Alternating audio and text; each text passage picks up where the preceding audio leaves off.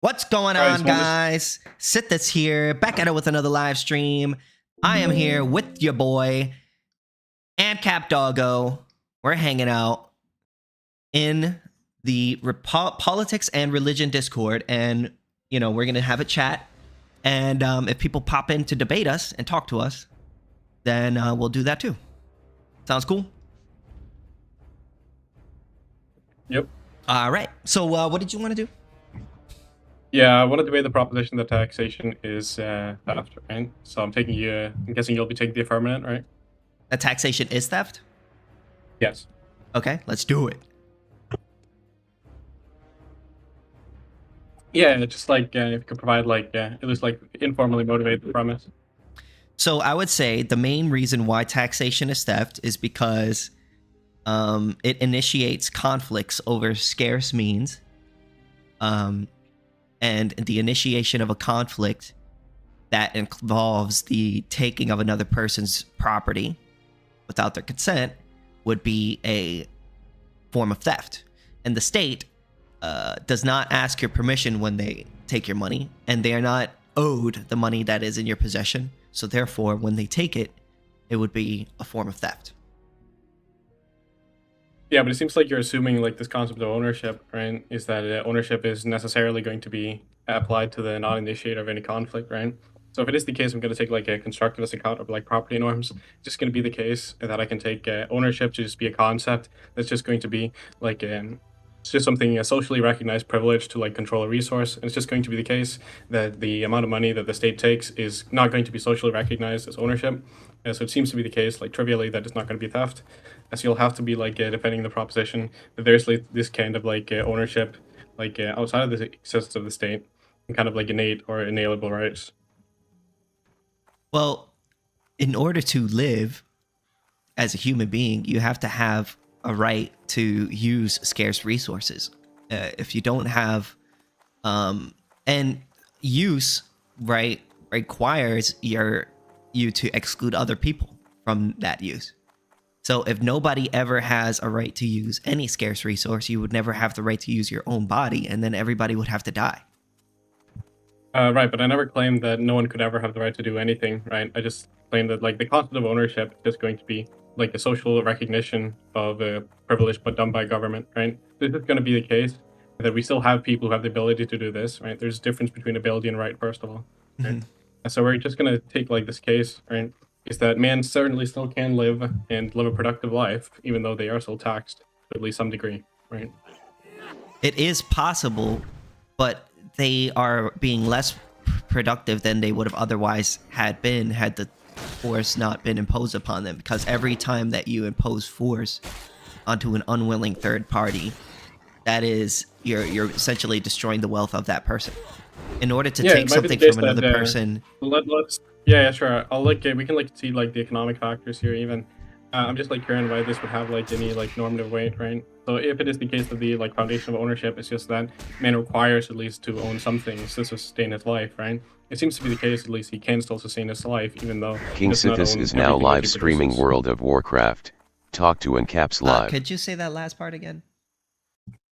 Yeah, it seems to be the case that man certainly still can sustain his life even though it is the case that he does not own everything that he produces, right? So it might even be the case that he is less productive when he's taxed, right? But I don't see why they would have any normative weight. Well, because you need, for ethics to work, you need it to be universalizable. So if one group of people are allowed to violate property rights or take from people without their consent, while others are not allowed to, well, then you're creating an ethic that's allowed for one group of people versus another group of people. So what differentiates that one group of people from other people that? The problem is the problem is just going to be, right, is that the way I define ownership is just going to be the case that it's not going to be the state that's actually violating any kind of ownership, right? It's the fact that the way ownership actually works in society relative to the government, right?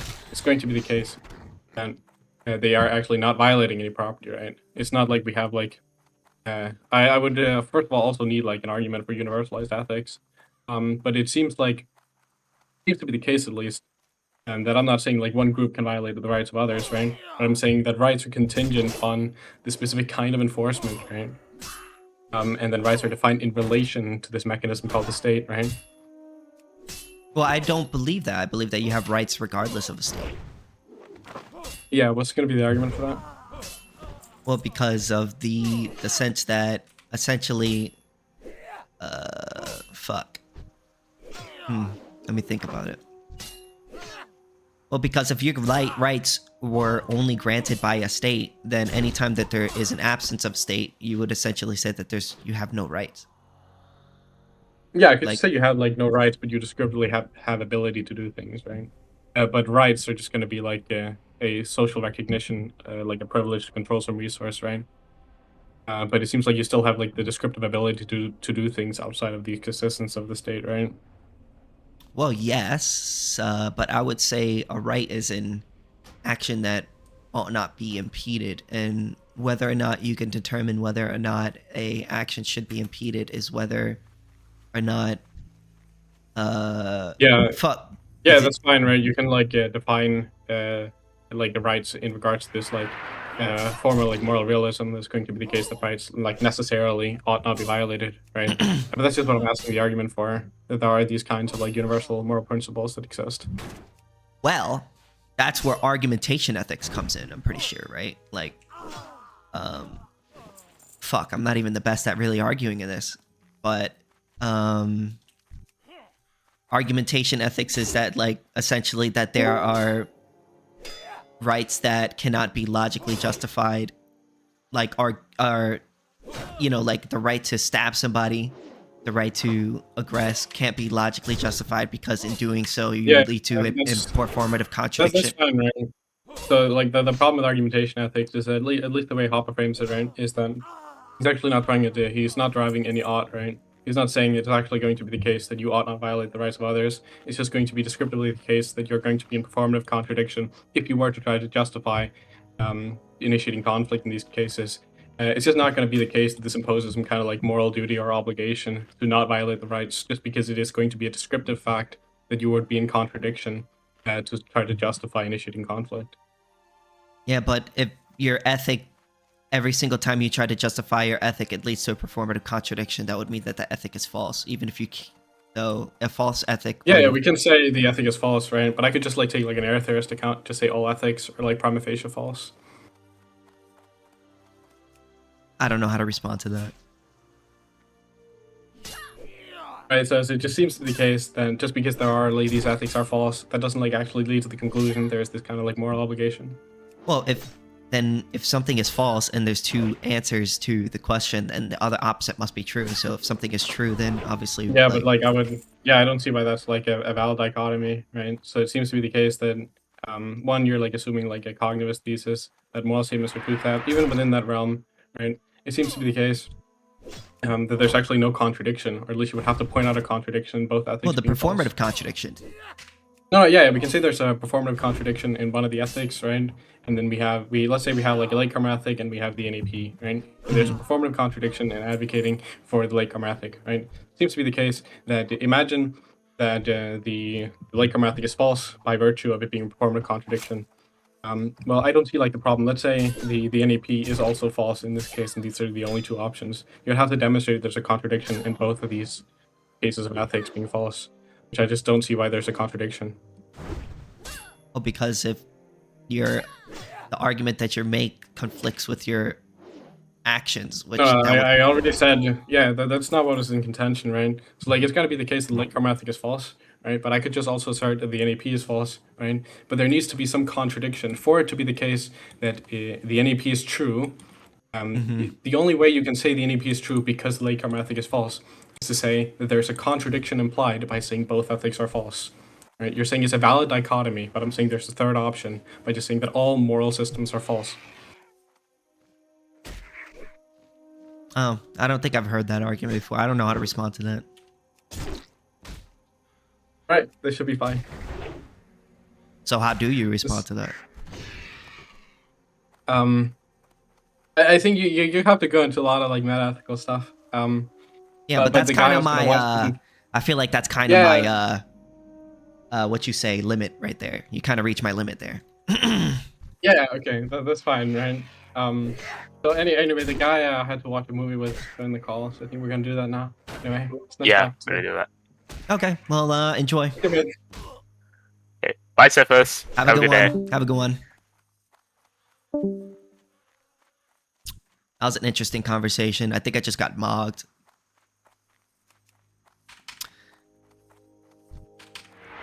I'm not really good at meta ethics. I'll be very honest with you guys on that one. That's kind of like, I feel like I should leave that to people who are more better than me on that one. Let's just hope other people join in the chat. And see how it goes.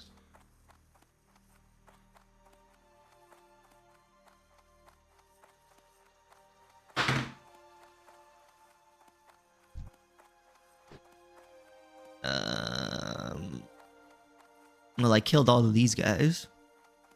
Oh, there's a chest right here. Can't forget the chest.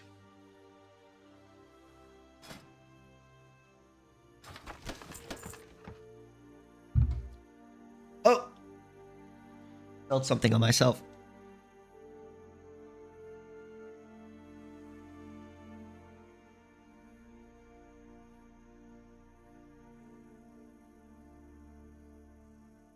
Blue Owl, thank you so much for the subscription. Appreciate you. Yeah. I am KingSithis, anarcho-capitalist libertarian YouTuber. I was talking to my friend AnCap Dalgo, but he had to go. And now I am in a what you call talk to anarcho-capitalist live room in the Discord.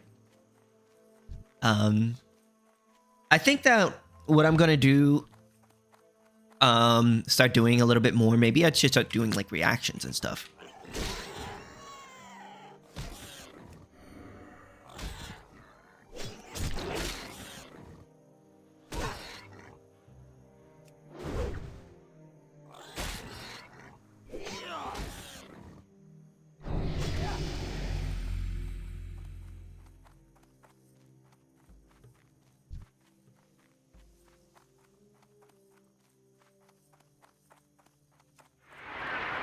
Well, I guess I'm just gonna kill some young gore tusks until then. You know, I hope you guys are enjoying the live stream.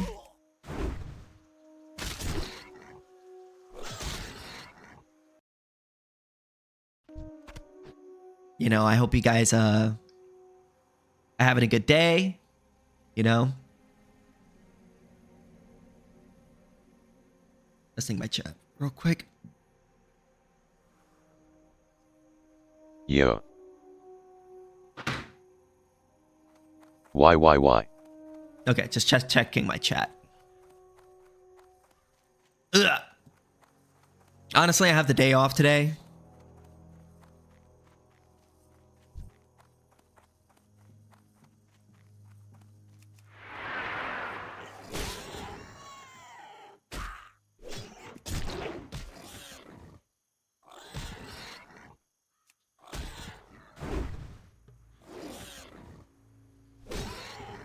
I finally get a day off for once in my life.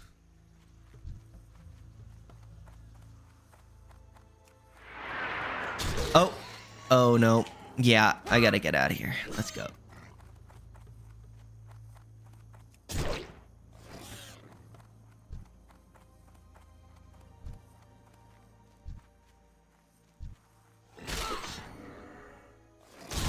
I can still kill this gore tusk though.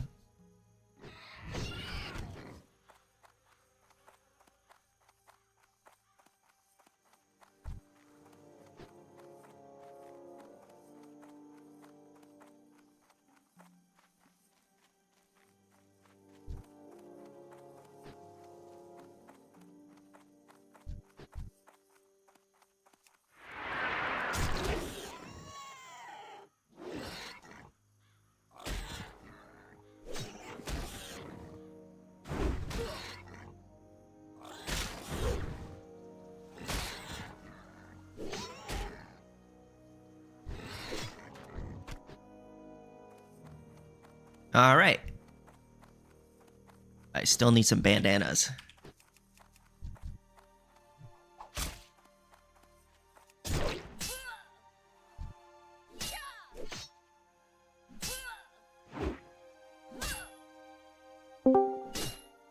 Hello, Glob. I'm an Austrian. Hell Economically speaking. yeah. That's what I'm What talking about you? about. Austrian. Yeah, I mean, 100%. like economically, yeah. Yeah. I'm American, but I believe in Austrian economics. Yeah. Nice. Well, we pretty much agree. Well, I'm live streaming on my YouTube. Who is your favorite theorist? I like Rothbard and Hoppe and Stefan Kinsella. I haven't heard of the last guy. Stefan Kinsella is more of a libertarian, like law theorist. He was a patent lawyer. He was a lawyer, and then he has a really good book on libertarian ethics. It's great. He created estoppel theory, and he expanded on a lot of what Rothbard and Hoppe's kind of wrote in their argumentation ethics and things like that.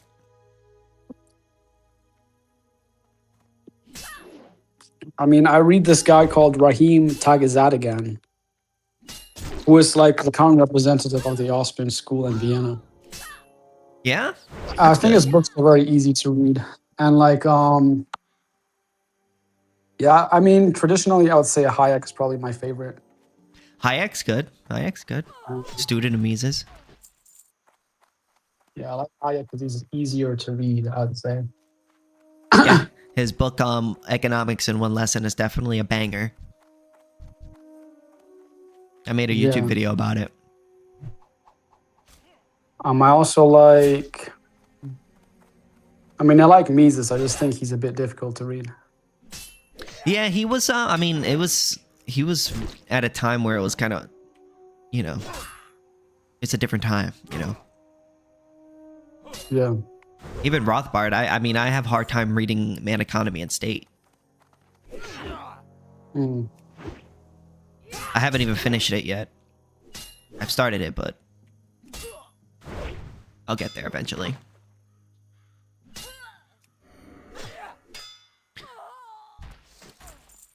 But I basically just make AnCap videos, and sometimes I debate people. Which is the reason why Well, I'm we in probably this don't room. have much to debate. Yeah, probably not, because We don't really have much to debate. Are you an AnCap?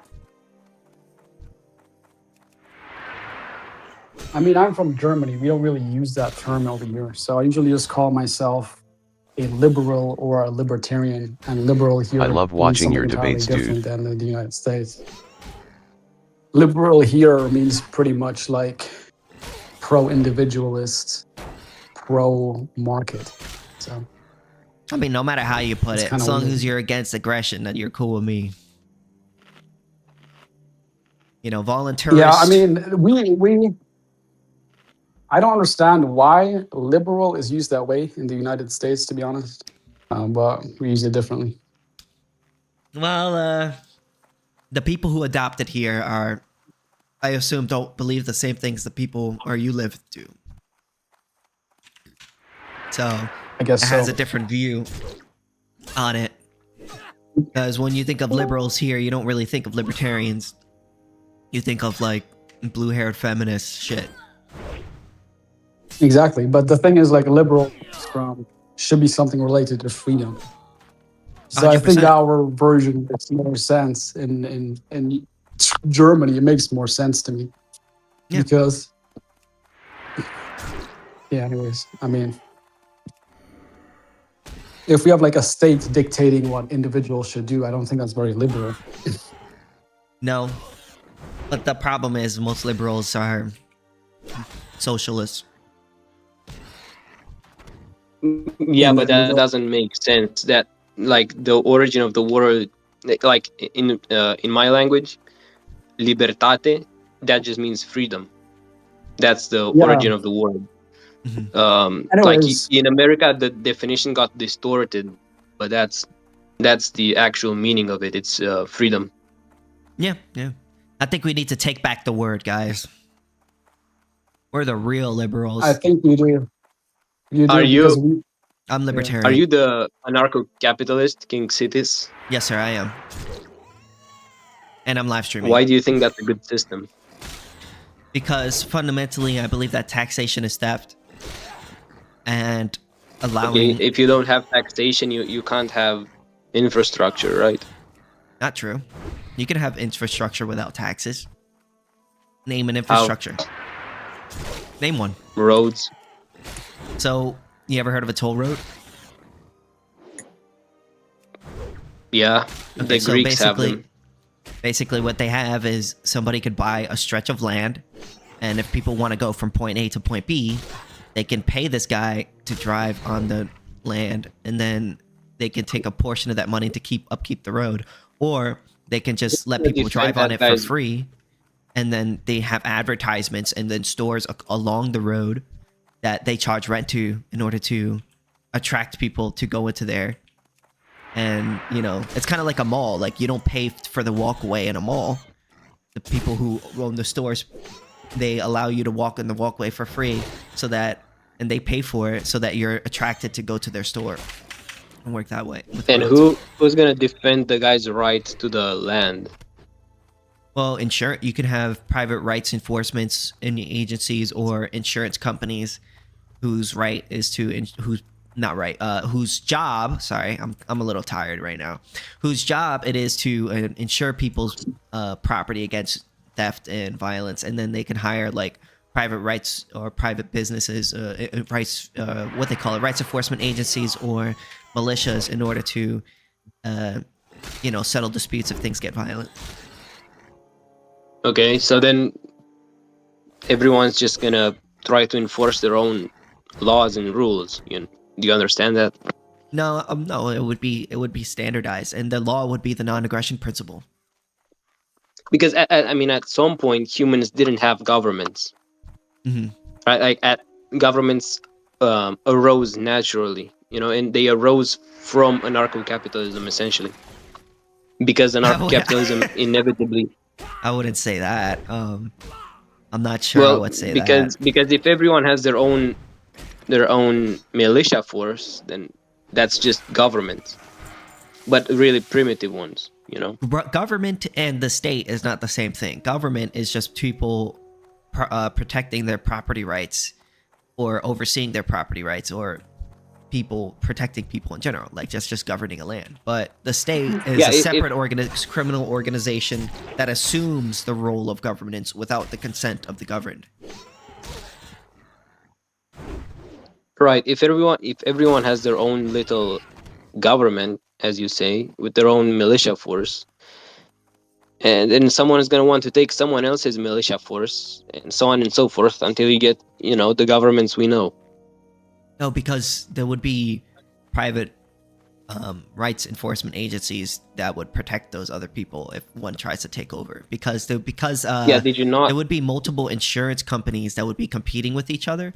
So if one decides to attack the other, there would be a whole bunch of other ones that would have signed agreements with each other. The same way small countries have signed agreements with each other that if one invades, they will back each other up in the case of combat. And it could work the same way with private companies, so that if one decides to overtake one, they could have all these other ones come in and not stomp them out. And with private companies, they're in it for making money. You know what I'm saying? So going to war costs a lot of money, and it actually doesn't give as much of a return as being peaceful and just collecting rent from the people who are wanting your protection. Do you know what mercenaries are? Do you know how mercenaries worked in medieval times? This is what you're describing. They didn't negate the need for government. I'm talking about insurance. Dude, you're talking about hired soldiers. Yeah, but hired soldiers can either be protectors or criminals. It isn't just one. What if I want to use... Hold on, look. What if I own some mines, some refineries, and some arms manufacturers, and then I want to hire a bunch of soldiers, equip them, and then attack a bunch of people who own like Well, you would farms. have to deal with all the in Kapistan, all the people would be allowed to own guns. So you would be dealing with an armed populace, as well as all those people, or a large portion of them, would have private rights enforcement or insurance agencies that would fight back if you even tried. So yeah, there would be a lot of it's like invading a state, you know what I mean? More often than not, it is for a lot of states, it is less advantageous to invade than it is to just merely trade with them. That's why if it was more advantageous to fight, you would see most countries going to war with each other. Whereas in the world, it's actually most countries aren't going to war with each other. It's a very small percentage of them that are. So what if someone's too poor to hire his own militia force? Well, there could be community covenant communities that you can join for free. There are lodge communities, there are church communities, there are claim subrogation. Claim subrogation is essentially if somebody violates your rights, you could use a portion of that claim of restitution to hire a lawyer who will then take a portion of that restitution after it's been proven that you are correct. Like, there's tons of ways to deal with that. A lawyer?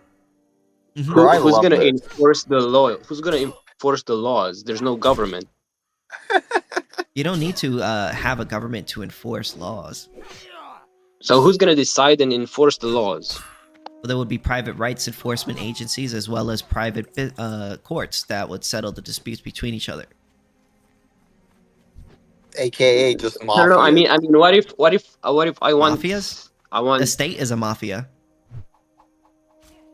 I mean, that's fine. It's just the That's ultimate fine? version of it. What do you mean that's fine? That's not yeah. fine. King, what we're trying to say is what you're saying is just how states appear, dude. Like, Yeah. I'm not disagreeing that it's similar to how states work, but the difference is that one is a private company and it is voluntary, whereas the state is not voluntary. You don't have a choice but to pay into the state. The state forces you to pay. It was at a time. You have to understand that, right? This is the part that, like, AnCaps, like, I don't know why you guys willfully ignore this, but, like, there was a time when the United States did not exist, and it was, like, a willful contribution of 13 colonies and a whole bunch of people. Yeah, but so I get that. I get that. I like the Wild Can West. Can I give you a silly analogy, right? The silly analogy is this. You see a brick house, like, completely built in its entirety, and you're looking at it, and you're like, I don't like the brick house, because I didn't see anybody built it. It's just been existing there. And I'm born in, and everyone's around this brick house. So what if we all just start making our own bricks, and then we collectively put it together and it'll look like a house?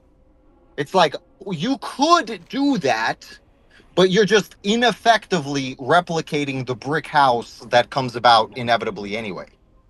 You just want to do it piece by yourself. With these insurance companies, with these like private protection companies, I get what you're saying, that, but you must understand that there's a difference between private rights enforcement and like a state. Like, for instance, no, there is. Yeah, one is dog shit and would literally be like susceptible to the most let me- ridiculous level of corruption. Well, how the about other this? is at least Well, like wait, not the states great don't for- have ridiculous levels of corruption? Not to the degree, not to the absolute unimaginable degree, where in which if you had private enforcement companies. You do doing this. realize that if a private business is corrupt and there's competition, you can go to the competition that isn't corrupt. Whereas the state, if they are corrupt, Why would you just Whoa, excuse assume- me, I didn't interrupt you.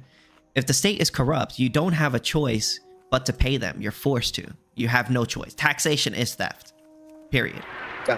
Gotcha. So I'm a little confused, like, under the assumption that they're not corrupt. Because, like, why? Why would you just think that, like, oh, you I can never go to made another the company? assumption. I never made an assumption that a private business isn't going to be corrupt. My argument is that if a private business is corrupt and there's competition, you could move from one private business to another private business that isn't corrupt. Whereas with a state, if their state is corrupt, you don't have a choice. You have to pay them. You're forced to. So can I rewind this back just a tiny bit on American like economic history, and I wonder where you stand on this and how much you know about this. And so basically, like when the first robber barons and capitalists of America really started becoming not just like millionaires and like wealthy plantation owners, but becoming like true billionaires and arguably maybe even trillionaires, like when the JP Morgans, the steel factories, the railroad companies, etc. Like, what was the purpose of the government at that time? Do you know what they did? What bills they passed? Yeah, what Like, they what did did the government? is they violated What did they- innocent people's rights by taxing them and enforcing regulation onto sir. private No, businesses. sir. No, they didn't No, force sir. taxes onto people? No, sir. No, No, sir. okay. It So had there was something no to do with, tax. like- So it had no tax. There was no taxes at that time. No, there was. I'm not Okay, saying so that. I'm asking you, taxation like, is theft. what? No. I'm saying, like, for example, are you familiar what happened to Standard Oil? Do you know, like, the history of Standard Oil had no fewer than a couple hundred competitors at even at the highest point, and they even when they were taking a 200? large couple hundred, yeah, they had hundreds of competitors. Standard That's Oil. very interesting. That's Look very it up. interesting. You Look feel it that up. way. No, I'm If you don't believe me, you confused can by look why it you up. feel this way. And So also, why then- by the hold time, on, do hold not on, interrupt hold me. on. Do not interrupt me, or I will mute. So there was at the time when they broke up Standard Oil. You want to know how much of a portion of the oil industry that they were? They were only like around 30%. So as they sued them, they were around 90%, and as the years went on, as the lawsuit went on, they were becoming a smaller and smaller portion of the oil industry. And the reason why that is because people were adopting their way and streamlining the ways in which they were creating oil, thus allowing for more competition and gradual lowering of prices of oil across the industry. That's the reason why Standard Oil was more profitable than other businesses, was because they were lowering prices more than other, and the reason why that was is because they were creating more innovative ways of transporting oil. So yeah, that's a good thing. Gotcha. So the reason I use Standard Oil as an example here is because it's very interesting example. that if you study, it's the perfect example. It's basically saying that Were they a if left monopoly? unchecked, yes, if No, they left weren't. unchecked, By definition, hold they on for weren't a monopoly. second. Brother, I let you talk, right? Like, if you want to just like have a VC by yourself, I'll leave. No problem, bro. All right, go ahead. But by definition, they weren't a monopoly.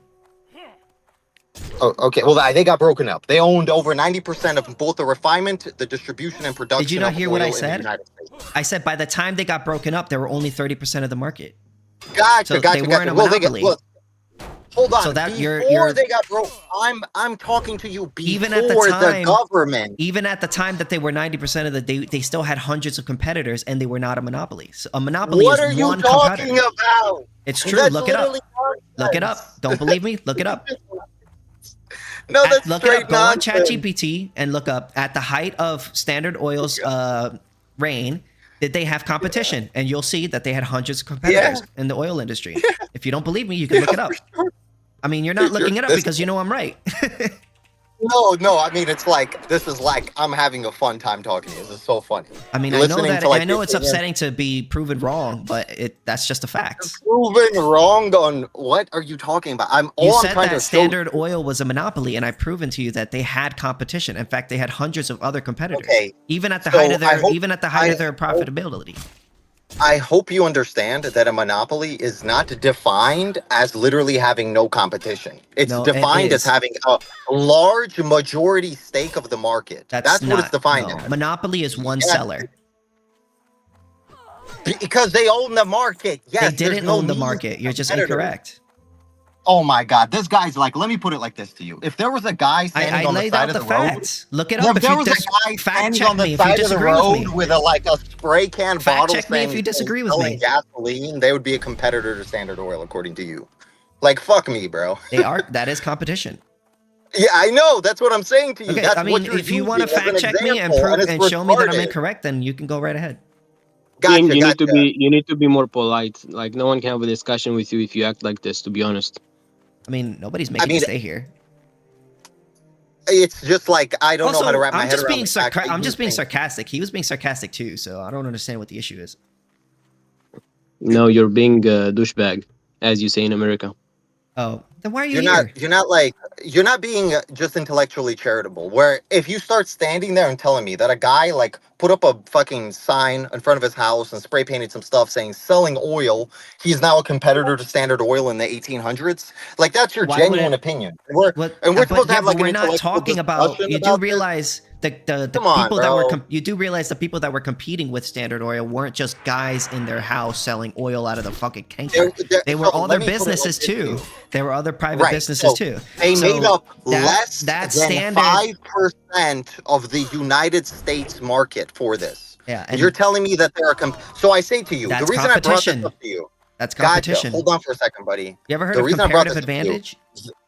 brother, for the upteenth time, can I possibly get an idea out? Is it even possible? Go ahead. That like the reason we're arguing about Standard Oil has nothing to do about history. It has to do about AnCap. Why did I bring up Standard Oil? Because the government had to step in and demonopolize them to break them up. And I'm saying to you, what if the government didn't exist?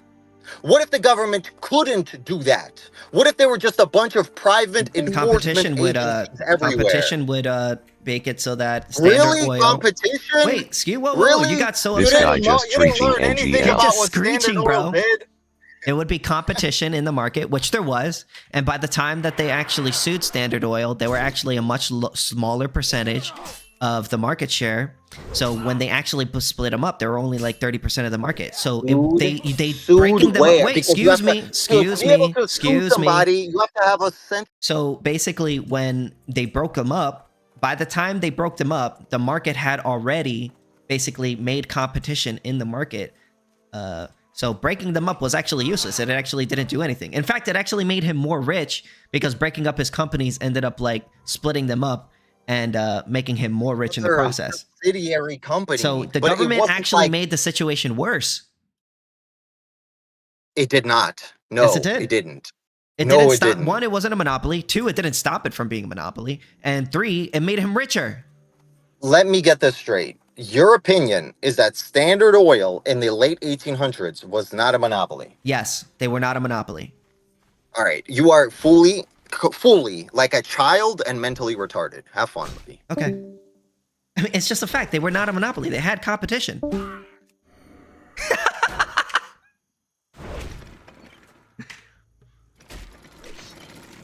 Wow.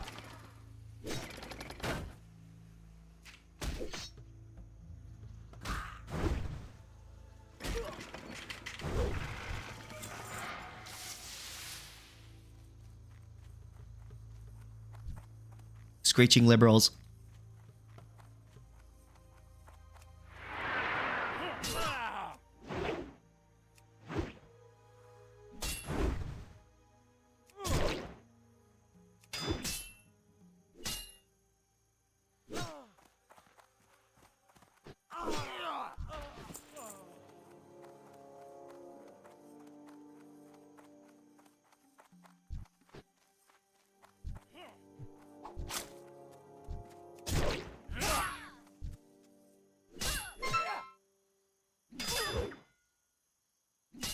Oh fuck, I think I kind of screwed myself here.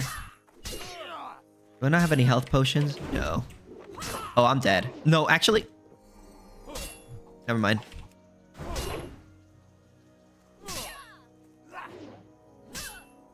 Come on, come on, come on, come on, come on, come on. There we go.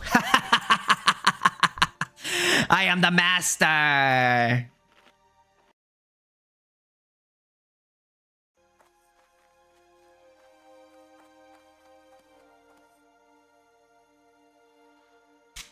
I probably should put this on my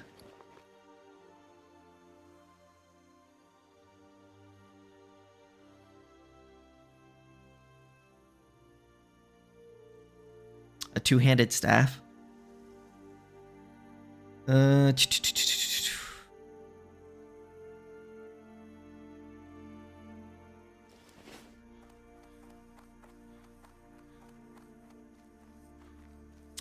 So I need Murloc eyes.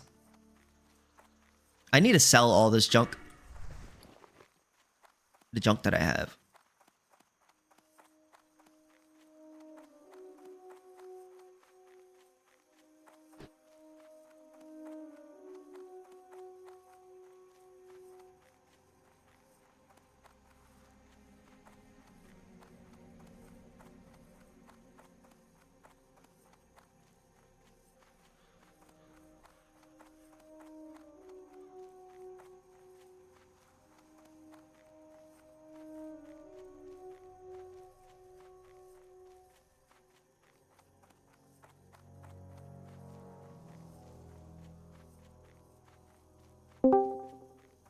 Hello.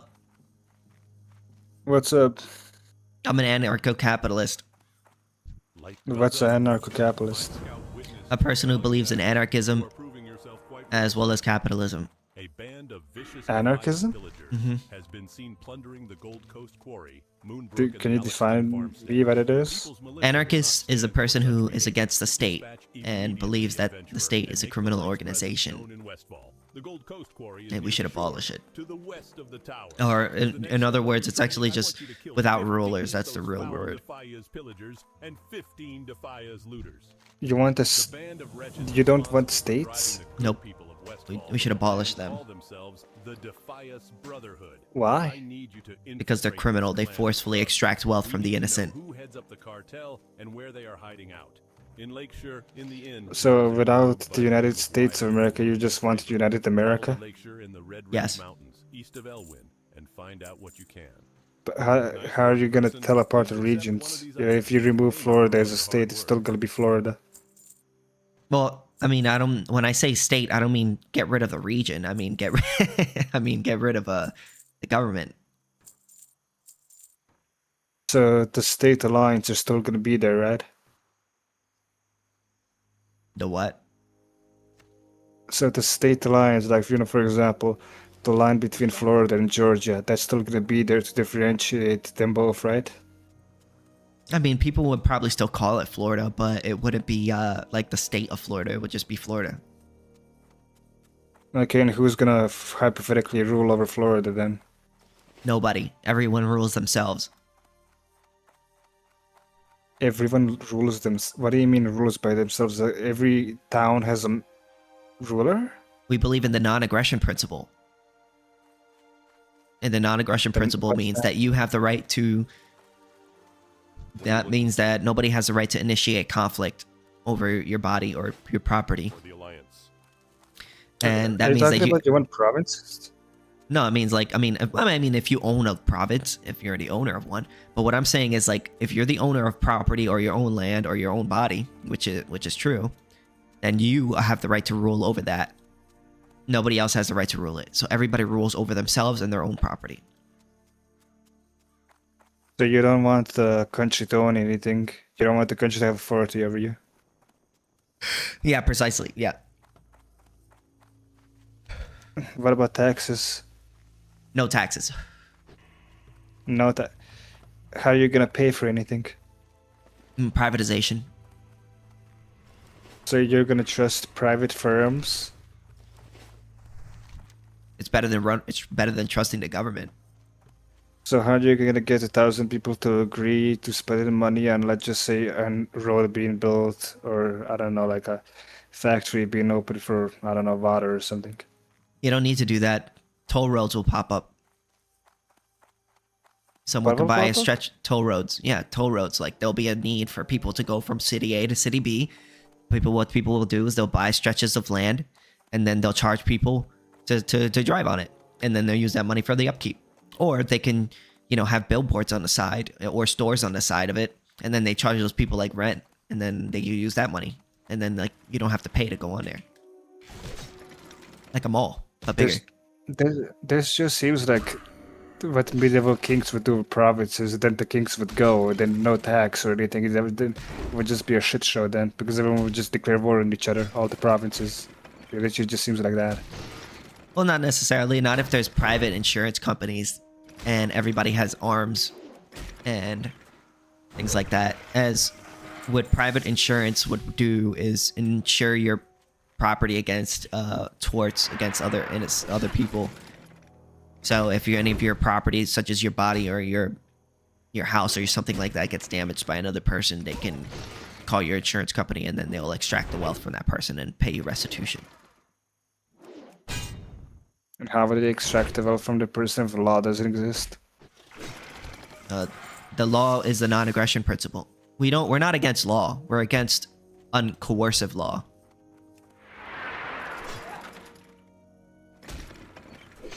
We believe in the non-aggression principle. That's what law we believe in. And how are you gonna convince 50 states to give up their sovereignty when the entirety of America is not to give up their sovereignty? I'm not convincing anyone to give up their sovereignty. I'm convincing people to do the opposite, to gain their sovereignty from the Sovereignty state. over what? The state. Yeah, but you're gonna create a million different problems with like land borders. No, everybody has their own property borders, and that's how it would work.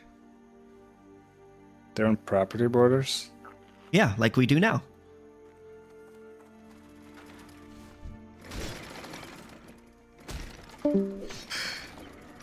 He left. I don't know. I guess he ran out of questions. Or got bored.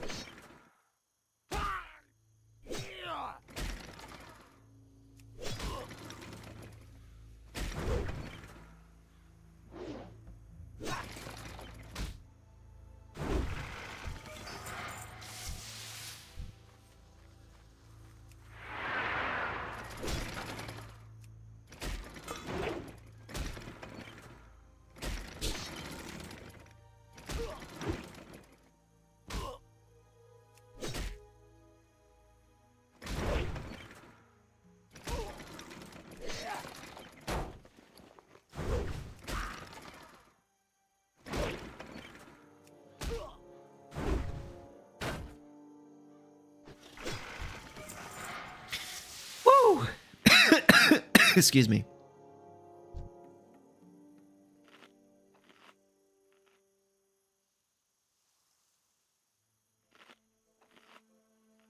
I guess you should have clarified how current property ownership could be clarified to the transition to an AnCap society peacefully.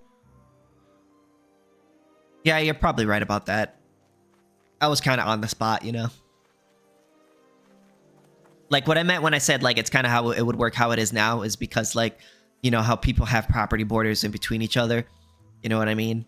Now, like, even under a state, like, there's still property borders. Like I was saying, like, it would kind of, like, work the same way. It would just be, like, the property borders would be, yeah, like how you said, you know.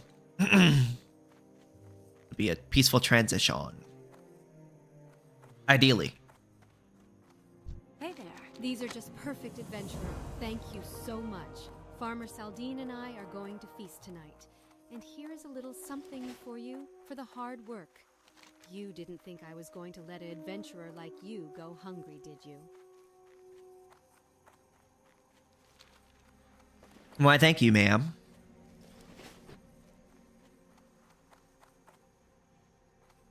Female humanoid. So what do you guys think about Prospera? I've been hearing about that lately. I think economic freedom zones are like super cool.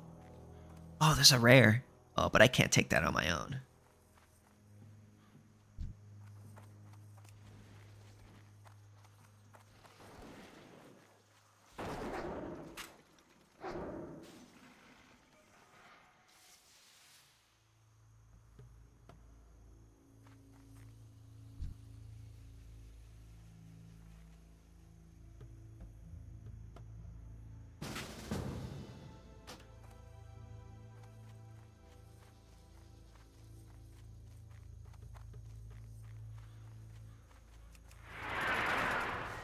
I think economic freedom zones are super cool.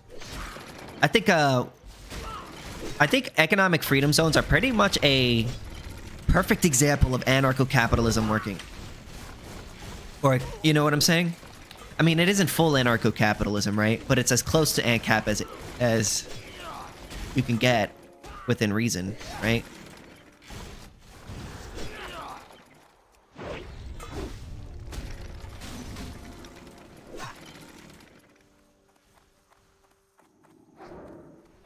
Oh, fuck. I am so screwed. I am so dead if I even move.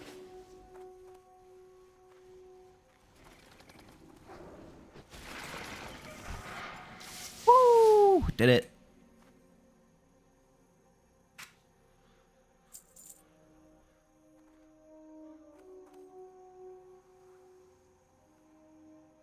I relieve. I gotta. Yeah, oh, totally, but without self-armament, all of it's just a farce, Imo. True.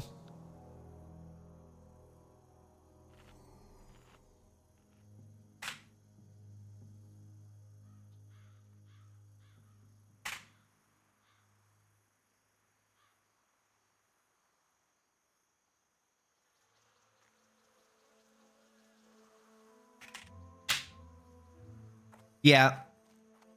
Fundamentally what you're going to need is you're gonna need some sort of enforcement, right? You know what I mean? To really keep it going. I think the last nail in the coffin for anarcho-capitalism is figuring out the defense against other states. Once we could get private businesses to figure out a way to defend themselves against actual states and become their own little anarchic AnCap state, not state, but you know what I'm trying to say, like AnCap area, I feel like that's when things are really going to start kicking off.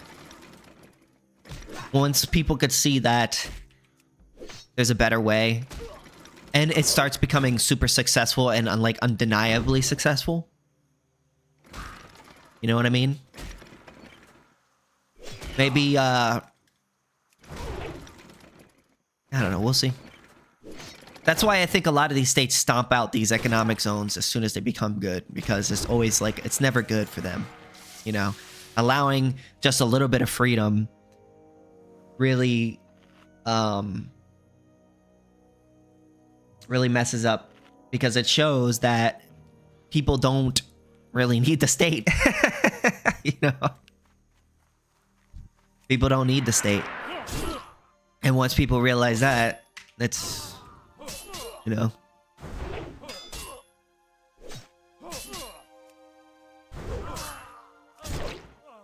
Playing some classic World of Warcraft. Agerism is probably one of the best methodologies for it. I love agorism. In fact, I liked agorism so much I don't know if you guys noticed, but I turned an agorist primer into an audiobook on my channel. If you guys haven't seen that, listen to it. Not just for helping me on my channel, but just for what he says. I think Samuel L. Konkin is really cool. I think he's awesome. And I think it's pretty much AnCap. Like, I feel like I understand there's like a different strategy in it, but I feel like it's pretty much AnCap.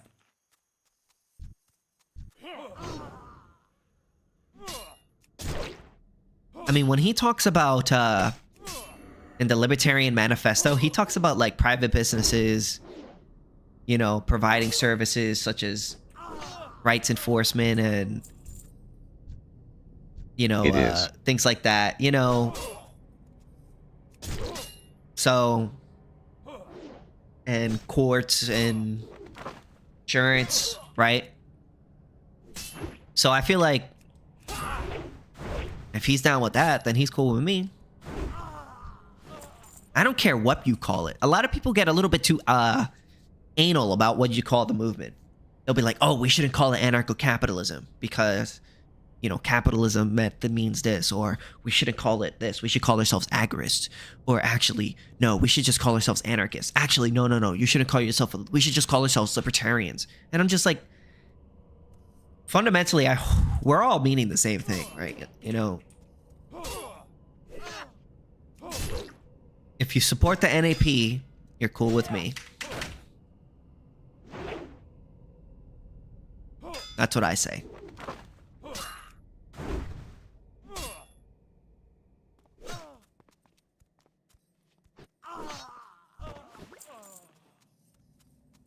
You support the NAP, you're cool with me.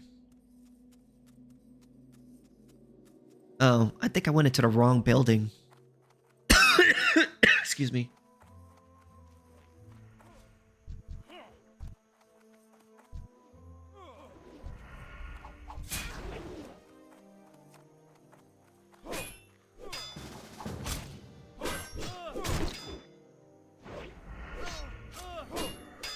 Any of you guys played World of Warcraft? I used to play on private servers, but all of them are getting shut down. So,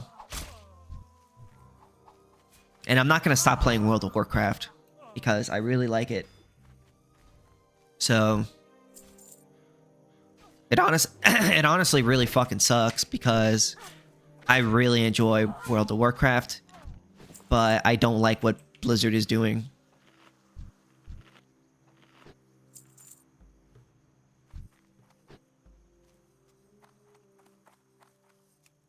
So kind of unfair, but that we can't just fucking... You can't just start your own private server, you know what I mean? But it is what it is.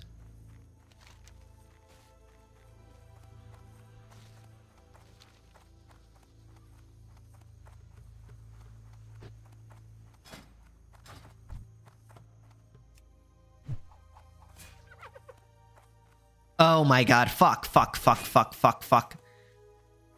I'm out. Hey, what's up? Hey. I'm an anarcho-capitalist. Yeah, I read that. What's going on, man? Not much. So I'm a libertarian, so not too far away from you. But one of the arguments I hear all the time is, you know, the whole might makes right, economic, monopolistic type of argument. So what are your kind of talking points in that subject? I'm not sure what you mean when you say that, I'll be honest. Might makes right, like, what do you mean by that? So, like, the idea that companies will just go around buying up all these smaller companies, and then you end up with like a city of Halliburton or something like that. Oh, like how do you defend against monopolies? Is what the question is? Yeah, like, yeah. What do we do about monopolies? In terms of, yeah, well, in the sense of them, you know, just controlling entire markets and stuff like that on the local level. Gotcha. So when you look at a lot of companies, right, that take over large swaths of the economy, right? Their main reason why they're able to get ahead of like their competition is due to regulation and patent laws, as well as tons of things that basically make it so that they have ahead of other people. So for instance, like patent laws basically make it so that, let's say I create a new good or service and I put a patent on it, it's now illegal for another person to copy my good. That basically makes it so that I'm the only one that's allowed to sell that good in a certain area. That makes it so that a lot of people assume that what we have right now under the United States, I mean, I assume you're from the United States. You sound like you're from the US, right? Or no? Yeah. So a lot of people assume that the US is like this free market capitalism, bastion of capitalism, but really it's not. We have a lot of regulations too. I mean, we have less regulations than other places, right? Like I'll say like we have less regulations than like China or whatever. But we do have a lot of regulation. We have a lot of oversight over the economy. And because of that, anytime that you put any sort of regulation in place or barrier to entry, it makes it so that the people who have more money, who are able to overcome that regulation, are able to have basically a head in the race. So if you have less money and you're not able to overcome these regulations or patent laws, well, then you're not allowed to compete, essentially. So that's why whenever you look at places like the medical industry, why everybody's complaining about, oh my God, everything medical is so expensive. Well, it's just like, well, the medical industry is the most regulated industry in the United States, right? We regulate how many doctors there's allowed to be, which insurance you're allowed to be, what your insurance covers, whether your insurance is not allowed to cover, how much, whether or not, what questions your insurance companies are even allowed to ask you, and so on and so forth. And that leads to monopolization. That leads to increased, what you call consolidation, because the only companies that are able to pay for all of these regulations are the ones that are already have large amounts of money, and then there's less competition, and then that makes more consolidation. When you get rid of regulations, which will happen in a free market economy, if you get rid of patents, you get rid of all these barriers that the state puts in forth in order to stop, well, competition, even if they mean well by doing so, like minimum wage laws and things like that. If you get rid of all of that, if you're a business and you're putting out a really good product that everybody is buying up, and you have a competitor, what's legally stopping you from recreating that product and selling it too? Nothing. Well, the argument would be, generally speaking, from my understanding, is that, like, for example, with an electricity company or something like that, you have a barrier to entry cost, and that, you know, once you have the infrastructure built, then you're able to lower the cost, and building the infrastructure forces you to have increased costs at the beginning. And so whenever you have these increased costs at the beginning, you know, it makes it harder to like come in and compete. So yeah, like if you're talking about, you know, some small invention, I think your argument is 100% correct. But whenever it comes to large scale infrastructure type of things, and that's what I mean about like a company coming in and basically taking over a city, you know, so what's your kind of argument there? Well, the thing is that if there's something that costs a lot in order to get into, there's nothing that the state can really do to alleviate, except for like stealing money from other people and giving it to private businesses, or forcibly giving shit to private businesses, which I would be completely against. I'm sure you would be against that too. Yeah. The only way that like thing that the government could do is make that situation worse. If they put in some sort of regulation, that then increases the cost. Anything that they do in that situation is either going to violate someone's rights or increase the cost of getting into that business. So the best thing you could do in a situation like that is to, yeah, in the beginning, there will be one business that will start up. Like for every single new invention, every single new good, there's always going to be one business that creates it, right? And they're going to have a head. They call it the first seller's advantage. They're going to have a head over everybody else.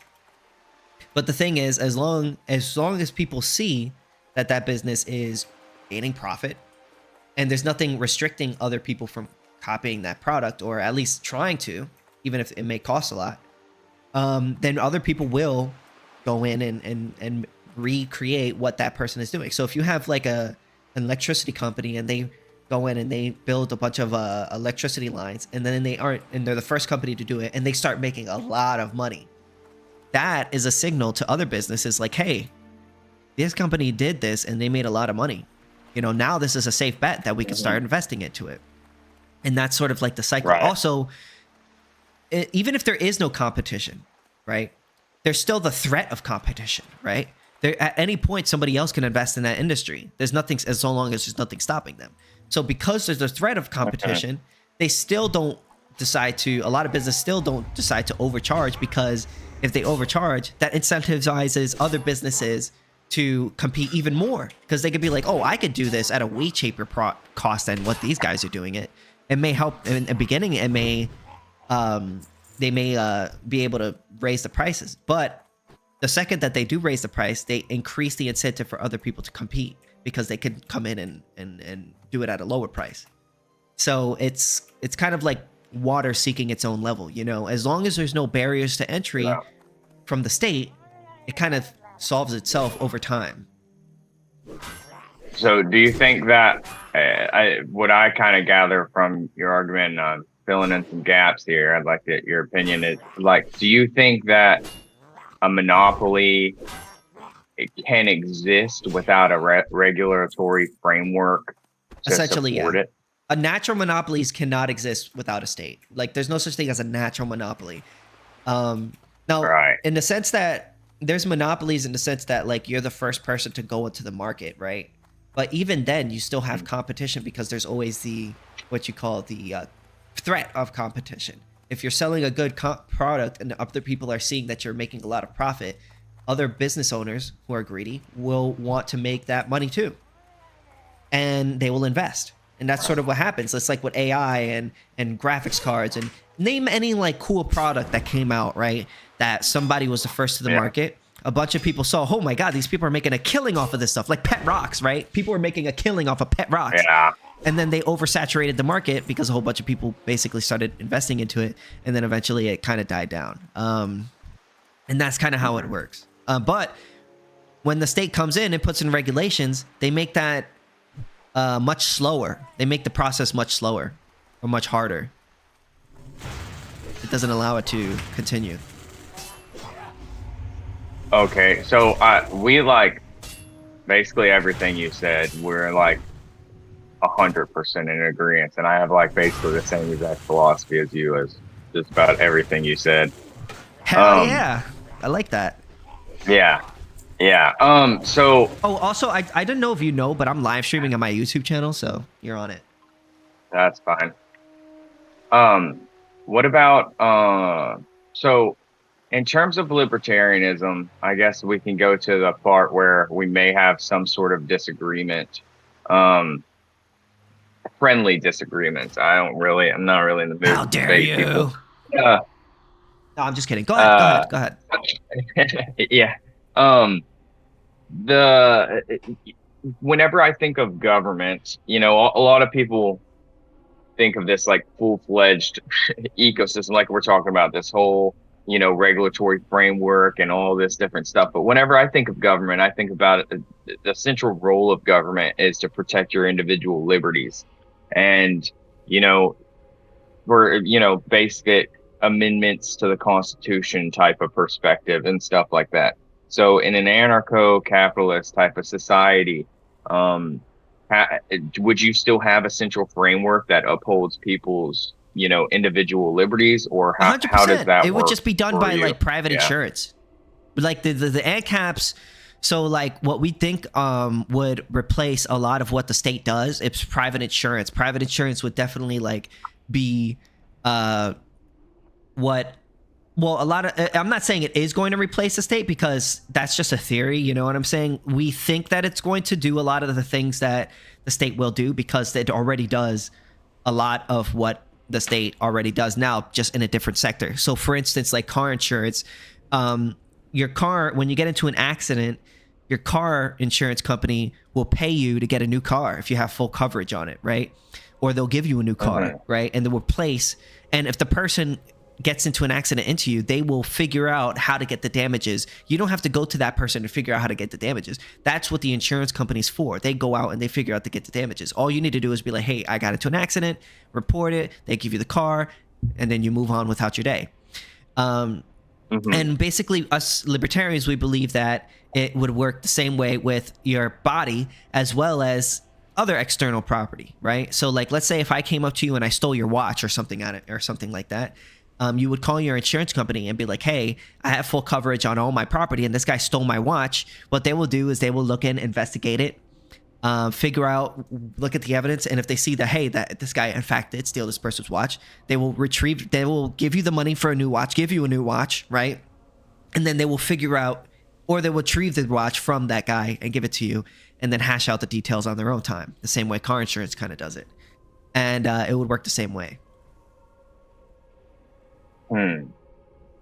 Yeah, Rothbard and Murray Rothbard, he has a book, and there's another guy, a book by Chase Rachels, where they go super deep into it, called A Spontaneous Order.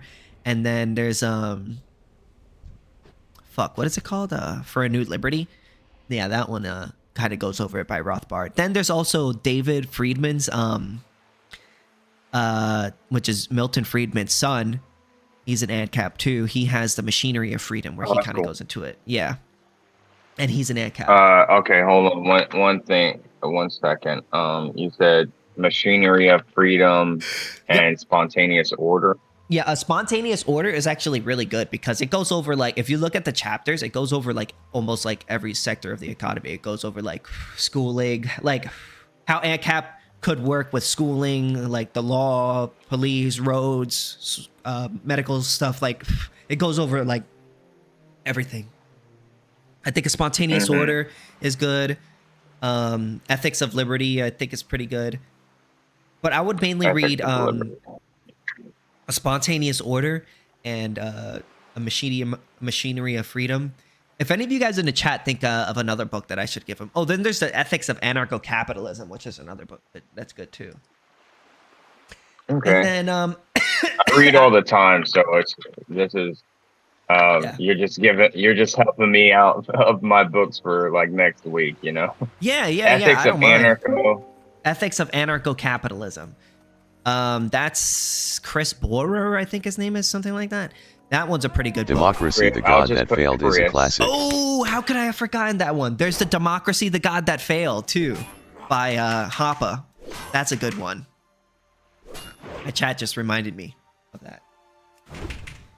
Okay. Yeah, that's by Hoppe. Well, cool. This is you said Hoppe, Hoppa. Like H-O-P-P, yeah, Hoppe, Hans Hermann Hoppe. He is awesome. Cool, His thank book, you. and any of his other books too. Like, he has a lot of good books. Like A Theory of Socialism and Capitalism. I love that book too. Yeah, he has a lot of books. I don't mean to Sick. interrupt, but that was perfect timing, me joining, because Yeah. my name's Chris. But anyway, continue. Hey! Wait, you're not the author, are you? No! No. Well, Chris, well, it's nice to meet you. I am an anarcho-capitalist, KingSithis, and you are on my live stream where we talk about anarcho-capitalism. You're talking to AnCap. Well, I just wanted to listen to see what y'all were conversating about. Also, I make YouTube video essays. Yeah. Too. I basically make an essay and I read the script and then I put edits over it. Also, you should check out Liquid I've been Zulu. working on. Liquid Zulu's great. I've been working on how to do some like AI assisted video essay stuff. Been trying to come up with a framework for that, man. It's not done yet. Just Like get where AI it to does write all it the for you. art for you and everything. That's what a lot of people are doing Zulu's nowadays. about to stream in a few. Yeah. Did you recommend the It's- Myth of it's- National Defense by Cool Hans Hermann project. Hoppe? Yeah, that's actually a good one. The Myth of National Defense, you said, right? Yeah. Yep. That's a good one. But that one's like an hour long, right? I think that one's not too long. That's actually a pretty short, I don't think easy. it was that long. But It's a short, easy, to get into.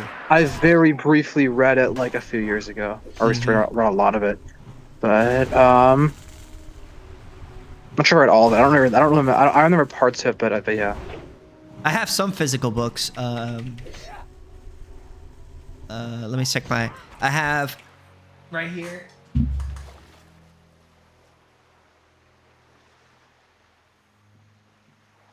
My book collection. All right, let's look at it. Ugh. So I got Spontaneous Order, Ethics of Anarcho-Capitalism, Man, Economy, and State, Hayek for the 21st Century, Adam Smith, The Wealth of Nations, An Introduction to Libertarian Law by Liquid Zulu, and Human Action by Mises. By Mises, yeah. I have the only libertarian book I really have as a physical copy is Hoppe's Democracy, the God That Failed. And yes, I have Which I'm holding Zulu's right book, now. but it's not his book. Somebody made this, and then I bought it. So those are my books. Nice.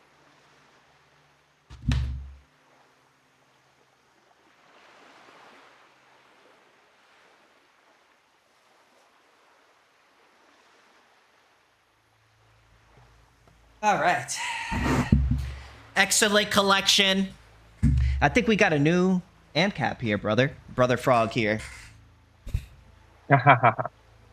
Well, I'm not all that far off of AnCap, honestly, to begin with. I just, just furthering my education and stuff like that. I mean, I think a lot of libertarians kind of share all of the central tenets as AnCap does. Essentially, AnCap, I mean, I'm an anarcho-capitalist libertarian. That's how I vote. You know, that's how I title myself, you know. Uh-huh. That's, you know, yeah, that's pretty much it. Yeah, I'm just an AnCap libertarian. Who has there been to vote for besides Ron Paul? Honestly, I haven't really been keeping up with anyone on the Libertarian Party because I kind of It's kind of a failure, and I don't really like the Libertarian Party. Libertarian Party is half decent and then half just a bunch of liberals who believe in smaller government. You know, it's like, I don't know. Libertarian Party got kind of weird. Yeah, I just wish that we just need to get in there, get more AnCaps in there. Honestly, that's really what it is. Yeah. And as opposed to being a party that gets voted for, we become a voting bloc and only support those who limit the state. And you'll only get our support if you limit the state. And that's what I think is a best thing we could do. In my whole life, I've only ever voted for Ron Paul. I was a state delegate for Ron Paul back in 2012. Try it. They blocked me out of the state convention. Actually, I did all the stuff to run for everything, and then they blocked me out of the state convention whenever they found out that was like a Ron Paul delegate. And they didn't let me on the floor.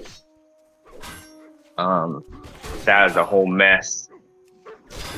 And I also was the electoral judge of my, like I said, this is back in 2012. I was an electoral judge for my precinct, and I saw how the voting worked, like the ballots that you do and how you turn it into a private company in like the final steps, and that's where they do all the tallying and stuff like that. And I was like, dude, there's no way this is secure. Like this is crazy. And so I've thought that the elections are rigged ever since I saw that in 2012. Like, dude, there's no security here. I don't know what the preferable thing is. I've looked at like maybe doing elections with public blockchain or something like that, but our whole election system is completely screwed. I think the whole idea of elections are stupid. I think voting is lame. I think democracy is the god that failed. Yeah. Yeah. Liquid Zulu is probably the best AnCap YouTuber, aside from me. Liquid Zulu? Yeah. I don't care what anybody says about that guy. I love him.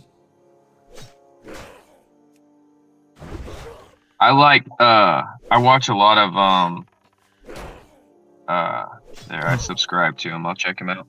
I watch a lot of Dave Smith stuff on YouTube. You don't like Dave Smith? No. That open border lover, closed border lover. No, a lot of libertarians don't like him because he supports closing the borders. That's why. Wait, say this. You like him from Hoppa, and Hoppa supports that too. I doubt or that. virtually closing the border. Have you read Democracy, the God That Failed? He has multiple essays about his views on immigration. And what do you mean? No, I haven't read that part. Hoppa supports immigration restrictions. He thinks the U.S. doesn't go far enough with restricting immigration. Really? Yeah. Sheesh, that's kind of contradictory.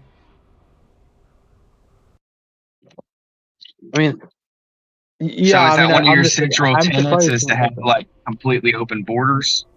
Well, the thing is, right, the state is not the just owner of the land, right?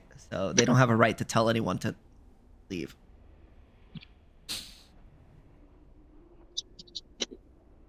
And that's really what it's about.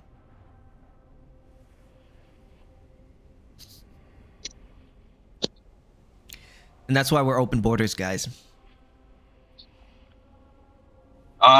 Well, help me understand it, and I might ask some stupid questions here, so forgive me. But like, imagine that you're in a local area, you have a little neighborhood, right? And we're in the AnCaps thing, and there's a pedophile that comes living in your neighborhood, and you realize, no, this guy's a pedo, and you want to kick him out of your neighborhood. Well, on what authority can you do that? And if you group together and do that, is that not defined as like a micro state in some weird? It depends on who the reality. It depends on who the property owner is. If you're the property owner, if you guys own the neighborhood, you would have every right to kick that person out. Absolutely. Yeah. If you have a covenant community of people who all own sections of the land, and you guys all say, hey, we don't want no pedophiles here, we don't want no group, this group of people, that group of people, even in white, black, Asian, whatever, it doesn't matter what group, you could kick them out. That's your right. In fact, it's actually the state that forces people to integrate with pedophiles, actually, because if a pedophile moves in next to you, I mean, there's nothing you can do about it. Yeah, I mean, I get what you're saying, but in terms of micro versus macro here, like on the local level, I agree with you, but then on the state level, like, we are in essence like property owners in the country, and then we're having an immigration law that the people, it gets passed because people want it, generally speaking, outside of like a bunch of the fraud crap. But wouldn't that just be a representation of the property right owners not wanting people to flood into the country? The only property that you would have in a similar way, the only property you would have a right to exclude other people from is your own. Like, you collectively as a group wouldn't be allowed to kick somebody out of Alaska if you don't own Alaska, right? So you only would have the right to kick somebody out of your own property. That's why we believe in like covenant communities and things like that, and private property. I just imagine a situation where it's like, let's say, for example, there's some sort of forum or some sort of Alaska forum, something like that, where all the property owners talk and stuff like that and come up with things, and they find out about some person that's doing PDF stuff, and nobody wants them in their area. This spreads around Alaska, and they kick them out, and then actively, I mean, it would depend on whether they're the property owner or not. Policy to try to do that. It would depend on whether they're the property owner or not. You can't kick somebody out of something that doesn't belong to you. If you don't own Alaska, hey, how are you doing today? I'm good. Yeah, you gotta have to. It has to be your own property.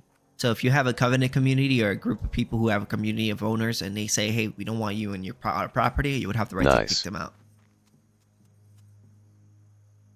For sure. Yeah, but other than that, like, you can't kick somebody out of something that doesn't belong to you. That doesn't make sense. Right. How's your stream been going so far?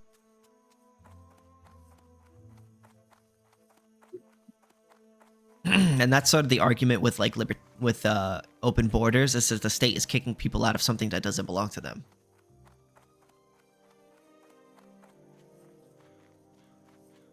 How about instead of calling it open borders, call it anti-human farming? Oh, one or the Call other. it anti-public borders. Anti-state borders. How about that? Sure, yeah. But generally, when people say open borders, that's what they mean. You know what I mean? Like, no. Well, I mean, I think a lot of people would assume that, like, well, they'll probably assume that you're a bit that you're like, more of like a liberal kind of open borders person. As people are stereotypically thought of as open borders, often wrongly. It's like, oh yeah, these people just want to have like open borders. Might actually accelerate the transition to AnCap because of how well horrible mass migration diversity can be. Kind of thing. and then it's a huge opposition to discrimination, which might be part of it for libertarians. That's not the primary like reason why libertarians are against closed borders, immigration restrictions, and so on and so Yeah, forth. so just like to be more like precise, you would say, against state borders, Yeah. And a lot of people ask you like, oh, well, I've heard people say things like, oh, if nations are just made up concepts, then all property is illegitimate. Yeah. Which is hilarious. Or they'll say, actually, oh, you believe in open borders? Well, do you lock your doors at night? You know what I'm saying? Like they'll say something stupid like that. Yeah. It's a silly argument not only because of the property rights difference, but also because of just the actual like safety risk is very different. But yeah, it's just typical low IQ nonsense from conservative statists. But yeah, I mean, the other thing is like I wrote a whole Substack recently, which I did send you, where I did actually in part more towards the end talk about this whole like difference between like the validity of public borders versus private borders, or just the government's ownership rather than like individual property. I actually defended Billie Eilish kind of in the paper because I argued like people say, oh, she's inconsistent because she doesn't give her home back to the Native American tribe in question. I'm like, actually, if you interpret her what she said a little differently as a matter of like if nobody's the illegal. What she individual said, if nobody's illegal on did, stolen land, if I'm not mistaken, or something like that. Yes. Yeah, but the Grammys. And if you interpret her statement, it probably isn't what she meant, as saying, oh, if you're the one, or individually or as a group, who gained the property through committing atrocities, then you don't legitimately own the land. This would apply even if the other person who was, or the people who were on the land weren't themselves got it through bad means, because if you commit like murder, like you go and like kill their children, for example, then you are also, how do I put this? You're also guilty of the of the crimes, and therefore you cannot, since you acquire land through unjustly initiating a conflict and through committing horrendous atrocities in the process, you aren't the legitimate owner. And whereas Billie Eilish, as far as I know, did not commit atrocities, and therefore if we can't locate the original owners or prove the specific land was directly owned by a she specific definitely person, bought her then, house. I mean, she didn't steal that shit. Yeah. I doubt that shit. Like, you know what I mean? Like, yeah, she probably didn't. No. Yeah, she Yes, earned that exactly. money. That's I what doubt her she people stole her want. house. Like, no, she owns her house. So, Yeah. like, yeah, she has the right to She kick somebody out. legit- I get what you're saying 100%. Yeah. And you are 100% correct on that. Like, what you just said, that observation you just made. Because, like, fundamentally, she was technically, if you just tweak what she says just a little bit, then she's, like, 100% correct. Now, obviously, that's not what she meant. She probably meant, like, some liberal shit by it. You know what I mean? But, yeah, if you just like tweak what she said just a little bit, then like, yeah, she's 100% correct. And she's justified in kicking a fucking guy out of her house because, she bought it, right? Like, Exactly. I mean, if there was like a specific like Native American tribe that can prove, okay, we were a voluntary association, we all had a agreement to like, to how we allocate the rights to access this commonly held property, and they can prove we're the legitimate successors in this specific area that she has her house on. Yeah, then she should give her house back. But yeah, good luck with that. Yeah, good luck with that. That's kind of the funny thing about like the whole like Native. I get that question a lot with the Native Americans and like, oh, what do we do about them? But it's just like, well, unless you could prove to me that like this specific person was specifically taken from another specific person, and that land is theirs, and you could give it back, then yeah. But I don't think that's how it works, right? Like when it comes to Indian land, And if you, and it's like also like the vast majority of the land wasn't like, okay, even if we take like a very, it was typical estimates in like scholarship that about how many Native Americans lived in the United States and Canada. I've talked about this before. It's 1 to 18 million. So 18 million is a very minority position. The high estimates tend to be like 7 to 12 million among like mainstream scholarship, but and that's making very specific assumptions about how like disease basically went and killed a bunch of people like when there was initial contact made, which isn't plausible and would caused a bunch of problems. Even if it was true, that would actually mean those people's like people would have probably abandoned a lot of the land they originally homesteaded because they just would have had so much death that they wouldn't have been able to keep it up, and would have had like would have abandoned stuff. So even if we take that, it would still not work. But even let's just, for the sake of argument, concede it was 18 million. They were all like, and that they homesteaded all the land and they hadn't abandoned anything. Let's concede that for the sake of argument. There's no way 18 million people.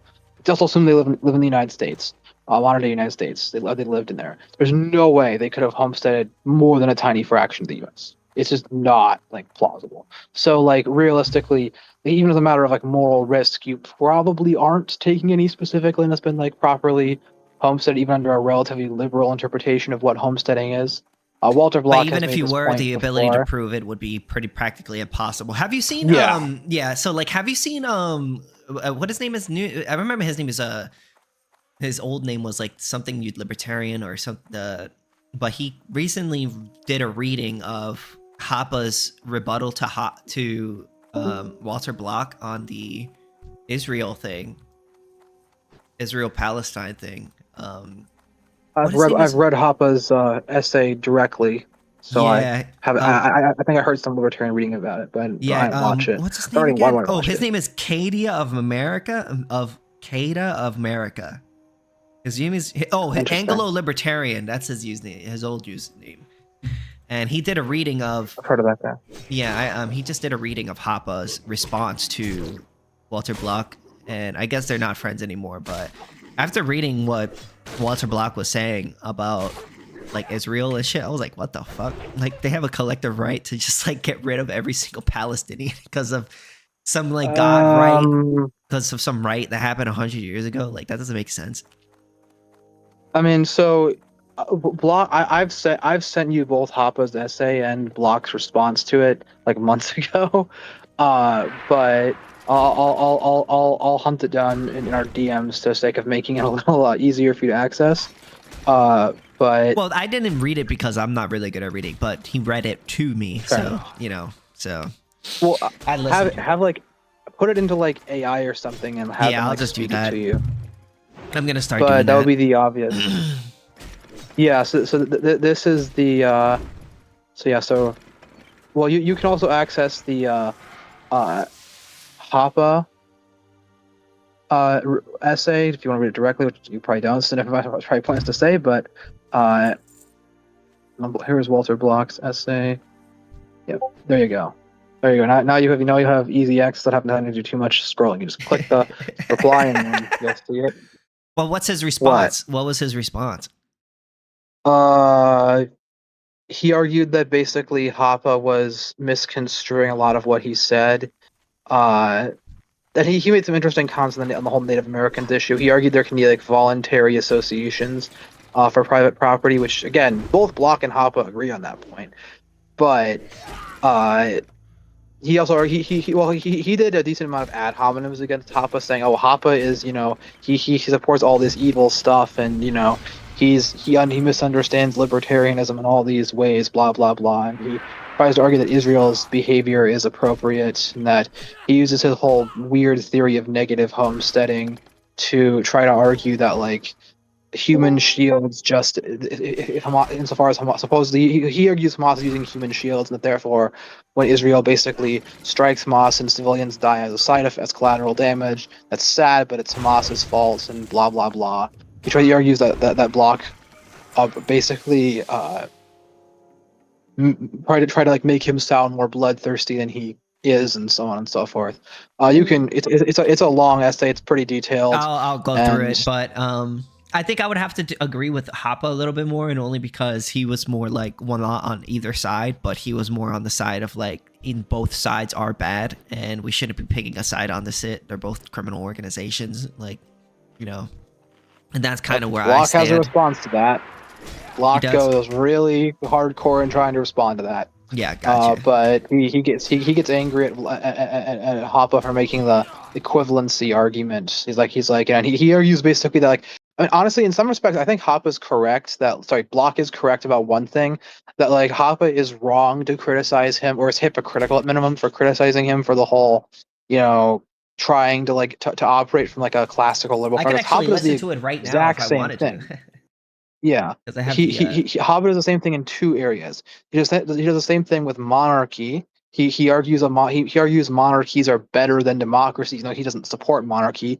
He says if we have an argument that will minimize the injustice, so like Block and say, well, I'm advocating the same thing. Another example is, of course, with immigration. Hoppe supports immigration restrictions, even though he acknowledges it sucks. But while we have a state, it's better to have immigration restrictions than not have them. That's his argument. I'm not endorsing it. That's just what Hoppe says. So if Block holds the same thing, he thinks, well, I think he says, well, I think the Israeli government is better than Hamas for a variety of reasons. They're better to in terms of women's rights and so on and so forth, but also that he argues they're behaving better in war. And those are all controversial points. I'm not really going to get into all that stuff. I get the point he's trying to say. He's saying that one is less bad, but wouldn't that lead credence to the thing that you shouldn't support neither? Or you could say one is less bad than the other, but you obviously shouldn't be leaning support in one direction or the other, even if one's less bad than the other, if that makes sense.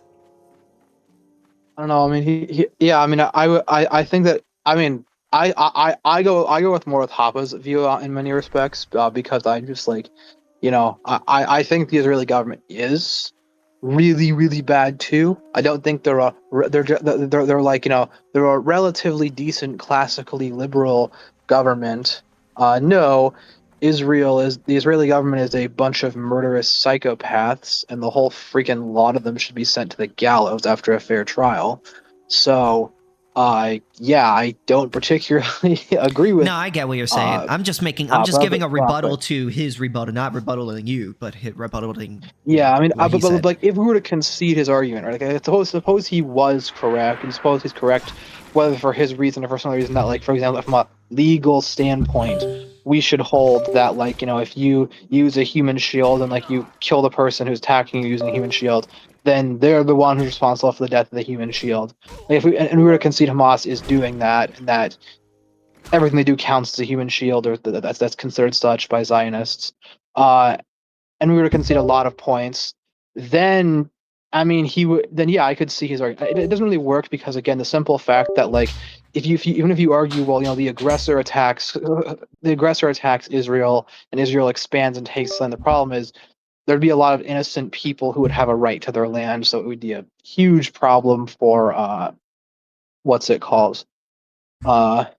Israel to take their land and in the past, and as for right now, if we were to consider Israel, that Israel is basically trying to stop this I'd say in my view, it's more, it's not exactly fully NAP based, but it's my whole view would be fundamentally if you were to concede that Hamas was actually an existential threat to Israel, and that what Israel's doing is kind of basically a necessary way to stop them, the least bad way to do it. I don't concede any of that, to be clear, either of those points actually.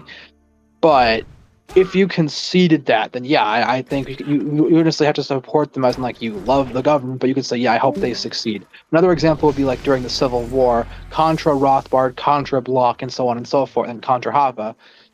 The proper solution would be to say, I hope the Union succeeds. That's what I would just say. Ultimately, it's even though the Union was far from perfect, they did some bad stuff, and their motives for the war weren't exactly libertarian. Nevertheless, them winning was a lot better than the Confederacy winning, because the Confederates were trying to uphold one of the most atrocious slave systems that have ever been created, a system that would make Jeffrey Epstein blush with shame. I think the South losing the Civil War was a great thing. Even if we concede the point that some people make that it supposedly made the government expand faster, still getting rid of that system. I would say overall, even if you hold a very strict front libertarianism, which, as you know, I'm a classical liberal, not a libertarian. Even if you held that view, I think you could still say, even though they shouldn't have taxed people to go to war and what have you, and they shouldn't have drafted people. I do not agree with that one. Still, it's much better. The Union was a much, much, much better. And you can, in a certain sense, support the Union as you hope they succeed or what have you. But again, I don't think that way about the Israel-Palestine conflict. I I want Hamas gone, of course, but the way they're doing it is horrendous, and yeah, they are. Well, yes, there's a lot. It's a complicated conflict, to be fair, but I don't really think their behavior is Hamas's behavior is remotely okay. Yeah. Or Hamas, that's what I call government's them. behavior. Huh. The Israeli, I don't think either Hamas or the Israeli government's behavior, but I mentioned the Israeli government's behavior in that case. But yeah, both of them are horrendous, lunatic. I mean, you could forget calling them gangs. They're both terrorist organizations. Pretty much, yeah. The Israeli government was trying there's plenty of evidence for this. Their goal was to terrorize the Palestinians into leaving Gaza. They were basically trying to destroy their homes. Netanyahu admitted in a speech he gave to the Knesset, sort of their parliament, and it was leaked to the public, where he basically said the hope was basically, oh, we're going to basically destroy their houses, and then they're going to have nowhere to go, and then we're going to basically have a program where we voluntarily relocate them to other countries. So yeah, I would say the Israeli government is a terrorist organization. They are committing mass lethal violence against a group of people in order to intimidate that civilian population into complying with their political goal of displacing them so they can have the land, so they can eliminate the so-called threat. So yeah, I'd say that the Israeli government is a terrorist organization, just like Hamas. I oppose both terrorist organizations, not just one or the other. I want both of them to fail. I want the Israeli government to not let Hamas, take over and displace all the Israelis or what have you, or kill them. I also don't want the Israeli government to succeed in forcibly expelling Palestinians from Gaza, and I want them to stop mass murdering Palestinians. So yeah, I think Hava saying a pox on both of your houses is a very appropriate response to both the Israeli government. Yeah, so he's saying the lesser of two evils is one side, but obviously both are bad. Well, that's what you're saying. Yeah, that's what Block was saying. I was saying, isn't that what you're saying, and Blocker? Well, that's a Block. I'm not necessarily saying that I think one is a lesser evil. I mean, you could probably argue that Hamas is somewhat of a worse evil.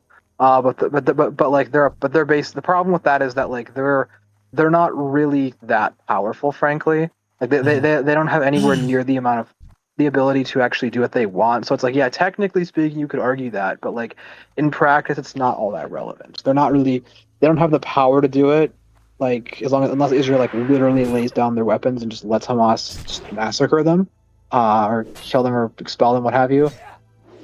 So I would say in practice, it's kind of a pointless observation to say one is worse than the other. It's just they're in practice. The most useful framework is both terrorist organizations are bad. Pretty much. Block would say the Israeli government is much better than Hamas, and therefore, according to him, we should hope they succeed because it's better for freedom. Yeah. I don't really follow much about the Israel conflict, honestly. So, I don't have much to say about it, Fair enough. I can't say one is way worse than the other because I don't know much about them. All right. Yeah. I'm pretty sad that they shut down.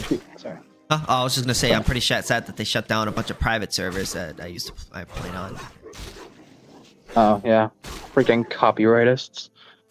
But I was curious from a legal standpoint, from an AnCaps standpoint, just according to you, how would you deal with the whole human shield situations? I would say the person who's well, I guess it depends on the situation. If somebody is going to kill you and they're using another person as a shield, and the only way to stop them is to shoot through that person, I assume that's what you mean, right? Sure. Well, then I would say the person is who, like, you have the right to shoot through that person, but the person who is holding that person hostage would be held responsible because in order to save yourself, you had to shoot through that person. Okay. Does there have to be do there have to be like proportionality requirements for shooting through the human shield? Well, yeah, I'm pretty sure like it would be like you would have to be like they would have to be like killing you. We're gonna kill you. Too. Yeah, like if they're just like, for Yeah. example, like trying to send send missiles across you can like very easily block them. And the odds that you're dying is if you send the admittedly decent amount of money in doing so to block them it's basically not gonna happen because like to use the analogy with Hamas often sends like during October 7th, for example. Well, I mean, if there's another way, like if you're meaning like if there's another way to stop that person from killing you that doesn't involve killing the other person, then yeah, absolutely pick that way. Yeah. Because then you're just like needlessly killing people at that point. Yeah. So yeah, that makes logical sense. So yeah, so the Israeli government can block the vast majority. They're still like so on October 7th. Most victims were not due to missiles. There were a couple who died, even though Hamas sent thousands, because the Iron Dome is good enough to block Hamas's crap. Pretty much, and they also take shelter and stuff. Yeah, I have no doubt it's obviously terrifying for all the Israelis who have to go through living under that kind of fear. But what they're doing to the Gazans is not proportionate to that, to the actual props, the actual like threat Hamas poses if it's proportionate. Like if we use one of the ideas Walter Block recommends for like ironically enough in the whole continuums, he has an article on continuums. Is that one of the things you do is like if you're a judge evaluating this, you basically think, imagine you don't know which party you're gonna be. Imagine you don't know whether you're gonna be like an Israeli in the area where Hamas's missiles can reach, or you're gonna be a Palestinian in Gaza. What rules would you want if there's a continuum issue? What rules would you want to be imposed? So it's kind of partially how you kind of like help resolve some of the continuum stuff.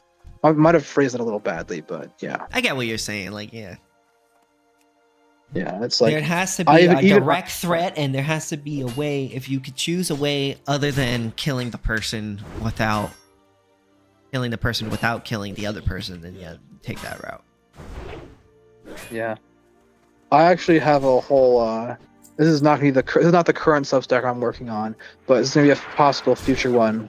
I had a whole idea for like making a whole like similar argument for abortion in the case of SA. Like if a woman gets pregnant due to that one, it wouldn't be it'd be more like a human body sword, to use Liquid Zulu's terminology, rather than a human body shield. That essentially like that when a man forces himself on a woman, gets her pregnant, and the child, even though the child isn't responsible for it, they are essentially kind of being used almost like a human body sword, intentionally or not, in a way that basically is like an ongoing violation. Or if the mother wants to like remove it, the gentlest means possible, or whether they die inside or outside the womb in the process, that's fine. Because that would be evictionism, right? Yeah, it'd be a departurist ethic with an evictionist conclusion. Gotcha. It'll be in the case of rape, not in the case of consensual activities. But yeah, it would be because it would require proportionality. But the argument would just be made that essentially it has to do with an argument a guy named Stephen Kirshner, who's a very messed up individual, but he's a decent argument here. That essentially, if it's okay for you to defend yourself from like someone who's trying to like SA you, even if they're like they're like sleepwalking or something, or like insane to the point where they couldn't be like held responsible for it, you should still have the right to defend yourself from them, even to the point of like killing them if necessary. And what Kirkman argues is that essentially being forcibly impregnated, the forced pregnancy is essentially as bad as it. He argues like he has this whole you'd love the phonics term. Most people would find it kind of uncomfortable. This whole like he made this whole Nazi choice hypothetical, which he based off like he saw something that's like somewhat similar in like a Holocaust museum, but you have like a woman who's basically who's in a concentration camp. But she's Jewish. She's like there because of the Nazis. The Nazis give her a choice. Okay, you can die, you can sleep with me, which would be rape in that case, or I can put a baby inside you. My wife won't. I'm gonna take a baby from my wife and put it inside you. It's not medically possible to do back then or now, but hypothetically, and he's like it's not so clear that the impregnation is actually worse than the other one. That he at least he talked to some women about it, and a lot of them said they would actually prefer the sex over the impregnation exam. It's kind of a weird hypothetical, but it kind of illustrates the point that like the violation is similar. He also argues like the physical violation is somewhat alike, and therefore that if you take the view that it's okay to defend yourself from like rape, you should also be able to defend yourself from forced pregnancy, even to the point of using lethal violence, and the person is not necessarily like responsible for it. Does that sort of make sense? It's a little complicated, but yes, I kind of get your drift. I get what you're trying to say. Yeah, I gotta write it out, but like, but yeah, it's an interesting whole argument. But yeah, it would be because departurism requires proportionality, but Kirshenar's argument would essentially take the departurist ethic, and they would still get you to the conclusion that the evictionist conclusion, because well, it arguably is proportionate. Mm-hmm. Immigration, all of these topics, so complex, so little time. I only got to play video games today because my mom had to take the car, and I have nothing else to do. Fair enough. I definitely like the conversations. Me too. I wish I could have more, but I'm always fucking doing shit. Yeah. Yeah. Yes. Well done, adventurer. Yeah, the Hoppa one is only 13 pages. The block one is a lot longer, unfortunately, but it's the bibliography is included, but it's 56 pages, 57 pages, sorry, for the block response. So yeah, it's pretty dang big. But the immigration one, by my standards, it's relatively short, at least, and it's certainly a lot shorter than Hoppa's. You need something? All right. I was hoping somebody would pop in eventually, but it's not.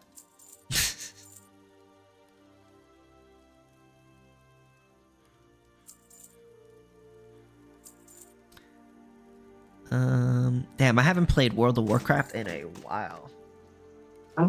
It's been like, feels like forever. And you know what? I'm playing on the classic server, and this seems like there's like a lot of people in here.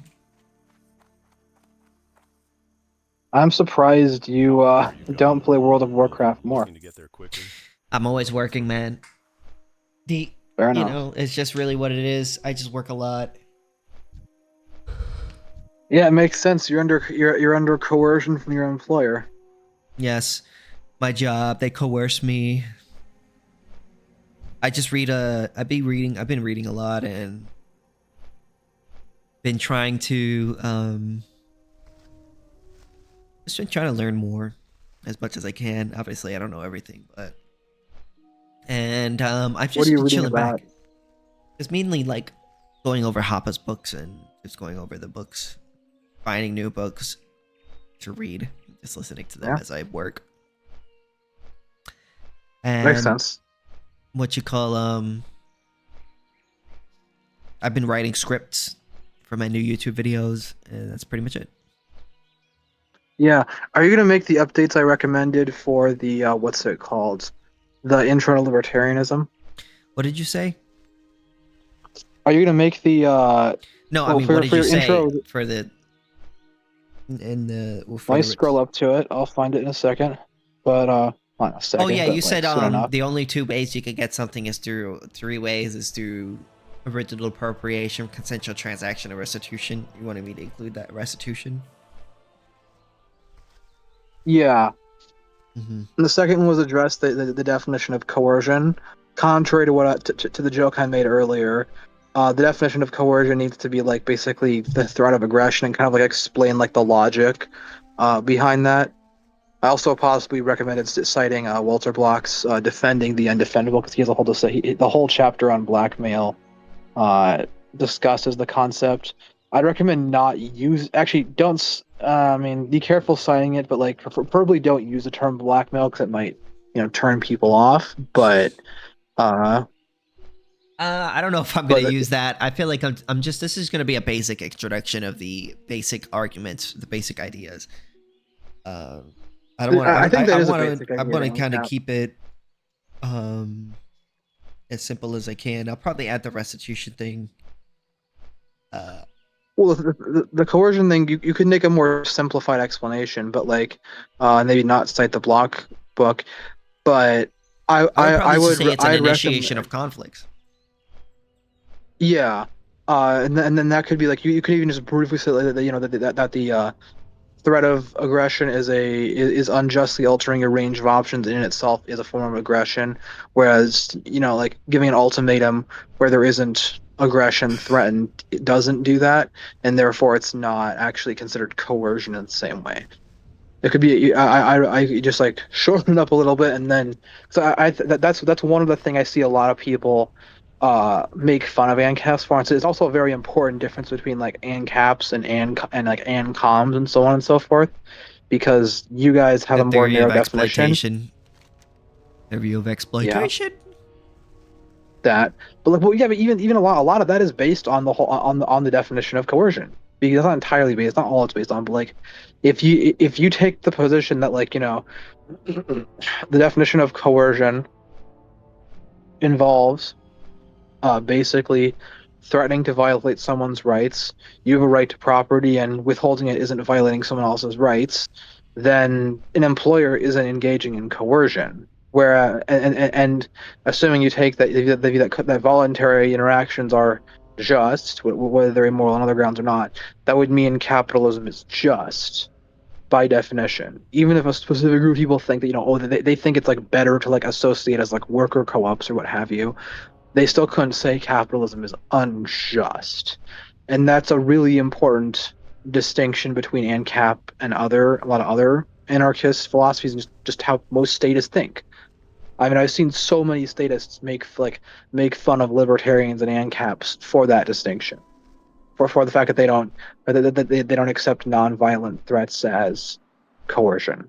So I think it is actually, as a basic matter, very important to address, even if briefly. Just don't go too much into depth, both because it's of brevity and also because of the fact that it's controversial. Hold on, I gotta mute for a second. I'm getting a lot of comments on my prostitution video.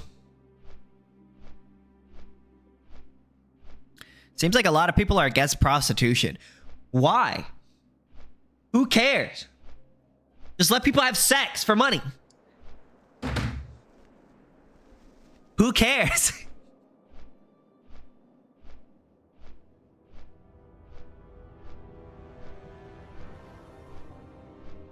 You know what I'm saying?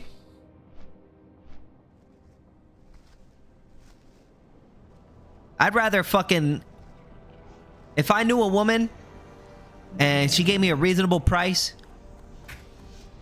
and I didn't have to take her on a date and I didn't really feel like doing it and she's hot, come on, bro, don't say you wouldn't do it. Don't say you wouldn't do it.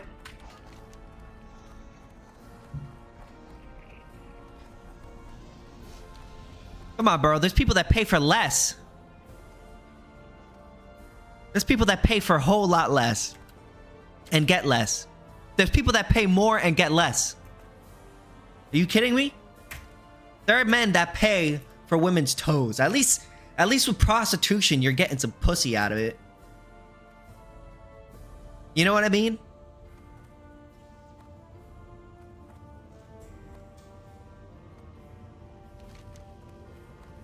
Okay, I had to turn that way down, but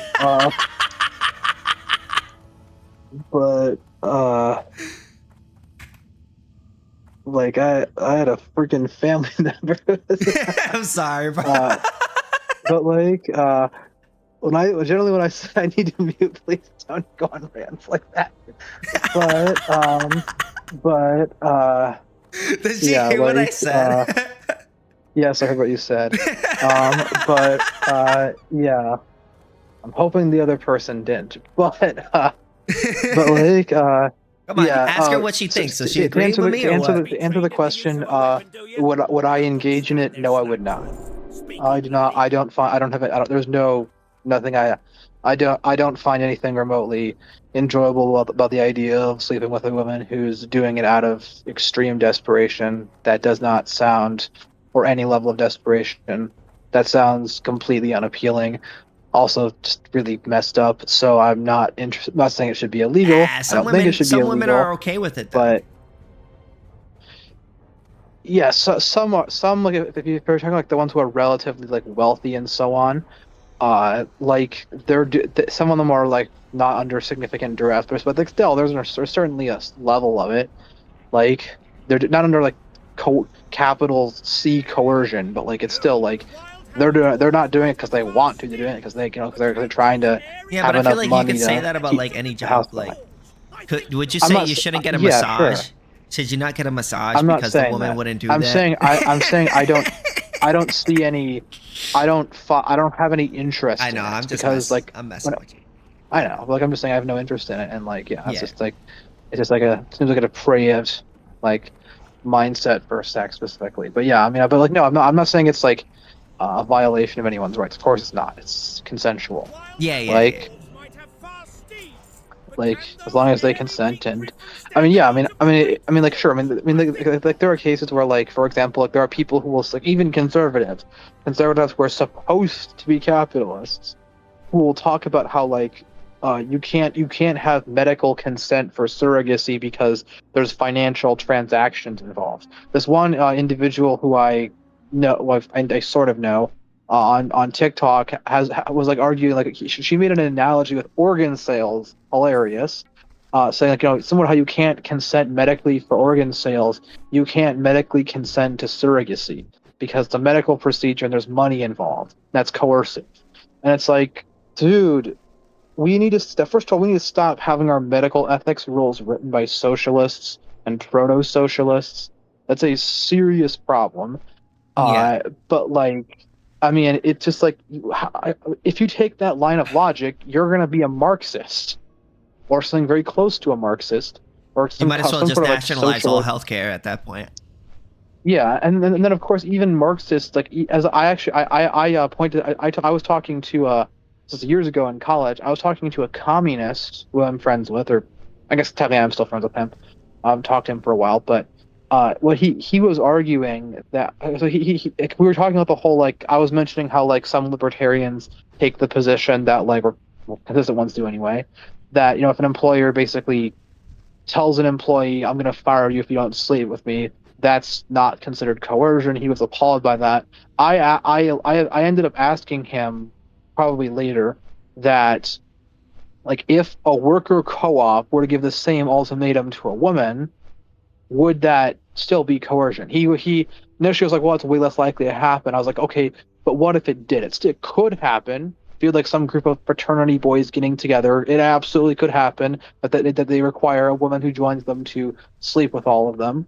That absolutely could happen. And he said, would that be any better than the employer doing? I was like, no. And then, of course, that concedes the basic point that, according to their definition of coercion, that worker co-ops are just as coercive as employer-employee, or close to as coercive as employer-employee relations. Even though it was generally more of a power, less of a power dynamic still, like, if you have the majority against you, that can still be a power dynamic. If people make alliances among themselves to vote in certain ways, Yeah, like where's yeah, the that line? can create coercion.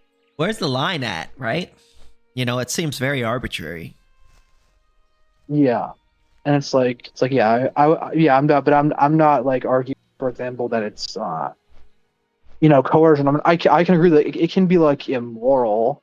Like, for example, if you have like if you basically have like a homeless person, and you basically ask them, I want permission to basically do some kind of like horrific torture on you. Like, I want to be able to waterboard you for 10 minutes for entertainment, and in exchange I'll give you like food. Like, yeah, technically speaking, that is voluntary in a technical sense. Yeah. And it's like, yeah, and it's like, and it's technically they themselves are deciding their demonstrated preference. They prefer that over being so desperately poor, but it's sick. It's extremely depraved to do that. Definitely, most Like, certainly. It's horrendously depraved. Even though, like, from the person's perspective, it might be seen as less harmful than just like not giving them any kind of money at all. Still, It's like those people that pay the homeless actual people to depravity fight is- each other. You know what I'm saying? Like, yeah, they have the right to do that, but it's still depraved. kind of fucked up. Yeah, that's similarly like paying a prostitute is fucked up. Yeah. Even though it's not like technically like a rights violation, it's still like really fucked up to do, and that's why I'm not a fan of it. And like you could I also think it argue could with be the fucked up if surrogacy she doesn't fucked want up. to do it. Yeah, but I feel like if the woman is okay with it and she like is okay with it as a job, I don't think it's a problem. I don't think it's that big a deal. I don't know. Yeah, I mean, it's just, like she'll probably look. I know it's okay kind of in hard many to cases. imagine I like a don't- person I don't wanting really to do know. that. You know what I mean? Yeah, there are people who would want to do it, but like, yeah, I mean, a lot of people are doing it because they're desperate. There are people who like, I mean, and even people who like, for example, think it's like their preferred job. Like, it's not necessarily because they really want it to be. Oh, they think they find the other jobs intolerable, more than they find this one intolerable, and it's like, yeah, just like it's a very like messed up. Like, I guess another good example would be the whole classical example of like, oh, like guy, let's reverse the genders here. Like, if a girl tells like a woman tells like her boyfriend, oh, if you don't sleep with me, I'm gonna break up with you. Especially if he's like in a situation where like maybe he's like injured or something, and it's gonna hurt him to do it, and she decides, if you don't sleep with me, I'm gonna break up with you. That's a horrendous thing to do. Like, it's Yeah, that's horrendous definitely even kind of without fucked them up doing it. because then you're using it against their person head.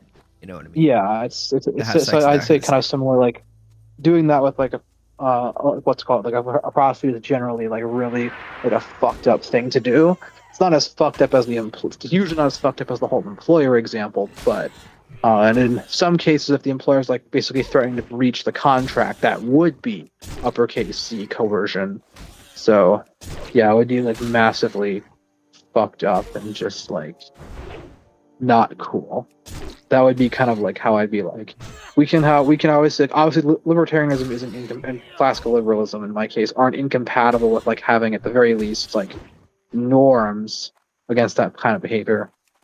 And in regards to like, obviously like theoretically you could like hold the position, like from my standpoint anyway, that like, I think in like the past, like hundreds of years ago, for example, you could have definitely like, or even just like maybe 100 years ago, you could have made the argument that like, for instance, prostitution would basically spread so much STDs that it might be like a societal threat, that it would actually be a problem outside of just the simple, it's a consensual transaction, it harms others and it's dangerous. Well, covenant to communities society. could ban prostitution in their areas if they want. Yeah. Well, I'm not a libertarian, so I would be considering it with that kind of stuff. And certainly, could justify the employer thing probably with that kind of rules, but like prostitution itself could be regulated and stuff to prevent, and often is when it's legal.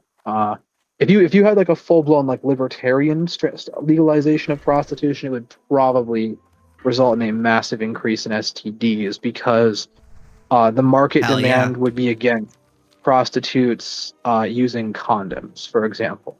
So a lot of the men don't want to use condoms, whereas if like the law mandates they have to use condoms when they sleep with prostitutes, if they're to do so, that will help can like keep the STD rates lower. And also the government can like mandate you have to get tested every so on and so often.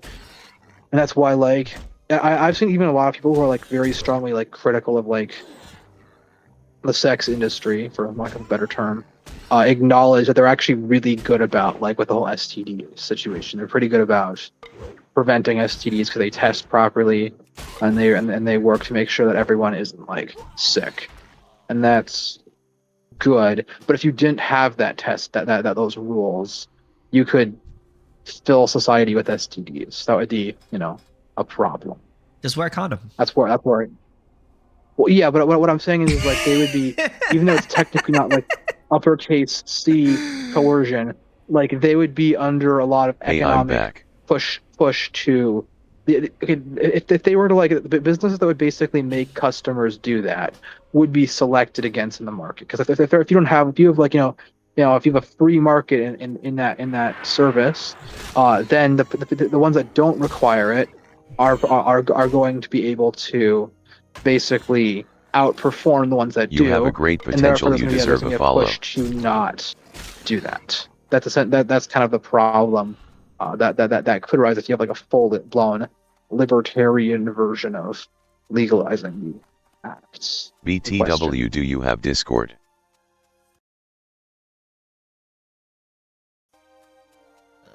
Let's see, I gotta. What you call? I mean, there's always. Freedom comes with a cost, my friend. But that's the cost I'm willing to pay. Yeah. Well, I mean, yeah. The problem is that like STDs don't just necessarily affect. If it was just the people in question who are having to deal with that stuff, whatever. The problem is that it's going to affect a lot of other people. It's going to affect not only people who those people sleep with, especially without telling them. It's also going to affect children created. If they're born with STDs. Yeah, but there's restitution for that.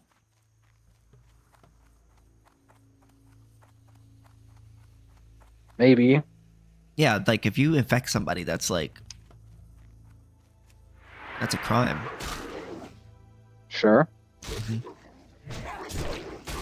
So yeah, but in most cases, it's going to be really hard to prove. So in order to achieve more effective deterrence, it's similar to how, like, for example, if you have laws where like you ban drunk crashing but not drunk driving, yeah, you can still punish the crashers, great, but like if you don't punish the underlying act, you're going to have a much less effective deterrence, because the odds of getting what's more important if you look at the data on the subject for deterrence rather than the severity of the punishment. Severity of the punishment like has some effect, but it's not really that important. The odds of getting caught, that's what matters to you. That's why it's important to have rules like banning drunk driving and things I like don't think we should ban those drunk lines. driving. I know you don't. That's lame. But like I support banning drunk driving, but what is wrong with you? I'm normal. But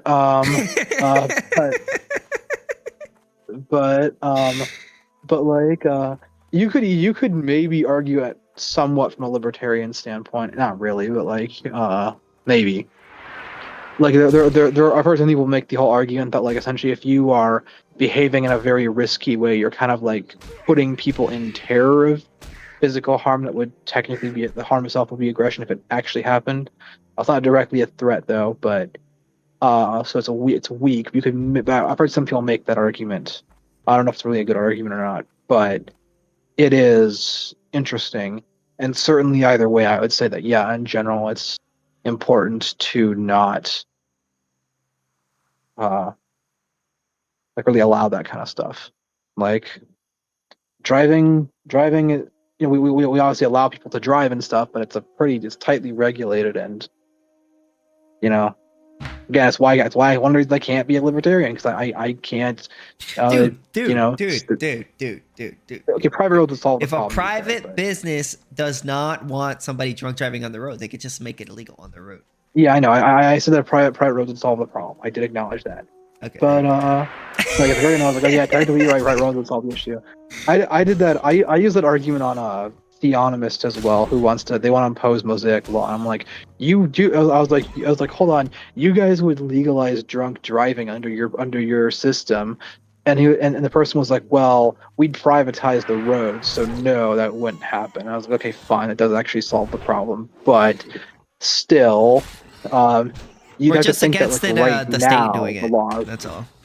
Yeah, like well, you think like while we have like public roads, the state shouldn't like make Got a state that principle. illegal, and that like the government is like and that police officers who are like arresting people for driving drunk are like actually like violating their rights. Whereas I'd say no, those people, if anything, should be punished harder, and well, there's not a ton of point in doing it, but there needs more of a punishment in terms of like making sure they can't like effectively draw. Sorry, so there needs to be more punishment in terms of making sure they can't, with the purpose of incapacitating more than I guess technically punishing, but that would be kind of more of like we need to make sure they can't harm people. Like they need to like pay to like have to have a device where they breathe into it to make sure they're not intoxicated.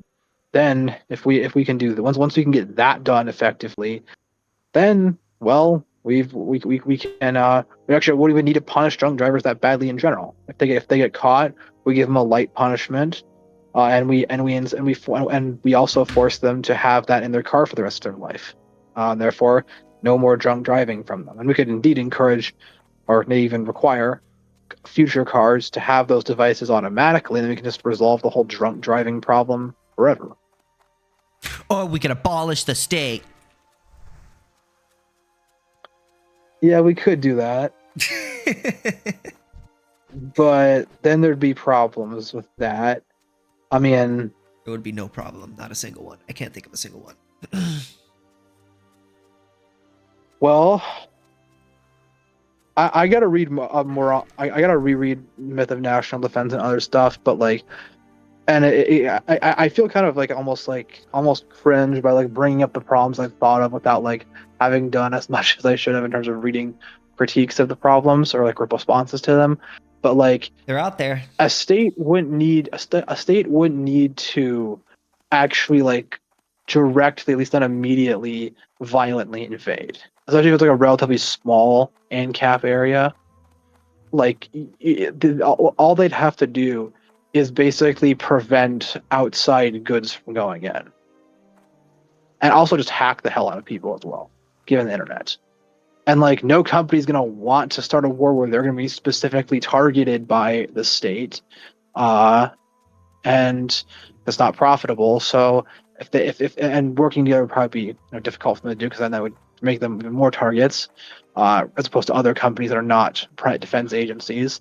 And therefore, like, you could easily have the state the state goes and they devastate the AnCap society. While also cutting them off, and then they become way weaker. Then the state goes in and wipes out. They even create alliances with some of the defense agencies to help eliminate their competitors.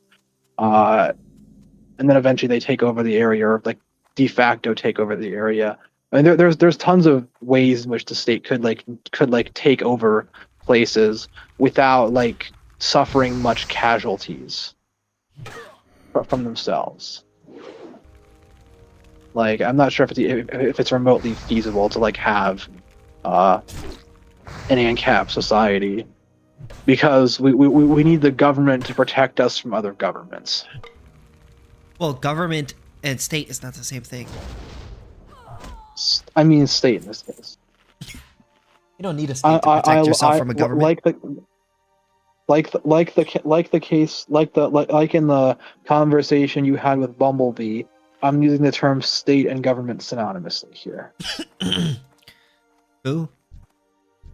Bumblebee. How do I remember that name? Which one was that? Bumblebee was a person on TikTok you had a debate with over the whole dog leash situation. The surface dogs.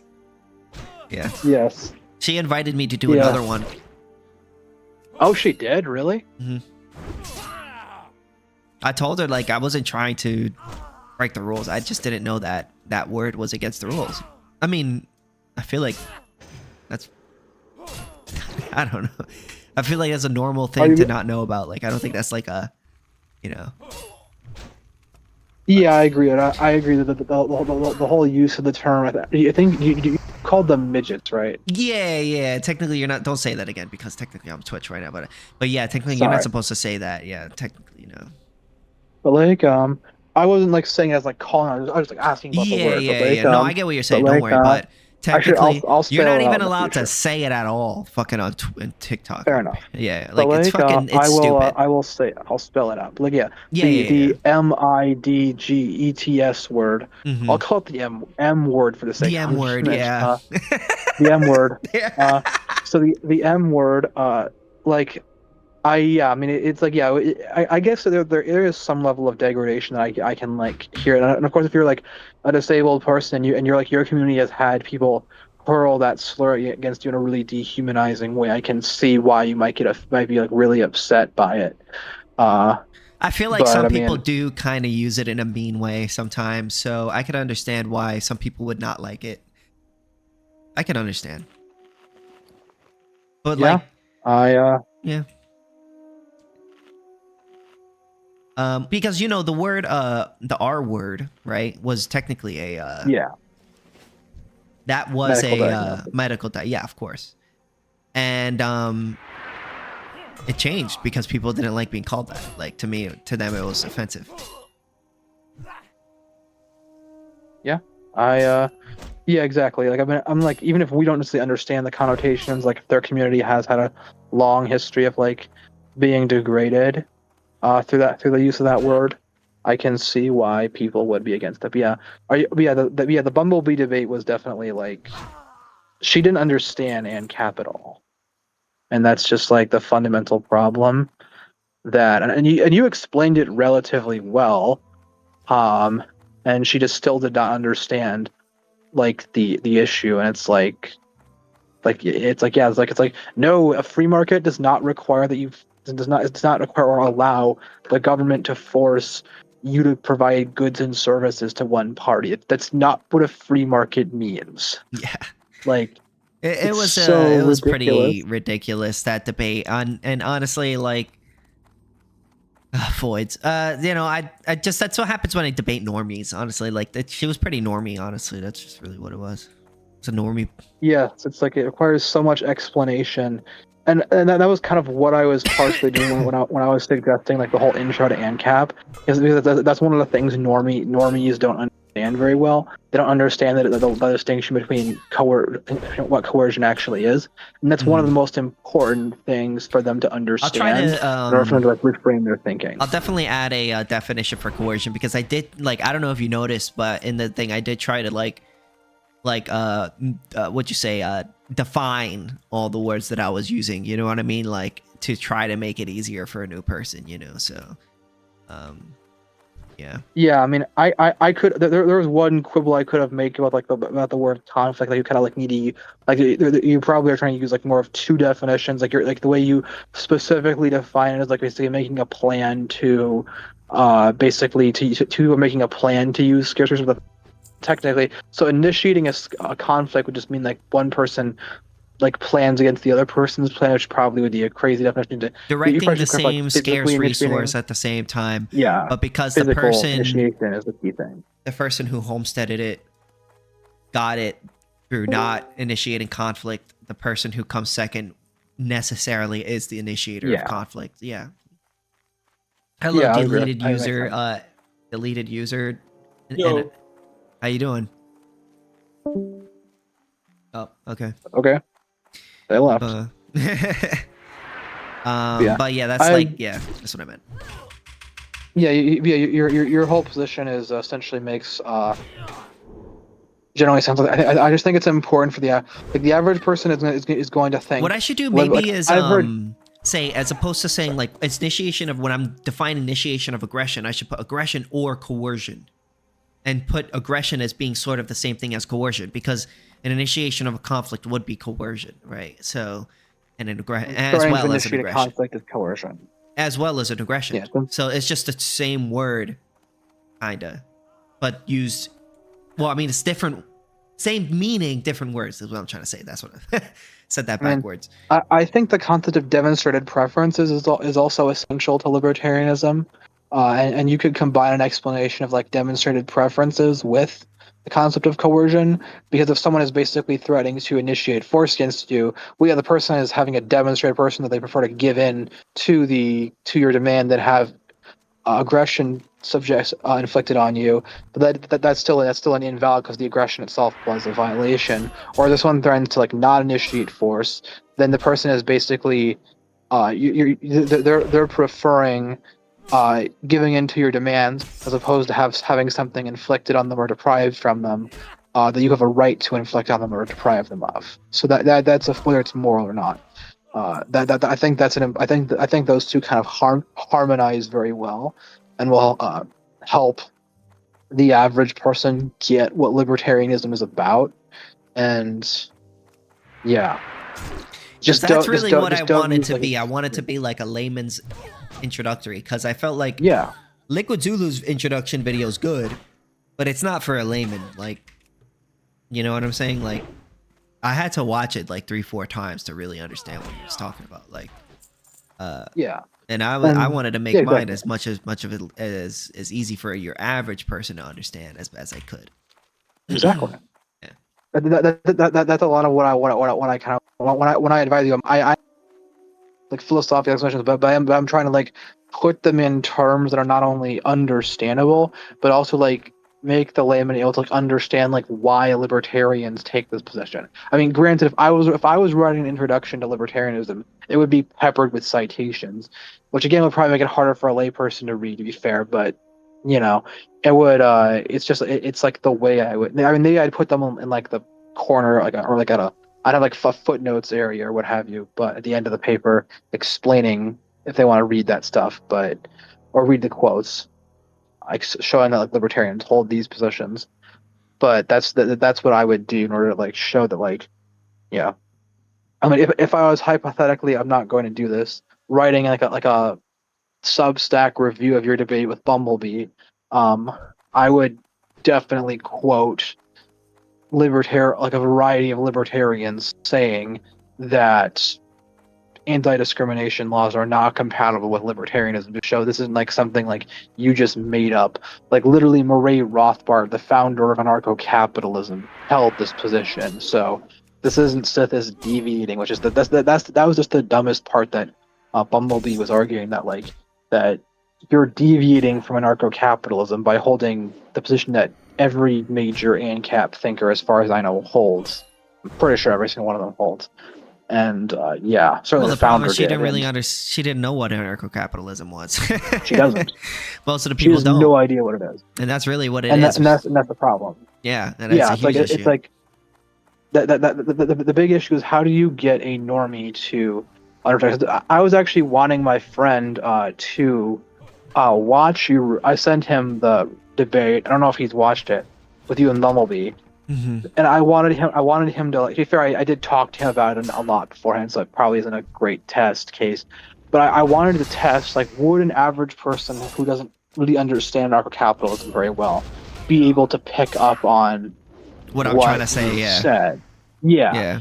Because it's like I'm not a very good example, because like I know a lot. I have a lot of background studying this topic, so I understand exactly what you're saying. But I'm like, how do I need someone who doesn't understand libertarianism and who probably thinks your position is basically, well, actually my friend probably wouldn't think your position is crazy, but the average person who's coming here with a lot of prejudice, they're thinking this person wants to advocate discriminating against minorities. Like, you look at the way Bumblebee initially asked you if your values are consistent with discrimination, and you were saying it's no, like discrimination is like immutable collective traits. And you're like, no, I'm just saying like it should be legal. Like most people have a really hard time grasping that fact, and that's it happened with the debate with the fascists too, where they were like incomprehending. It was like incomprehensible for them to understand that. Like they were incredulous. Like and they were drunk as hell. I could tell. That's at the end. I was like, I'm tired of these guys. But like, it's like, yeah, it's like the thing is like like a lot of people, the basic problem you libertarians have is that a lot of people think their position is basically almost basically a clown position.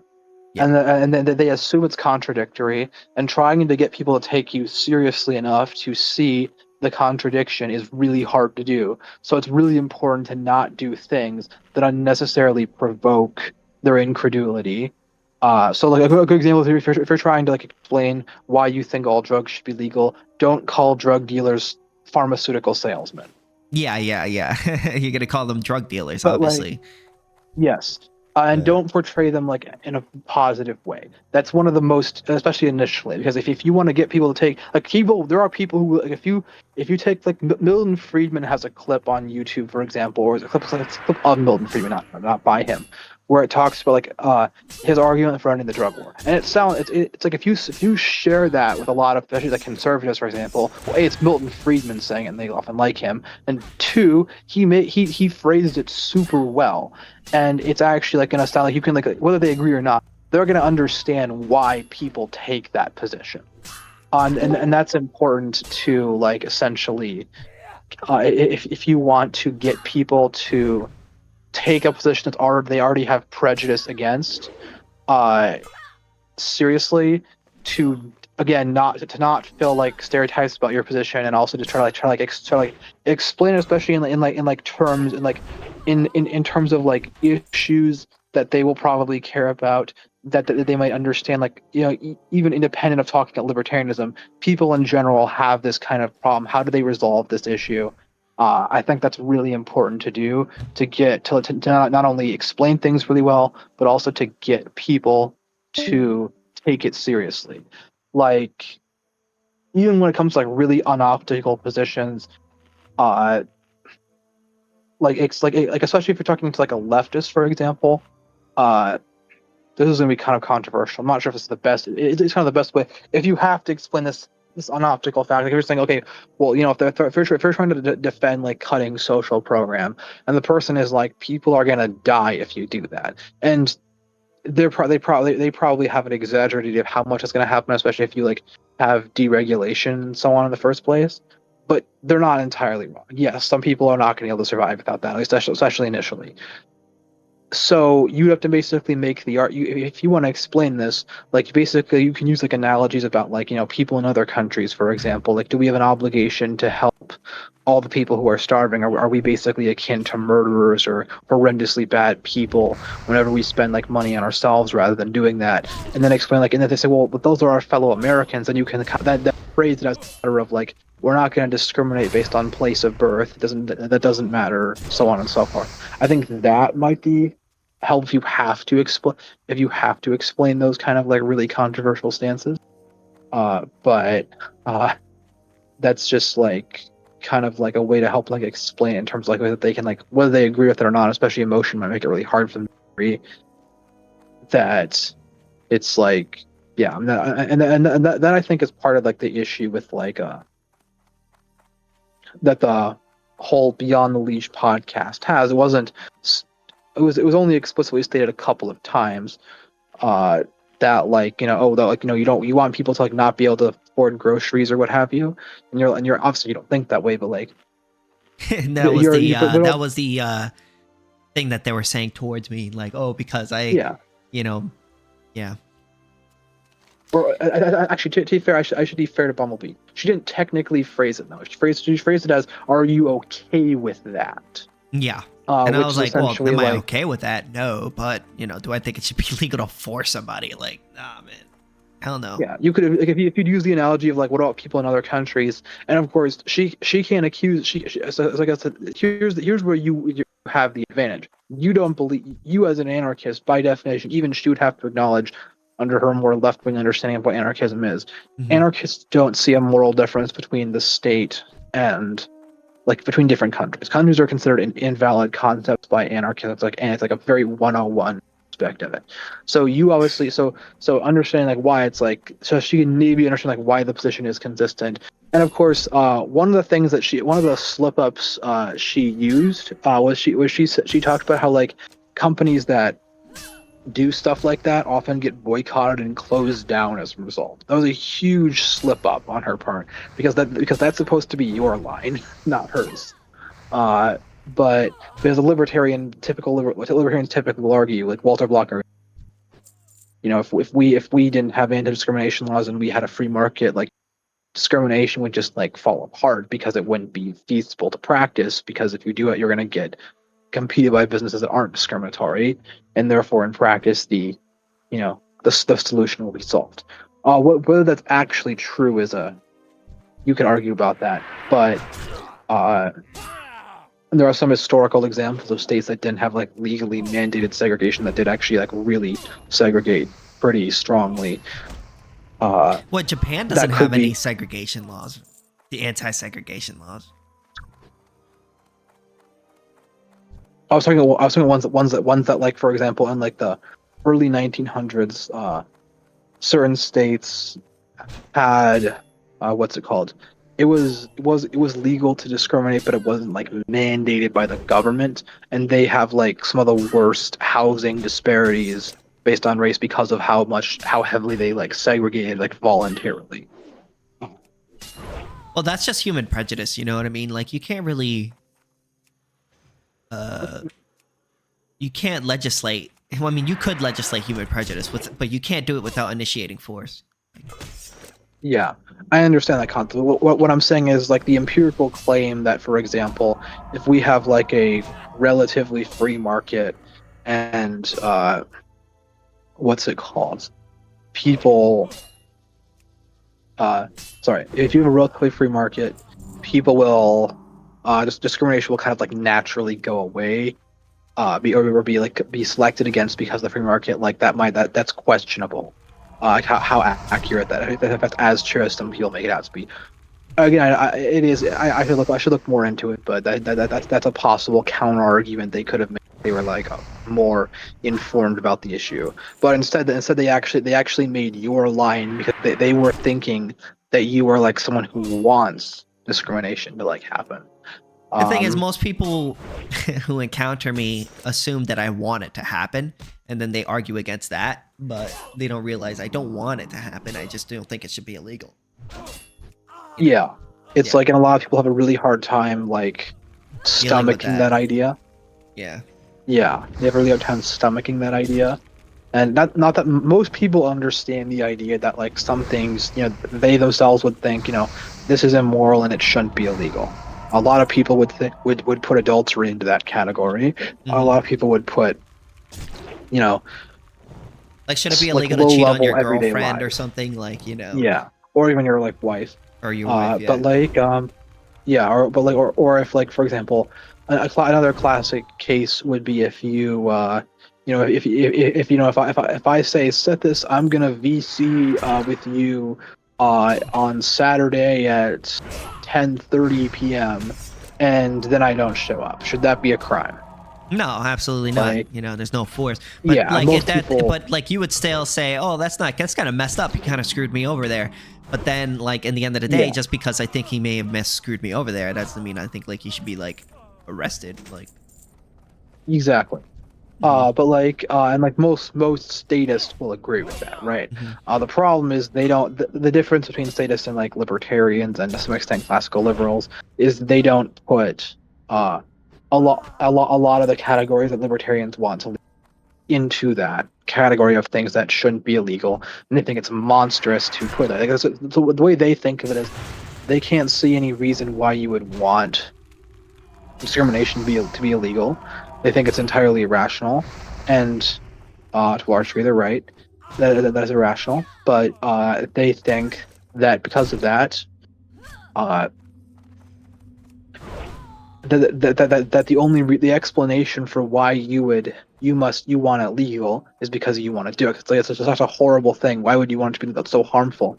You want it as clear evidence that you must support it or at least sympathize with it, and therefore they make bad assumptions. And also, even aside from that, they're thinking if they're minority or they're friends with minorities, they might think, we're gonna starve. My friends are gonna starve, and therefore you're advocating for it being legal to do things that are going to result in them like starving and being treated like human scum. And even if they don't get starved, and most of them wouldn't starve. Obviously, it's obviously like anyone who thinks that the majority would starve is an idiot. But Yeah.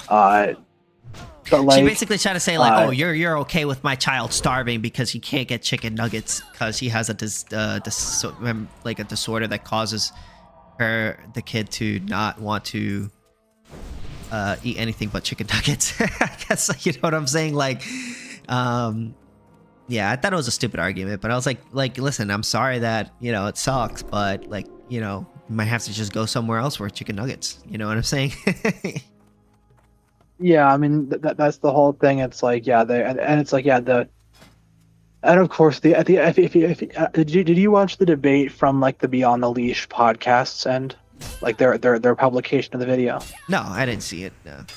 After I left, I stopped talking to them. Because after I left, they were like calling me racist and shit like that, and it was pissing me off. So I was just like, yeah, whatever. They most certainly called you that, and they actually like the what's it called, the what do you call like the display in the video, like when you like see the video before like actually playing it, you see like an image. What do you call that again? A thumbnail? Yeah, the thumbnail. Yeah. Their thumbnail literally says, well, actually no, that's not the thumbnail. It's the actual label of the video is crazy racist / ableist said what? They said that? Racist and ableist? So I'm a racist and an ableist. I will send you the what's it called?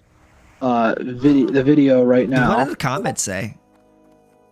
No way. Well, the comments were, one of the comments said that you kept contradicting yourself, and most of the comments are basically supporting the podcast. Remain crazy racist / ableist says what? Wow. And then it has an image of you like of like the dogs woman saying say what, and you are basically a person representing you is basically cursing. Wow. So yeah. But if you watch their video, it's very little. Very good faith, huh? You know what I'm saying? Yeah. Why is it that one thing that I notice about people, like, sorry to cut you off, but like the one thing that I notice with people is just like I disagree with these people, but I don't represent them in a bad way. Like, you know what I'm saying? Like, I'm not gonna go on my live stream and say, you know, even though I disagree with these people, but I'm not gonna go on my live stream and be like, oh, these people are, you know, enslavers and they just want to enslave innocent people and they're evil and they're this or that. You know what I'm saying? Like, I'm not gonna say that. At the end of the day, like, I disagree with these people, and I know they mean well, right? But I just disagree. It's just a disagreement in ethics, right? So I'm not gonna sit here and like talk shit about them. But like, fucking, what's his name did the same thing too. What's his name did the same shit too. He took a Mr. First Amender, whatever his name is. He took a drawing of me with like a really ugly face and then put it in his thumbnail. And if you look at my thumbnail, it's just me and him pointing at each other in a funny way. You know what I mean? Yeah, you're being fair to them. Yeah, exactly. So like, it just shows how the difference of maturity in these people, some of these people. You know what I'm saying? Because like, yeah. Yeah.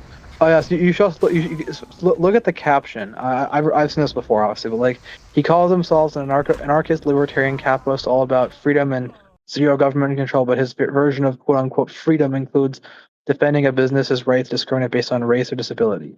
It's a world view where liberty starts to look a lot like exclusion. And when he tries to defend it, Bumblebee methodically dismantles his arguments, exposing the contradictions he can't quite reconcile. The only reason why I had to leave was because I said the M word. I mean, I would have stood on and debated longer. So. Yeah, they were claiming that you were a coward. They were claiming that you had she dismantled me. At what point did she dismantle me? I'm really like. She didn't dismantle you at all. She did in the comments though. She did actually improve her arguments a little bit. She did get you on the. Which of course you should never have made that argument. But wait, what argument did I make? You made the whole argument that anti-discrimination laws are slavery because it's a bad idea for a lot of reasons. But it's bad logically, it's bad optically, But because like you defined it as basically not merely forced labor, but Well, forcing someone to do slavery something is with like their slavery bodies is or having their saying that property. you have more of a claim to another person's body than they do. Than treating them as if they're your property. Because fundamentally, slavery is treating is owning another person, and you're treating them. And if you say that you have more, if you say that I have a right to stop you from doing this when you don't have the right, you're saying I have more of a right to your body than you do. That's not slavery. I don't know what it is. You're saying you have a partial right, a limited right, probably a lot less than your own right to yourself. But Well, they're saying at least in that instance, at least in the instance in the dispute, they're saying they have more of a right to use your body than you do, because if they didn't, they wouldn't stop you. So that's slavery. You're claiming ownership over another person's body. That's a questionable assumption, but I don't think so. Ownership is about whether or not you have a right to exclude other people from your body or not. And if another person is saying you don't have a right to exclude other people from your body, I have the right to exclude you from your body, well, then they're claiming ownership over that thing. That's what ownership is. Exclusion rights. I mean, what they're saying is basically if you want to operate a business in this area, you have to serve these people. But if you want to leave, stop operating the business, you're free to do that. That's not the same thing as slavery. Yeah, but what happens if you were don't? Required What to happens operate if the business? But what happens if you don't? Story. If you open a business and you say I don't want to do it, what's going to happen? Fines. Okay, so the business probably being shut down. They're punishing you for for doing So that would be punishing another person for doing something they want to do with their body. Would be saying I have more of a right to your body than you do. Not in this specific instance, sort of. Of course it is. Of course it is. Not overall. Yeah. Well, I mean, at least in that instance, yeah. You're saying I have but not overall. Slavery would be overall. Like if you claim to own someone, like if you're a slave, you're not just like, oh, they have you in this are specific okay. Well, how about situation, that? You are required to help them. enslaving that person in that moment. You wouldn't be subjecting them to that now. Well, you would be enslaving them because you're punishing. You're saying you have more of a right to their body than you do. At least in that moment. We just went over this. But you may not be enslaving them in the sense that they are a slave eternally, but at least in that moment, you're enslaving them. I wouldn't say I Just would. because you relinquish slavery does not mean that slave. you did not enslave that person at that moment. Oh, absolutely. I'm not saying that's the case. I'm just saying that if you say if I have a thing where I don't know, I'll give you an example. Like if a mafia person. Bank robber comes into a bank. They tell a person, "You have to go hand me money, or else I'm gonna shoot you." Right? That person is not enslaving their victims. They are committing horrendous by doing that. Don't get me wrong. Both against the money and both against the property and the person. I'm not denying that. Right? They're not enslaving them, and that's again, even by the most hardcore libertarian standard, that's equivalent to what fining. Taxing, I just disagree. Are. Again, what you're doing is fundamentally the description of what you are doing is you're saying that I have more of a claim to your body than you do. If that's true, then you are enslaving that person. I think it's just that simple. Yeah, it's blurring a lot of distinctions there. Enslaving is in the ownership of another person, is it not? And I don't necessarily mind the definition. I just don't like the idea that very partial, limited kinds of ownership where you still very fundamentally respect a large degree of the person's right to their own how body. do we consider sexual sexual assault is when you force a person to have sex with another person, right? Yep. If you force another person to have sex with another person, what it entails is that it's sexual assault, right? Yep. So, it's the same thing with slavery. In slavery is defined by claiming ownership over another person's body. If you attack another person or use their body without their consent, you're saying you have more of a right to their body than they do. That is slavery. I mean, it gets this is kind of going around in circles at this point, but Yeah, I mean, I don't know. I don't. I That's would- as far I as would I'll go with maintain that. like I'll just briefly say that I think that you have to claim a very fundamental right to control a person's body. That doesn't say you have to maintain the right to kill them. Many slave owning societies did prohibit, at least officially, killing them, including the South. But not they had a lot of loopholes, with a whole other topic. But like you have to have like a fundamental like just control over the person where you, I mean, yeah, you basically control their whole life. You have overwhelming power, and you can command them as you please. Well, You can force them to work it's whenever you want. being a slave, right? Temporarily, and being a slave for a long time doesn't change the fact that you're a slave, or was at Yeah, least but enslaved. what I talked about, could be done temporarily. Like you could have said you could say like, oh, you have to work for me for like, a couple days, even theoretically, and I basically, you're basically gonna be my slave. I'm gonna control you, exercise the powers of ownership over you for the next few days, and then I'm gonna let you go. That would still be slavery, but like it has to be more than just like, oh, you have to go fetch money for me, or you have to give me your money, or else. Well, it's more than that. There's a difference between being robbed and being enslaved. They're not the same thing. Yeah, but They're robbing fundamentally different. robbing is taking external property. Enslaving would be claiming claim over your body, claiming in your body. Robbing someone means you threaten someone with physical violence unless they give you their money. And technically, giving you their money would be an act that you're forcing them to do. Oh well, then in So that case, under you're your enslaving that person to rob them. Yeah, so under your definition, robbery specifically is when you threaten someone with physical violence in order to obtain money. Yeah, so you're enslaving the person take the in money order when to they're not kill looking, them. that's larceny. In order to take them. If you use fraud, it's fraud. It's also theft, but theft and robbery are distinct concepts. So like if you rob a bank, like I would say no, you're not enslaving the bank robber isn't enslaving the person. But they are committing a horrendous atrocity, and they should be severely punished for it. Do not get me wrong, but the distinction between that and like fundamentally owning another person is just it's not appropriate. It's not the same thing. It's like it's a much more serious atrocity. Obviously there are degrees within that category as well, but yeah, that's just the fundamental difference we kind of have. The sheer violation of like your control over your own body or your ownership of your own body is severe. And the problem that your specific definition, the fact that you incorporate the definition of like forcing what's it called, people to do things with your property, with their property, that's good.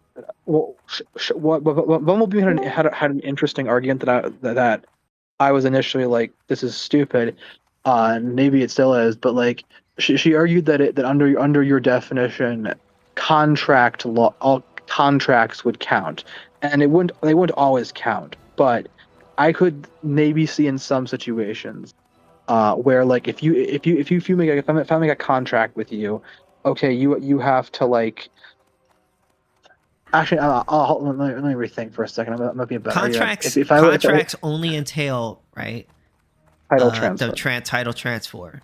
So if you engage in a contract, right, that property is no longer yours. So what if some person does something to it that you don't like? I mean, that's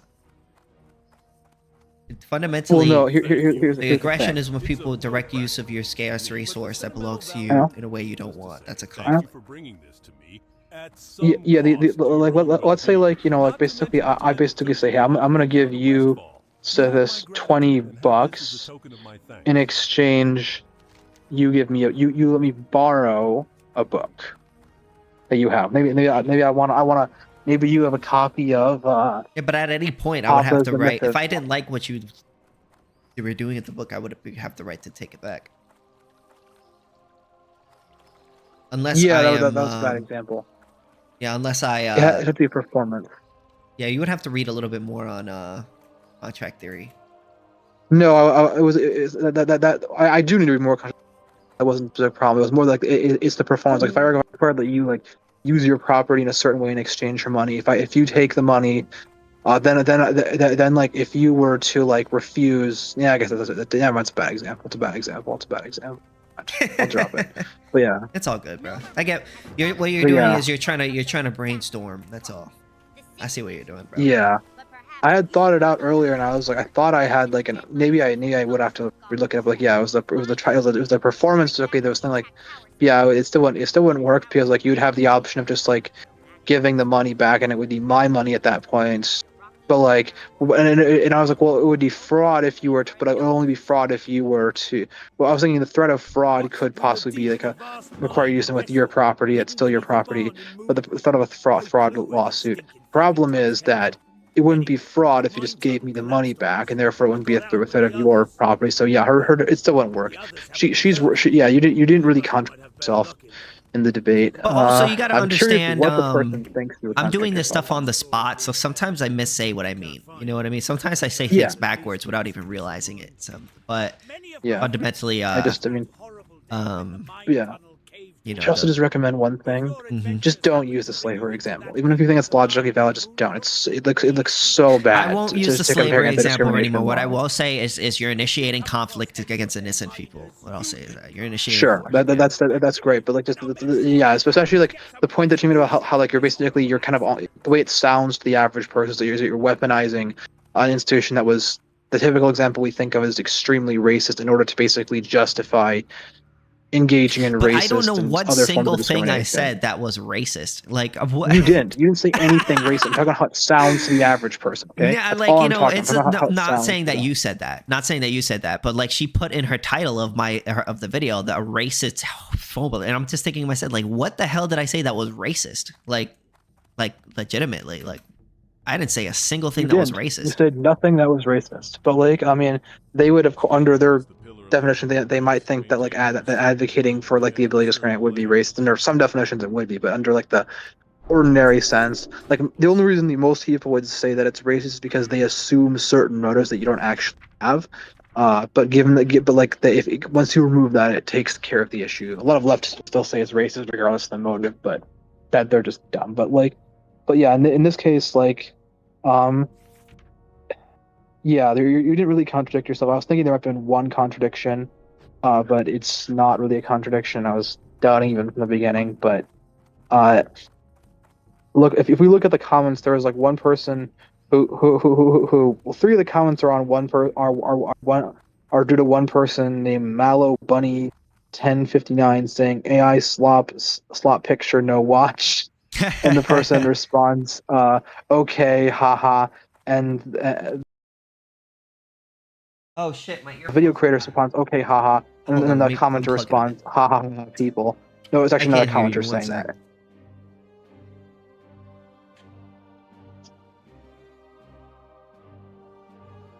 All right. Now I gotta turn it back on real quick. I'll let you know when I can hear you. All right. Say something now. Hello. Okay, now I can hear you. Something My known as earphones turkey. died. I guess I didn't even realize they were charged. Makes sense. But yeah. So it's one of the comments saying AI slop picture in a watch.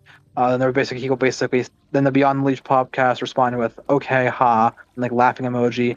Then another commenter put like I think it was 6 laughing emojis, then people. So nothing substantial there. The other earlier comments are well, I guess I don't know what forget the early comment. They're about I can't tell which was created. One person named Felony Melanie dash Felony Melody. N4G said he is making me want to find a deep cavern and put him in it. Good lord, if he is the future, I am truly scared. And then Haley Cohn 111 put he keeps contradicting himself, and the Beyond the Leash podcast responded he's still doing it in his own comment section on his half of the video. What contradiction? What contradiction? Where's the contradiction? Like, yeah, it's like, what's the freaking? I don't understand. I don't understand the contradiction. Like it's frustrating when like so many people assert contradictions in like libertarian theory when it's like they're not really They're not there. They're not. The contradictions are nonsense. It's because you keep reading your own assumptions into the theory, whereas like when I study theories, whether I like them or not, what I try to do, I don't always succeed, is make sure I understand the theory enough so that I'm not reading my own beliefs into it and therefore coming to the conclusion that there's a contradiction because this contradicts my own belief that I hold that the belief doesn't itself hold, and therefore the belief is internally contradictory, which is nonsense. Not how that works. Like, I mean, it might seem contradictory. Like, so there was one person I was talking to. I've talked this conversation God knows how many times. With this one individual in a server that I'm in, where he was claiming that libertarians are contradicting themselves because they don't think they reject the U.S. government's claim to own the entire country. And it did not go well for him. He probably thought it went well for him, but it didn't. Not at all. Yeah. Actually, I don't know if he would have thought that, but he had, and he towards the end, like there was another person who was like, it's like, I mean, sorry, I just got the impression that they think it's absolutely ridiculous that I think that like libertarians aren't contradicting themselves issue.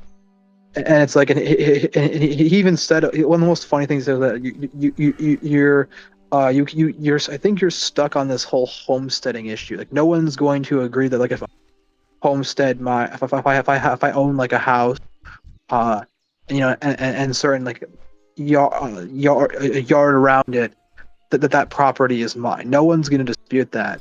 That's just like you're just stuck on this homesteading issue. And it's like I told him it's like telling a Marxist they're stuck on this whole exploitation issue. It's like it's kind of fundamental to their theory, dude. Yeah, and but it's just really bad faith, honestly. Like, one thing is to disagree with my ideology, but to call me a racist and an ableist, like, I never said a single thing that was racist or ableist. I literally, not one thing. I didn't say I don't like black people. I never said I don't like this group. I don't like this group. I never said anything like that. It's just completely disrespectful. Okay, the ableism one, I understand why they said that one, but well, maybe because I'm I not said saying midget, they're right, but like, yeah, or like, the M word, can't say the M word. Yeah, I mean the fact that I can see why they would say that, and I mean they might take the position that like okay, I'm trying to look at the definition of what ableism is. Yeah, you didn't really say anything ableist. You could maybe make the argument that like the way you spoke about the M word people, M word people, was you could argue that I could see how it sending or what it have may you. seem but mean, but I wasn't trying to be like I wasn't like the intention wasn't to be rude. Like there really wasn't. Like yeah. But like yeah, but well yeah. I mean they also likely think that like again they're likely attributing like prejudices to you, or they're possibly thinking you're indifferent to like their well-being in a way that like, for example, if it was another group of people who you weren't prejudiced, you would the fact that they would suffer that way would cause you to reject the theory you hold, which is obviously just like the fact that I said like I don't really care that you have to go to a different place to eat, you know what I mean, like that's your issue. Yeah, they would see that as like you're having like a lack of you don't care about for them. Yeah, like you're like, it's like, well yeah, like I mean it's similar to how like I guess like I'll give you like an example. If someone were to say like you do that, like, if they were to say if you were to say I don't really care, that if you said I don't really care if African Americans have to sit in the back of the bus because buses are privatized and there are racists who refuse to let them in there, that might sound racist. Or if they have to like be subjected to like racial slurs in certain businesses because people don't like them, as a condition of them being there, that would probably sound like you're indifferent to their well-being, whether you probably wouldn't be indifferent towards like I mean, I admitted groups you wouldn't have prejudice towards. So therefore, they would kind of assume. I admitted that it would probably suck. Like, You know, and I said that I feel bad, but like, what can you do?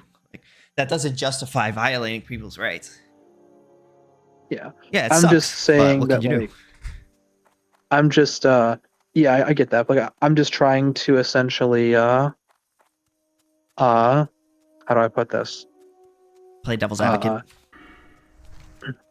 No, I'm sort of. I'm trying to help. I'm trying to like help like kind of like understand like where they might be coming from, and like trying to like, as much as I like, you know, dislike the way they argued and so on, like kind of like why they think that way, in order to like help you like minimize that in the future. I don't know if you're gonna, you know, it's some. So you mentioned that Bumblebee wanted to like debate you again. No, some other guy. She said some libertarian person wanted to debate me again. Oh, some libertarian. Yeah, that said wants that to I was debate you? crazy. Yeah, he said that I was crazy, and that he's also a What about- libertarian. Oh, is he like a left wing libertarian? I have no idea. He says that he's an army veteran and a libertarian, and that he wants to debate me on discrimination or service dogs, because I guess he has a service dog, and yeah. Wait, who told you that? Service dog educator. Okay, he wants to. That's interesting.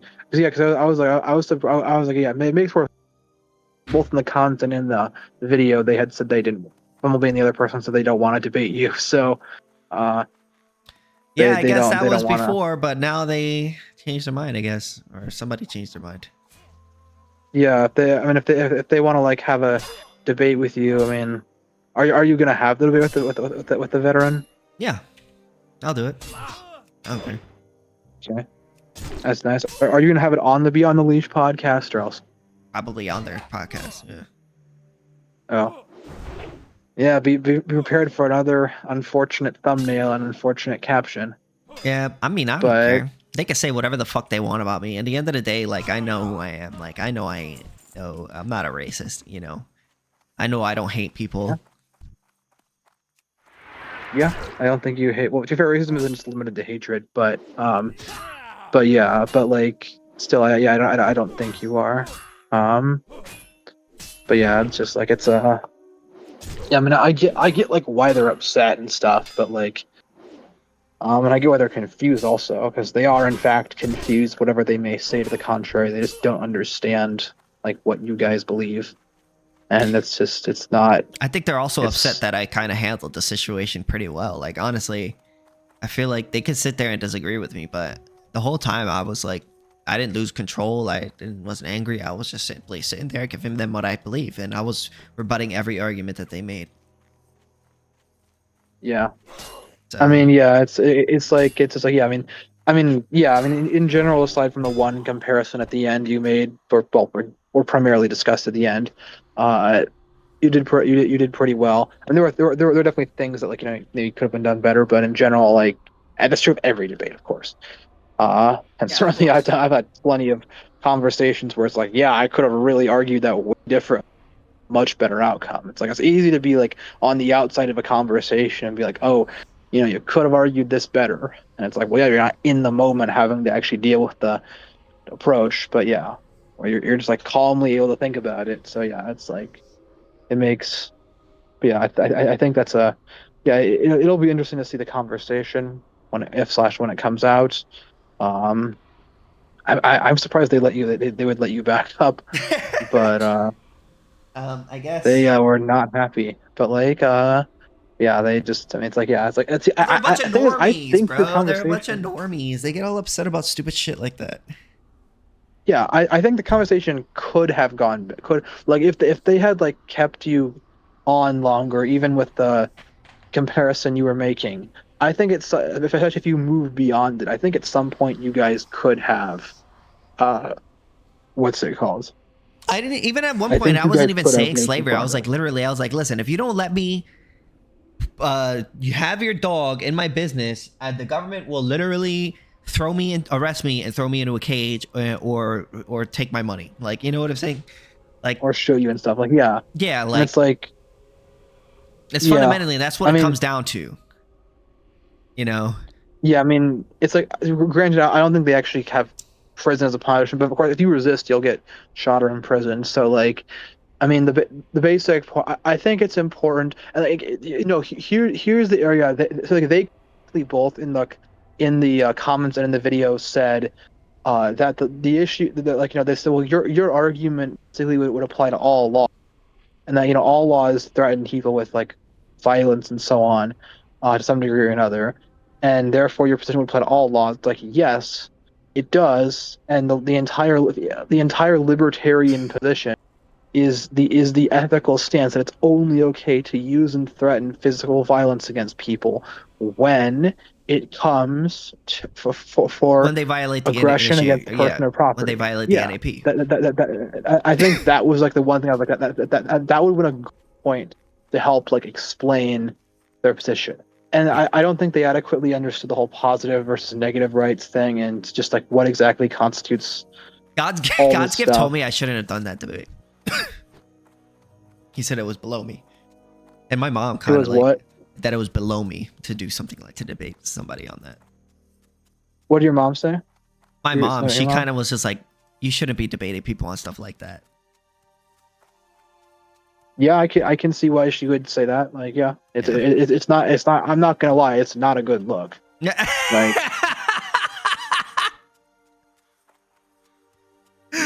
Like. You're not wrong, bro. I've become I've become the anti service dog guy now. You know what I'm saying? Like, yeah. Because of one stupid video that I made that I wasn't even really serious about. Where are you going? I mean, I was serious, but it was semi-joking. You know what I'm saying? Like, I get what you're saying. Yeah. But like, it's like, I mean, yeah, like, I mean, it's like what I'm saying is like there's a reason why I'm not gonna write a Substack article reviewing your debate with the Bumblebee. I'm not gonna write a Google Doc that I never say to anyone. But I'm not going to make it's not publish a Substack article on this subject because of the fact that even when I have criticism, bro, like some of the analogies you use, you could skip that one, bro. Don't worry about it. Yeah. I'm like, I know it looks bad. It looks so bad. It looks so bad for me to like, for me to like write an article. Today's episode, we're gonna be talking about the service dog defending debate. You. The service dog debate. So I don't have a podcast, but like, but the Substack it would be an article, and it's like, yeah, if I were to make an article where I basically review the debate, like even if I make some effort to criticize you, talk to the audience while I'm.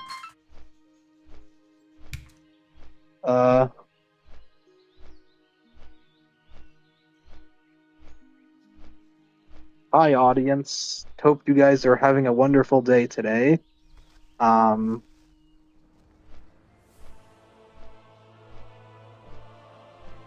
Okay, what else do I talk to the audience about?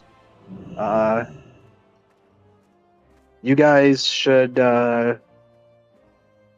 read Stefan Kinsella's book, Legal Foundations of a Free Society. It's really good.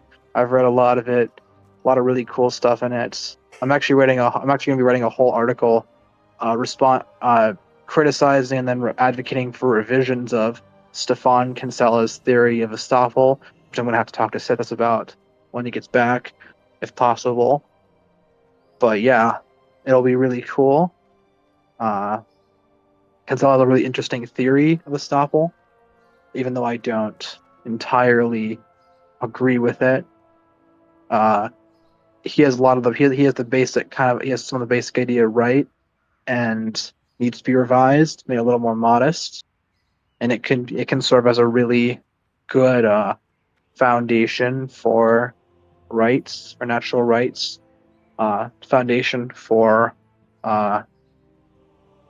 what people commonly call ex post facto laws, and I strongly I strongly support it. Just needs to be modified to be more clearly marked out as a matter of whether you can consistently advocate using force if someone punishes you in response, or essentially to punish them back, and then also make it less based on like as a sort of ad hominem the way it currently kind of is.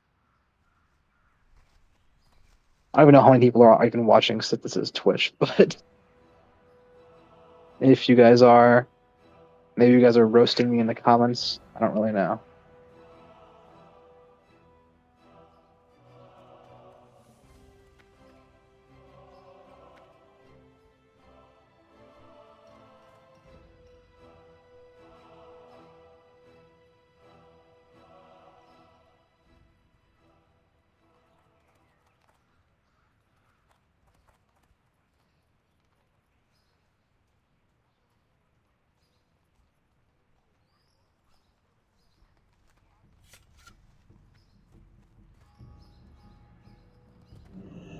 Yes, that's gonna be cool. I'm also probably gonna write an article arguing for for a revised version of argumentation ethics I've been holding to for a lot longer. Uh, the revised estoppel theory is a new invention of mine. Yeah, I think it'll be really cool. That will be a separate Substack. And there's one article, I'll pull it up, which I really like and highly recommend.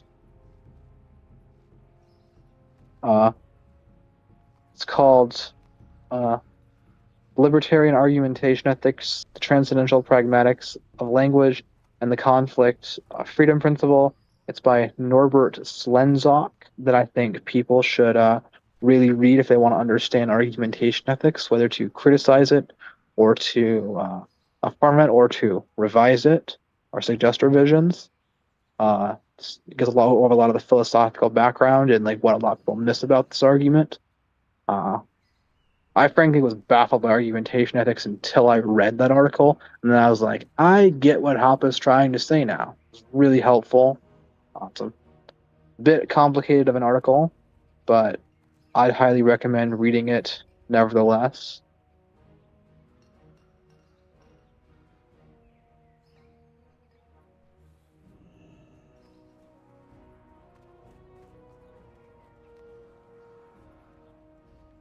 Ooh, interesting. I'm looking at some of the recommended articles on this.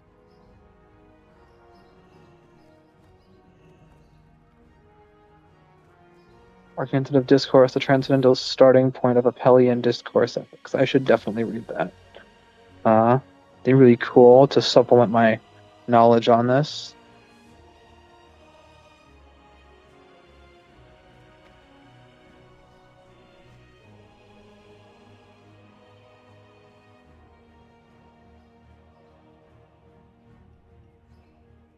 I think the energy in the room is going to be huge. We do this. So to see you back yet.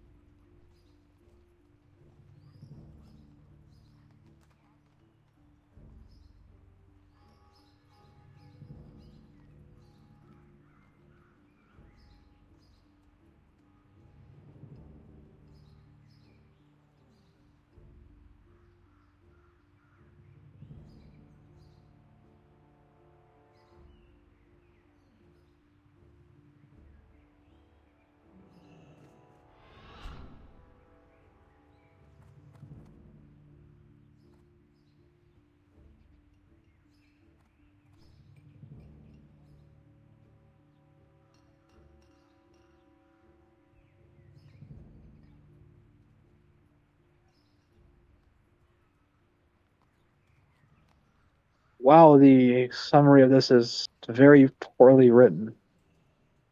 Words keep blending together.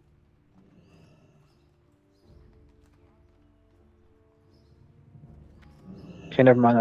There's actually a better one.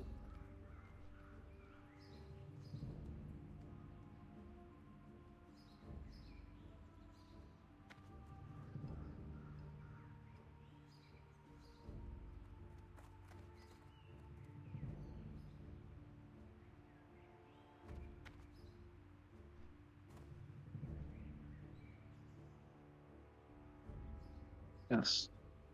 Yeah, one of the really important aspects of argumentation ethics is relevant is that if you take a lot of the ideas seriously, the basic background of like what epistemological background, the specific version of the consensus theory of truth that Hoppe advocates that kind of presupposes it.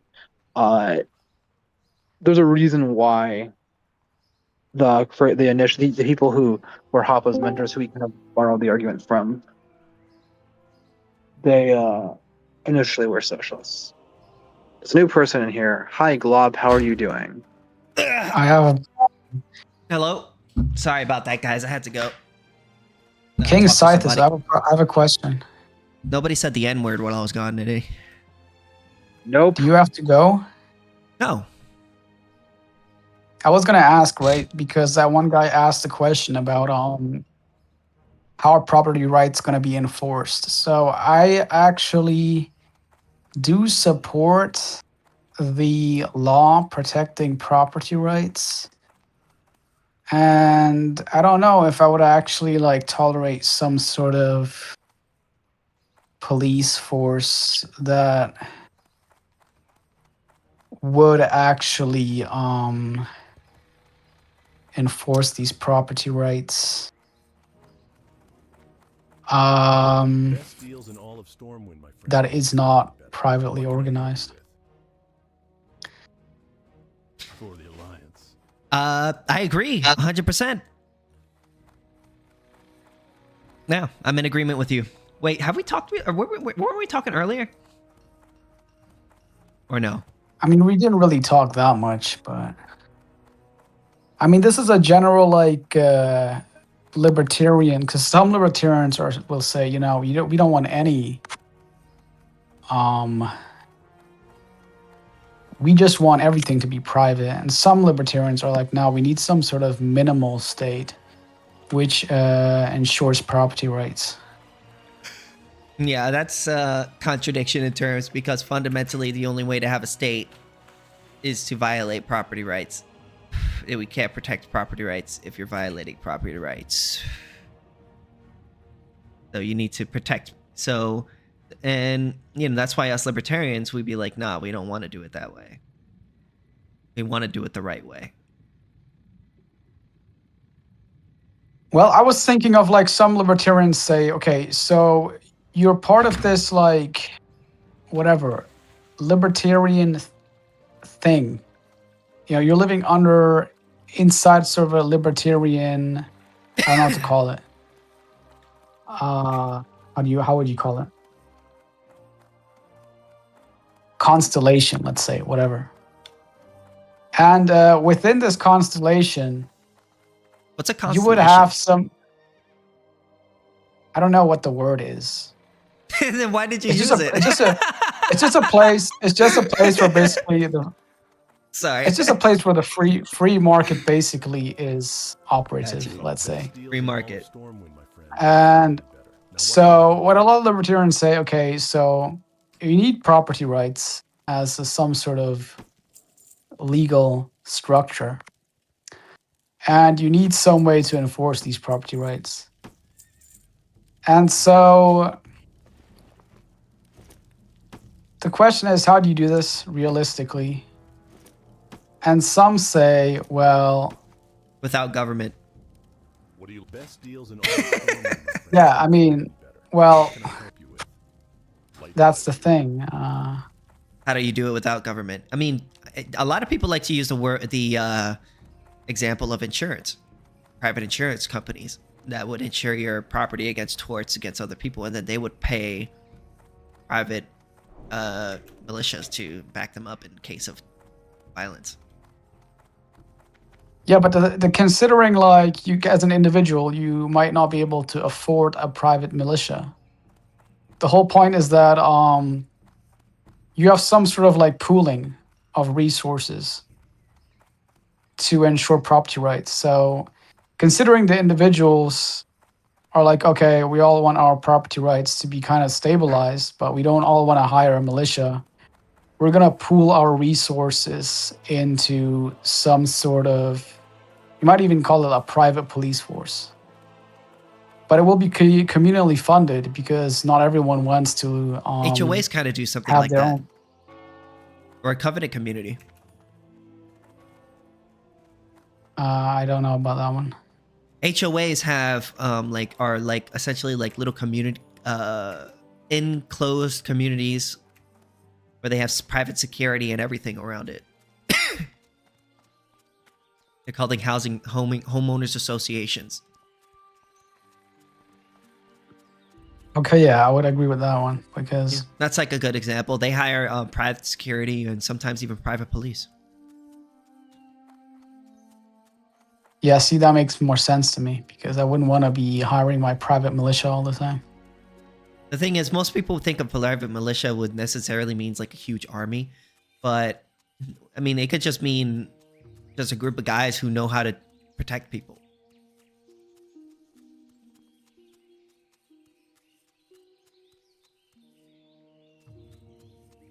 I mean, I guess so.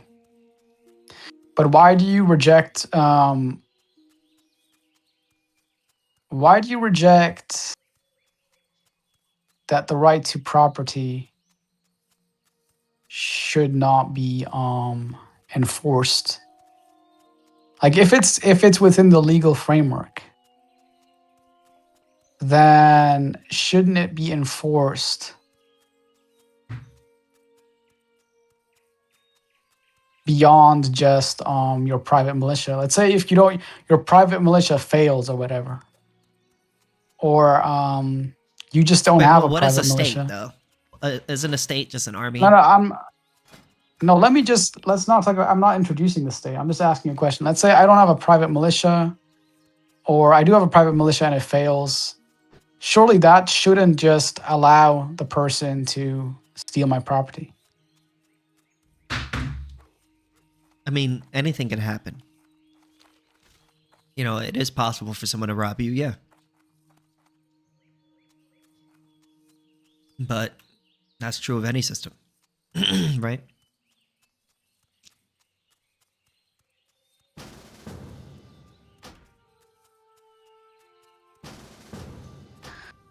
Well, I guess so.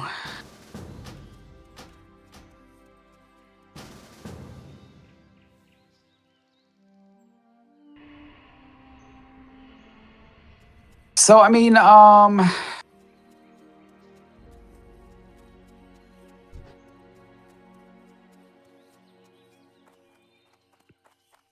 I'd basically have to bear the responsibility on myself then.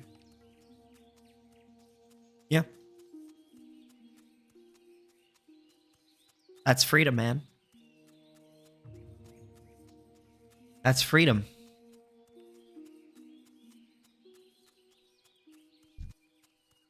But I would not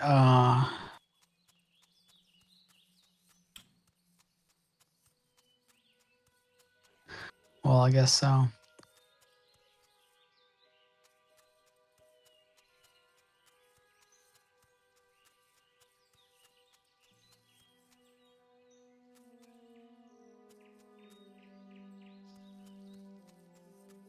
I'm playing World of Warcraft.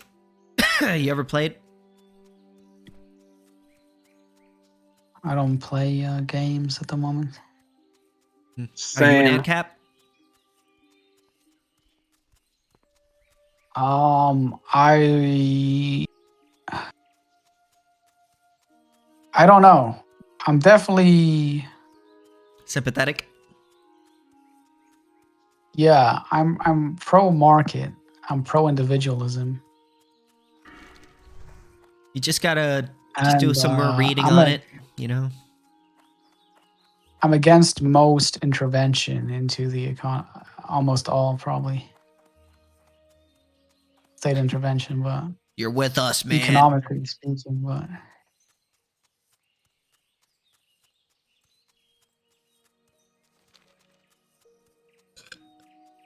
Excuse me.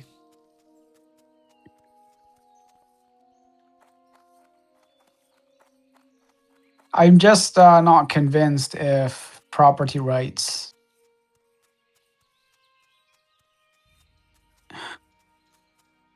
can be. I don't know. I feel like My instinct is they would have to be somehow structurally protected,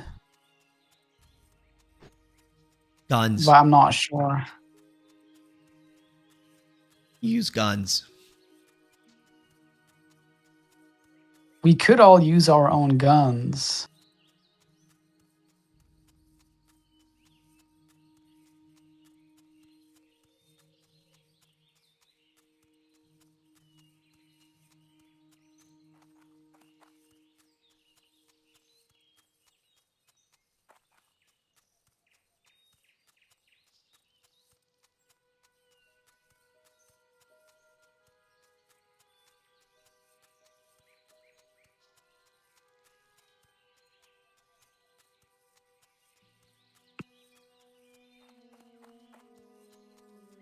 You guys got to get on World of Warcraft, man. Shit is dope. Nah, I'm good. No. But Glauber, are you done? Or are you gonna continue? You could talk. You could go ahead. Say whatever you want, Will.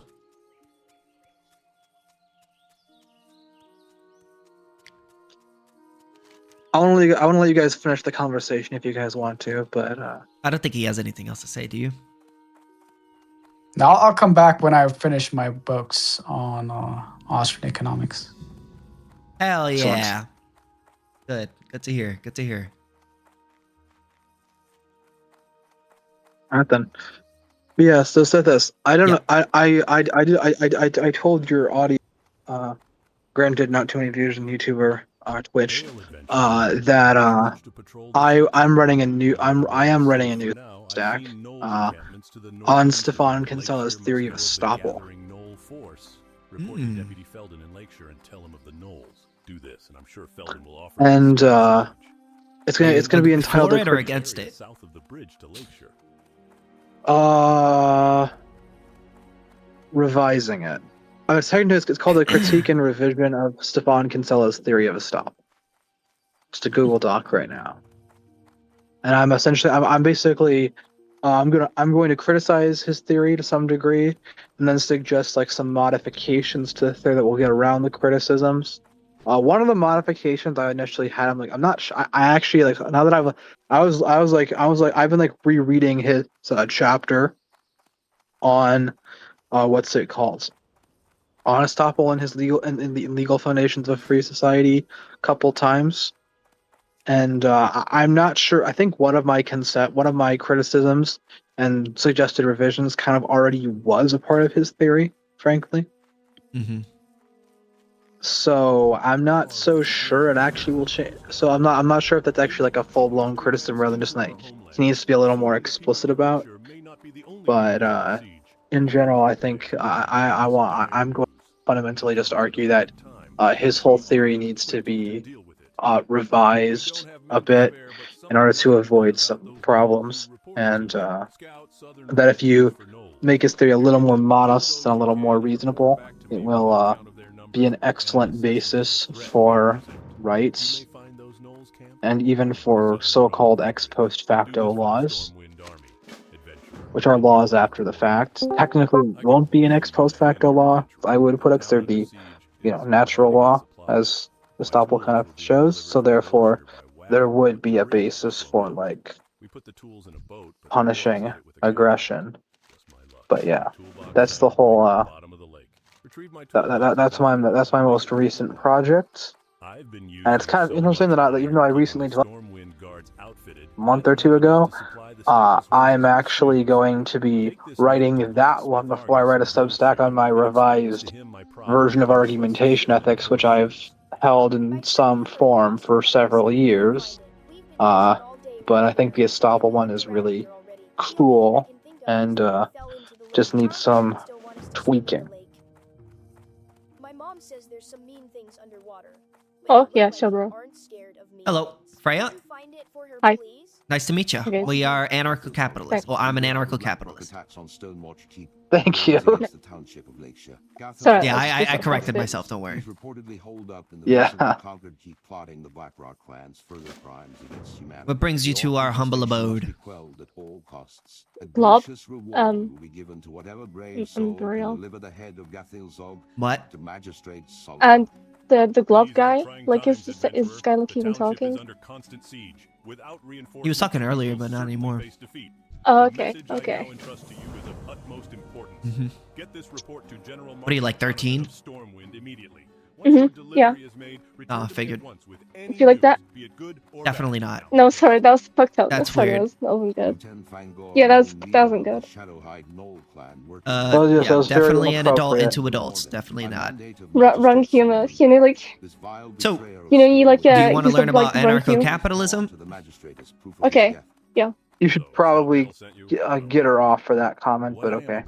Oh my god, no. Let's not Guys, let's not guys. dwell on it. So, Yeah. anarcho-capitalism is, if we believe essentially, in the free exchange of goods and services between private property owners, while also believing that taxation is theft, and that we ought have what you call voluntary ways of settling disputes over scarce resources, as opposed to violent ones. Taxation is a forceful extraction of wealth. Okay. That's it. So, explain the anarcho part. Like, does that only refer to, capital adventures, or does that also could you like kidnap a bunch of like people and like No, send them to so the mines? Like, okay. no, okay. because then Just like- that would be initiating a conflict over scarce means. So okay, so like I'll go over the basics. So we live in a world of. but, like, Oh, go ahead. What sorry, was the question? Sorry, I'm real sorry.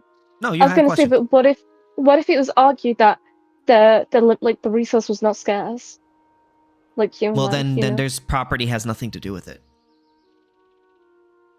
Non-scarce What? resources are abundant, and you don't have to worry about property when it comes to them. It's only scarce resources that you have to worry about property. Okay, so like what about like human right, like life? Like, could you not like? Well, your body is that would refer to your body, and your body is a scarce resource. It could be argued like not though, you know? Your body's not Possibly. a scarce resource. Yeah, like What will make you not think that? my body, but like bodies like in general. Because there's people that think there's too many poor people, essentially, and like we need to like work them to death. Okay, they're wrong. I would say they're wrong. Okay. Yeah, I believe that Yeah. I believe in self-ownership. Self-ownership is the idea that people have the right to do what they want with their body, and nobody else has any Mm. higher right to do with your body that you don't want to. So we believe What very about, strongly like, in consent. But what about like the things that need to like keep your body going, like food and water, you know? What about it? Like say like I don't know, like look at like Nestle in Africa, for example. Like they buy all the water, you know? Stuff like that. Well, I mean, I buy up all the water. I'm not sure that's possible. Yeah. I'm pretty sure they've done that. Nestle like goes to like a region and like we'll look it up. I could be like totally like off the market because I'm just talking like. Is the person hyperbole, who's kind of selling out that there. person the water willingly giving them the water? Yeah, it's like the government. They're just selling out their own people's resources to give to like Oh, well, corporations. I would be against that because I don't consider the government to be legitimate. Okay. Yeah, but okay. So like anarcho-capitalism and like your morals, it's like okay. But how are you Well, gonna yeah, that's where enforce the that? How are you gonna, like- anarcho-capital. That's anarcho-capitalist. Anarchist. I'm an anarchist. Yeah, I like anarchism, but like, how are you gonna enforce that under like? How are you gonna enforce morals under like a system like that? Not 'Cause with everything without could a be- state. Okay. Yeah. Okay.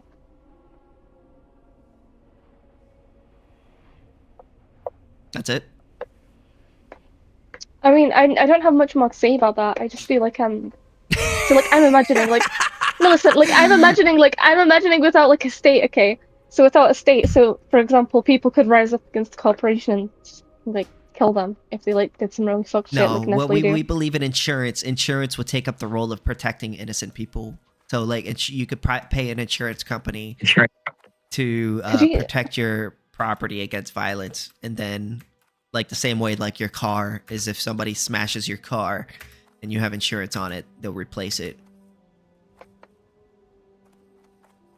That's like a yeah, but what authority do they really have to stop someone from just like doing like super What- corrupt, violent, What authority does you know, the like, state have? hostile? Taxation, but obviously that doesn't work. I'm not against your guys' taxation is point. theft. They're a criminal organization. I think it's theft against like the working people, but It's theft against anyone, even if you're rich or I don't poor. think so. Whether you're rich or poor. I don't know. I think it depends. You know, I think it depends if it's like Nestle, for example. Nestle? What Yeah. about Nestle? You think it's okay to steal? Why? Why? What do they do to warrant this stealing? Really? I don't know Do you anything. know, I like, don't know anything about Nestle. Really? You've not heard about like the baby formula scandal? Not really. Really? Okay. Are you? I I mean, don't if like the idea. Nestle is doing evil things Could we and use- violating innocent people's rights, I would be against them Oh, just yeah. as much as any Yeah. other state. Yeah. 100%. Are you cool with me like using ChatGPT to give you like a synopsis of the Nestle thing? I'll read it. I don't care. I love ChatGPT. Okay. Yeah, I'm not too into that shit. But anyways, yeah, if they're Or doing if- evil stuff, I would be against them just as much as the state. So, Yeah, but what's gonna stop these people? private I rights don't think the enforcement, insurance companies. private rights enforcement, or insurance. They'll hire militias to protect people. Oh, Or okay. private Like police. I said. So like I said, like the people would rise up and take this stuff, like take back what's right. Okay. Okay. The Nestle formula scandal refers primarily to the company's marketing infant formula in low income countries during the 1970s and 1980s. It became one of the most famous corporate ethic controversies in modern history. Nestle aggressively promoted powdered infant formula as a modern, healthier alternative to breastfeeding in developed countries. Sales representatives reportedly dressed as nurse or healthcare workers and distribute free formula samples to new mothers. Once the free samples ran out, many mothers had stopped producing high enough breast milk and became dependent on formula. Why is this controversial? Yeah, you know, I don't know how to read it, but essentially they couldn't afford to buy the baby formula, and they were basically forced to, and like babies starved. Well, they didn't have to take the formula, presumably, right? Are you kidding? They went into hospitals dressed as doctors and nurses and told them that this was the best thing for their baby. It's Yeah, but isn't that true? But I deceitful- mean, isn't it true that baby formula is No. good for the baby? No, breast milk's much more superior. And also, they gave it them to. There's They not, gave yeah, it but to there's them. nothing wrong with as far as I could tell, people feed their children with Of course. powdered milk all the time, and they come out fine. Yeah, of course. But do you not see like what do you not see like the crux of the issue?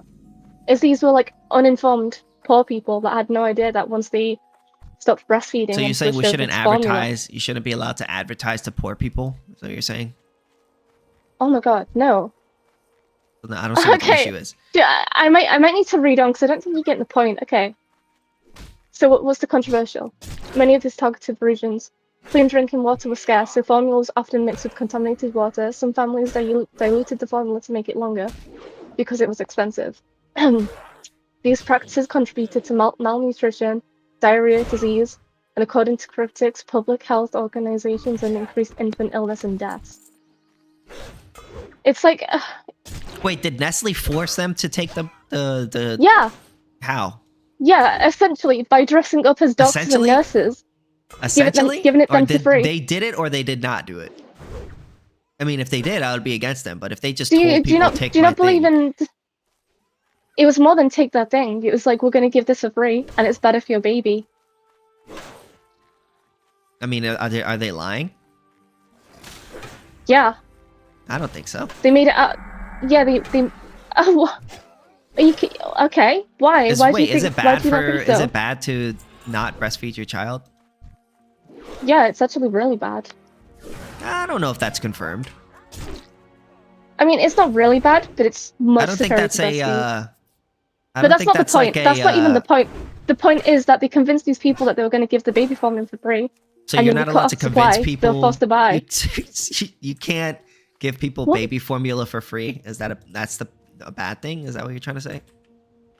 Yeah, it's totally a bad thing. Why? Do you understand the why? Okay, why do you think it's not? Do you think like it's okay to like If I own baby give these like formula, uninformed women? if I own Yeah. baby formula and I want to give it to a woman, I mean, and she takes it willingly, It's I like don't- okay, what's the okay. problem with that? You know how Next like thing you're drug gonna- dealers will like give. Listen, I'm sorry. You can go. No. I'm sorry. I interrupted you. Okay. Go ahead. You know when like have you seen the whole trope of something that happens, but a drug dealer will give someone drugs for free, Mhm. not knowing like to like a kid that knows no better. Okay, this is like basically what like an uninformed person in third world Yeah, but country you're talking about kind of, like, children. I was talking comparable. about like adults, women. Yeah, I'm talking about adult women too. They're like, if you gave, okay, say you give heroin to like 13-year-old, okay, and you tell them like, oh yeah, it's gonna be a really good that's time. different. And they, how? Why is it different? Because Can I- children aren't adults. Yeah, but okay, why? So what's different about a child and an adult then? Because they're not informed, right? They don't know better. Their They're brain not isn't fully educated. developed. Yeah, they're not. They don't have the Exactly. capacity Yeah, to they don't- understand it. Exactly. Like but these adult- women, but they an didn't have the adult capacity can. to understand. But They an weren't adult medically can. informed. An adult can. Okay. Yeah, but they don't have they got okay. Yeah, but they don't know. Like, it's not. I don't understand Why- what your okay. argument is. You can't give people like are you saying that women are too stupid to know that formula is bad for them and that we shouldn't be No, allowed to you- give it to them? Did I say that? I said it's because they're from a third world country and they're not educated on such matters. Oh, so they're not educated enough to know that they shouldn't drink baby formula. No, you idiot! It's because they're not educated that the breast milk's gonna dry up. Yeah, I think you may be underestimating your fellow female friends, your female sisters here. Not really, not really. Like what? What? Are you joking? Why? No. Why do you think I'm underestimating them? Yeah, but Because they don't understand. I think that women Hey, should pal. be are able to make their own decisions on that situation, right? Yeah, of course. Okay, you know, I don't think so. If you're not fully informed on something, as much as someone posing as a doctor, do you think they're really that informed? Maybe not, but it shouldn't be illegal for Exactly. you to make the choice. Yeah, but are you informed it on shouldn't- every single okay, thing that okay. you buy? Silly boy. Are okay. you informed on No, but everything they're not- that you buy? No, but that's not the point. I know that if I'm putting this Well, I mean, guy that stuff in kinda my is body, the it's going to point. kill me eventually. No, I mean, it's not. it kind of is because the point. Are you insane? I'm not insane. You're saying that these people aren't informed, and No, I'm saying yeah, 'cause that they're not nobody's informed. informed on everything. Like you can't be informed about everything that you put into your body, Technically, right? nobody's informed on everything, right? So these women Exactly. are fucking stupid. No, I'm it's not not. saying Do you that not women are understand that? stupid. You're So the like, one. okay, You're the say one a that's doctor saying you comes gotta to you. restrict the women because they don't know enough to make the decision. No, I didn't say that. I said you need to restrict the companies from deceptive business Yeah, practices, because such women as don't dressing know as enough to make doctors. their own As decision. someone who, I didn't say that. You're putting words in my mouth. Okay, so then what were you saying? When did I say that? I Then said tell that me. the thing Okay, you. so then tell me what you were saying then. I was saying.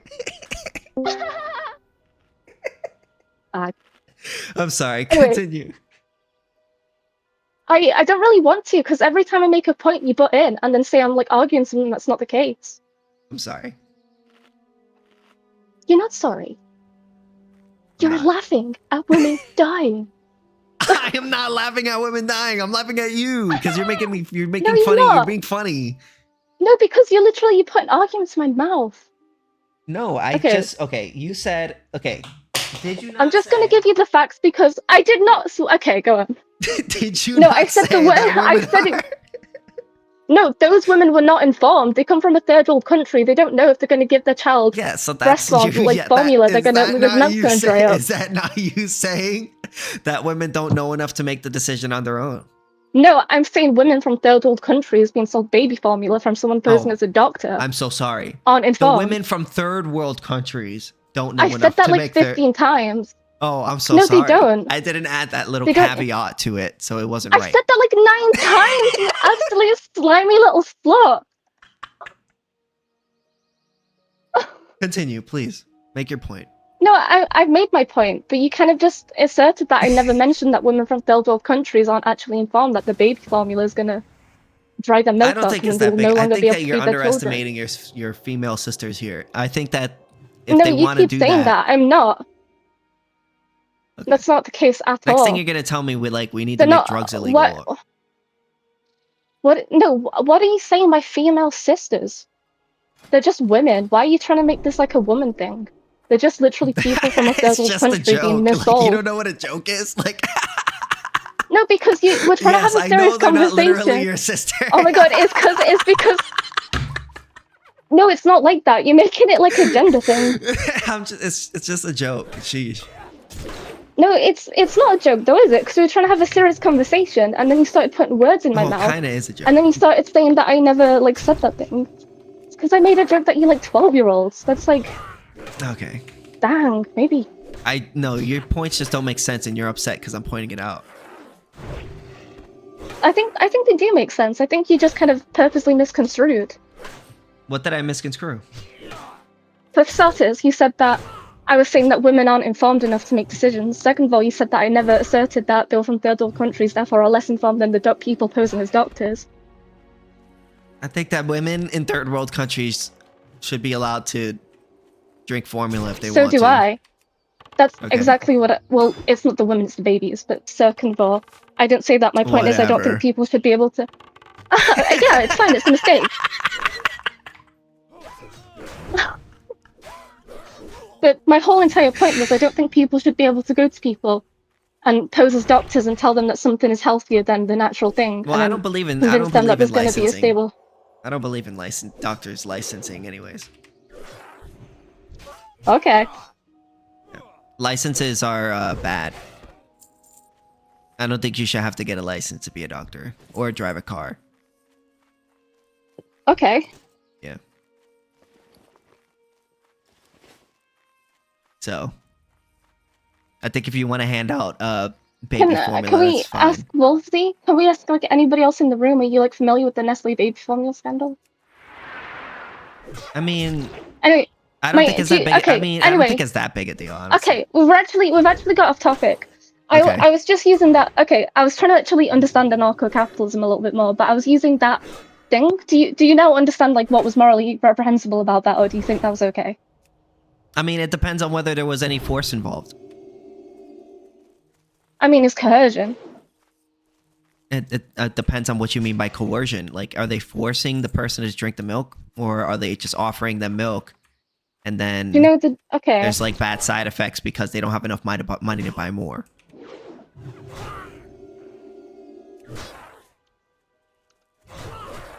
I mean, that's a legitimate question. I don't Hold think on. it's a ridiculous question. 1 second. It's fine. I'm just like checking the word of coercion because I might be using the wrong word. Oh yeah, okay. Coercion is the act of forcing or compelling someone to act against their will or true consent by using threats, intimidation, pressure, or misinformation. So Okay. Were they doing that? they misinformed them. Yeah, they were pretending to be doctors and making it out as though they were going to be able to get consistent free baby formula. And then they were forced to keep I mean, buying. maybe you could then argue there was they some rug fraud pulled. going there, you know? Of course, they were pretending to be doctors, and then they rug pulled them, and then babies died. Well, were they not doctors? No, I think I mentioned this about 4, 5, 6 times that they were pretending to be. Oh my god. Okay, so they weren't doctors, and they were pretending to be doctors, and then they were giving out milk, and then saying it was good for you, and you're upset about that. No, they were pretending to be doctors and telling them that it was way healthier, and then basically giving them the impression that this was going to be off the state, and then taking it away from them, and then they couldn't get any, and then essentially they used other stuff and the kids died. I mean, maybe you could make an argument there was fraud there going on there. That was the whole I read a point. little bit more about this. Granted, from the Wikipedia article. So it appears that like basically the bad water had diseases, and the woman switching from breast milk to that meant they were not able to produce breast milk, which apparently killed over 100,000 babies. So I'd say, yeah, that was absolutely fraud, absolutely egregious, and that was if there's absolutely fraud a going on, violation then of yeah, I the would be innate against it. freedom under Yeah. the Well, page. that's part kind of what I said. Mass death of babies. That's extremely bad. And I just want to know, like, under anarcho-capitalism, like, how would you remedy that? Well, that company would be set, the people who run that company would be set to prison, or they would owe all those families restitution for the crimes for what happened. Yeah, 100%. Would that happen? What are the likelihood of that happening, though? It's like a bunch of, like, people... It would be pretty likely, because, I mean, that's a lot of people. If they killed, like, you said thousands of people, right? Well, babies, yeah. It was more than yeah, 100,000 babies, yeah. Yeah, I mean, I don't think people are just going to let something like that go. Could I just get, like, a little... I'm sorry, but, like, I tried to have, like, a serious debate about you with that, and then you kind of started putting words in my mouth and making it whole, like, a feminism thing when it wasn't. It was, like... I never said a single thing about feminism for one. You did. No, I did not. Actually, you did. You kind of belittled my statement, and it's not. This is what I said. It's not an argument. That's what you said. This is what I said. You said that I didn't disclose things when I did, and then you said that I'm saying that women aren't capable, and that wasn't what I was saying, and that's fine because you're kind of deceptive. Sure, whatever. So I don't think I can trust your, like, opinion on anarcho-capitalism. Fine, don't trust my opinion then. Don't trust my opinion then. No, I don't, because you don't trust mine. So that's good. I never said I don't trust your opinion. I mean, I don't trust your interpretation of what I'm saying, because you completely misconstrued everything I said purposely to make yourself look better. What did I miss? I didn't misinterpret what you said. Discord moment. Discord moment. You misinterpreted what I said. You said that I said something about feminism, and I never said anything about feminism. No, you didn't. I just said but that, you basically inferred something. I said that you look down upon your fellow sisters a little bit, because you said that they're incapable of making their own decision. Kind of like, that's completely using, like... Yeah, but that's different from fraud. Fraud is lying. Tomatoes, tomatoes. Nestle fraud, she fraud. Okay, next.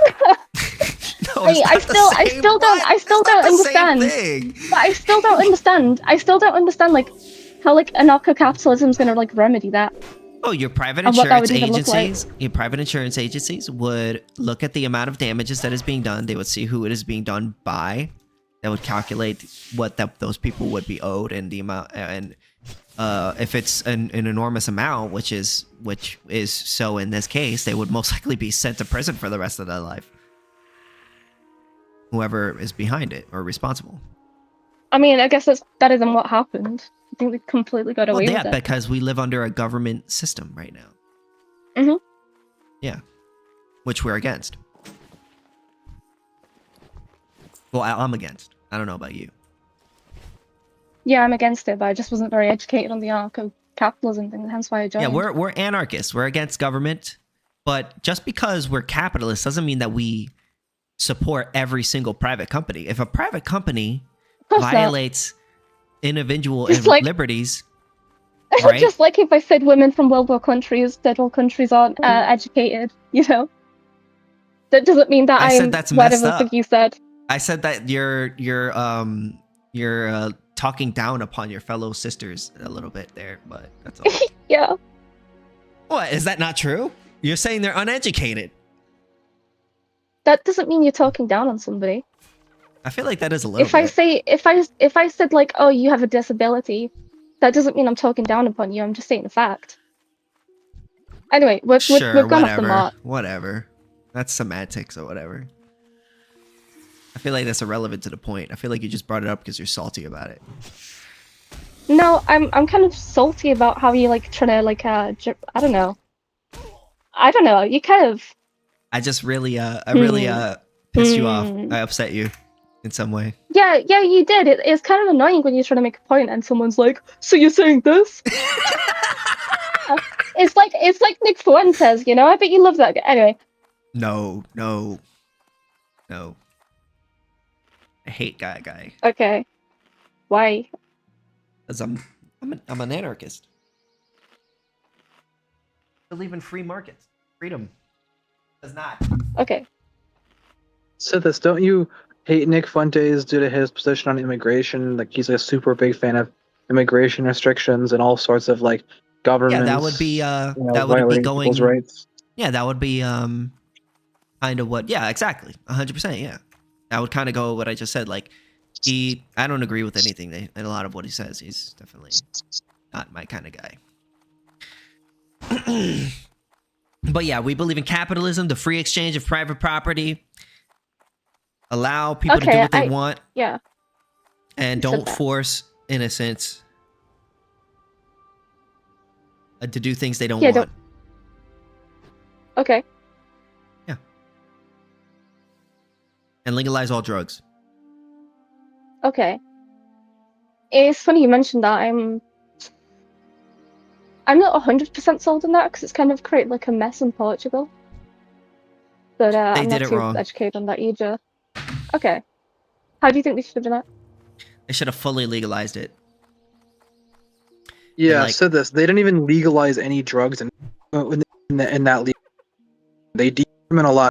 They didn't even make it legal to use it. They made it like it for using it, and you could still be incarcerated for selling it. That wasn't even remote thing as what libertarians advocate. So it's nothing that does not even remotely relevant. Yeah, I actually made a whole YouTube video about it talking too. I'm only talking to Sithis, not the individual he's talking to because of age.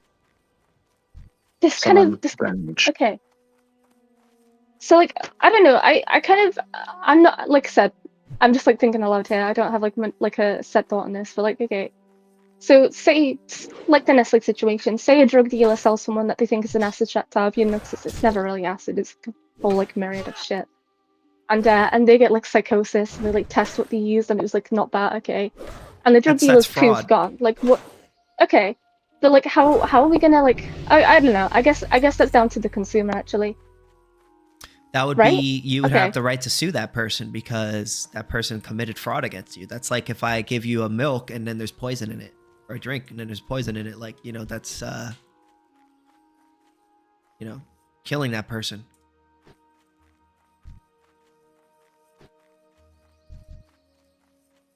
Okay. Mm-hmm. But like, how would you even like it's a drug dealer, you know? Like, how are you gonna like keep them to? Yeah, but drug dealers aren't gonna like get insured. Drug dealers will be replaced by pharmaceutical companies, and then they get regulated. Okay. Well, not you regulated. could just say the drug dealers are the pharmaceutical companies if you want to speak more crudely. Okay, but like, how's that gonna work? Like the same way pharmaceutical companies sell drugs now, it would just be with heroin too. So under narco-capitalism, everybody has to get insured if they want to sell anything? No. If you would just be encouraged to get insured because if someone violates your rights, then you'll have a way to get your stuff back or restitution. Oh, okay, I see. Okay, so like consumer rights still enforced in the consumer capital under I mean, the same thing with like car insurance. You don't want to be on a road without car insurance because if you get into an accident, someone hits you, then like what can you do? You're on your own. A quick question. What are you guys' thoughts on driver's licenses? Do you think that should be a thing or abolish? I think Sithis mentioned that earlier. Abolish. Cam, it's good to see you, bro. Good to see you as well.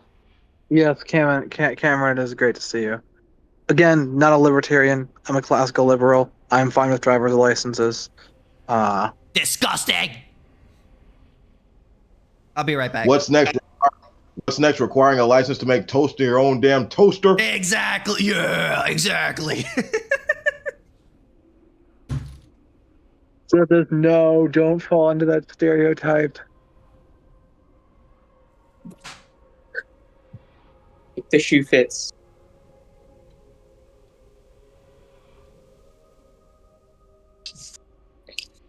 Sithis, I'm not really understanding like, what was the original point like you were talking about with this this person, Freya?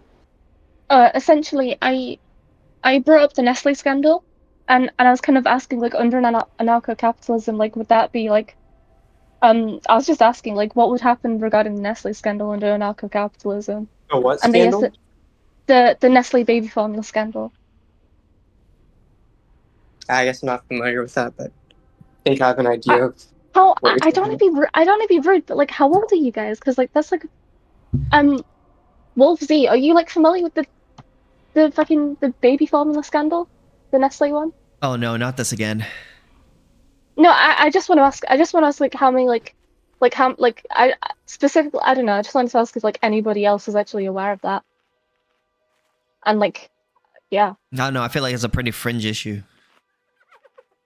Oh, I don't know. It's kind of like the whole like food co-ops. You know, they're all kind of like pretty seedy. You know, and I think that's like kind of because they're like in bed with the state. You know, it's kind of like a whole like. I don't know how into like conspiracy theories you guys are, but you know, I don't like big food. I don't know about you guys, but I feel like at least one good thing about like anarchism is like we'd like have like healthier food because people would be like more independent. Yes, none of that slop. Yeah. We don't want none of that slop. McDonald's shit. We want all the slop in anarcho-capitalism. Not gonna lie, I'm probably gonna be eating a lot of I eat a lot of slop. I mean, like you know, it's too convenient. You know, we're creatures of habit. But you know, I can't live without it. go on, be better. Be better. Maybe you'll like Do better. get more testosterone. Yeah, I think I'm already screwed on that one. No comment. What I can't tell. What server are we in? We are in the politics and religion. Okay, thank you.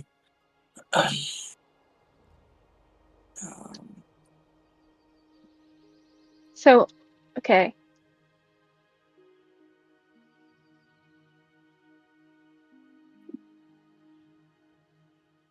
Okay, step one. You guys like wanna Cameron, are you like an anarcho-capitalist? Yeah. Okay. So step one, like what are you guys doing to sort the market out? What do you mean? I mean, like what are you doing to free the market? Like step one, like I if you have no guys idea. were like Abolish the state. okay. Why?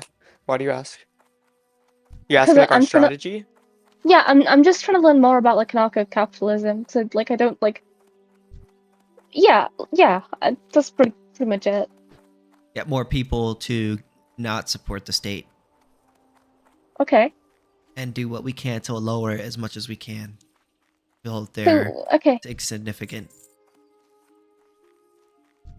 Would you guys agree that what we're under now isn't true capitalism, but is like crony capitalism? Yes. Okay, I think the label crony capitalism is kind of misleading, but yeah.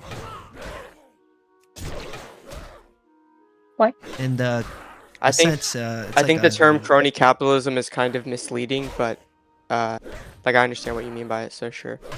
Oh, I just asked why. Sorry, you don't have to answer. It's kind of like an open-ended question. It's kind of rude, but I'm sorry. No, I was just clarifying that. Oh, okay.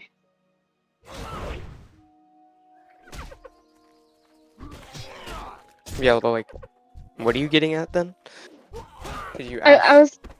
I just asked. I can't even remember the question I asked, but I didn't get like a response. You just asked like if we would agree that we're not under true capitalism right now. Yeah, no. I asked like, why do you think we're not in crony capitalism? I think that's what I said. Oh, we are in crony capitalism. Oh, I think Okay, you're asking maybe I her. just I think she was asking you because you said that. Yeah, you don't- sorry, Cameron. Yeah, Cameron. Sorry. I mean, I can agree like we are. I was just sort of like quibbling with the term, because I think like crony capitalism, like having capitalism at all in that name, like kind of like might like I think it serves to like mislead people. Yeah. Okay. Or just call it cronyism. Can I ask you to do something personal? You don't have to answer, but like, are you 20 plus? Like, I'm 29. No. okay. No, I'm not 20 or older. Okay.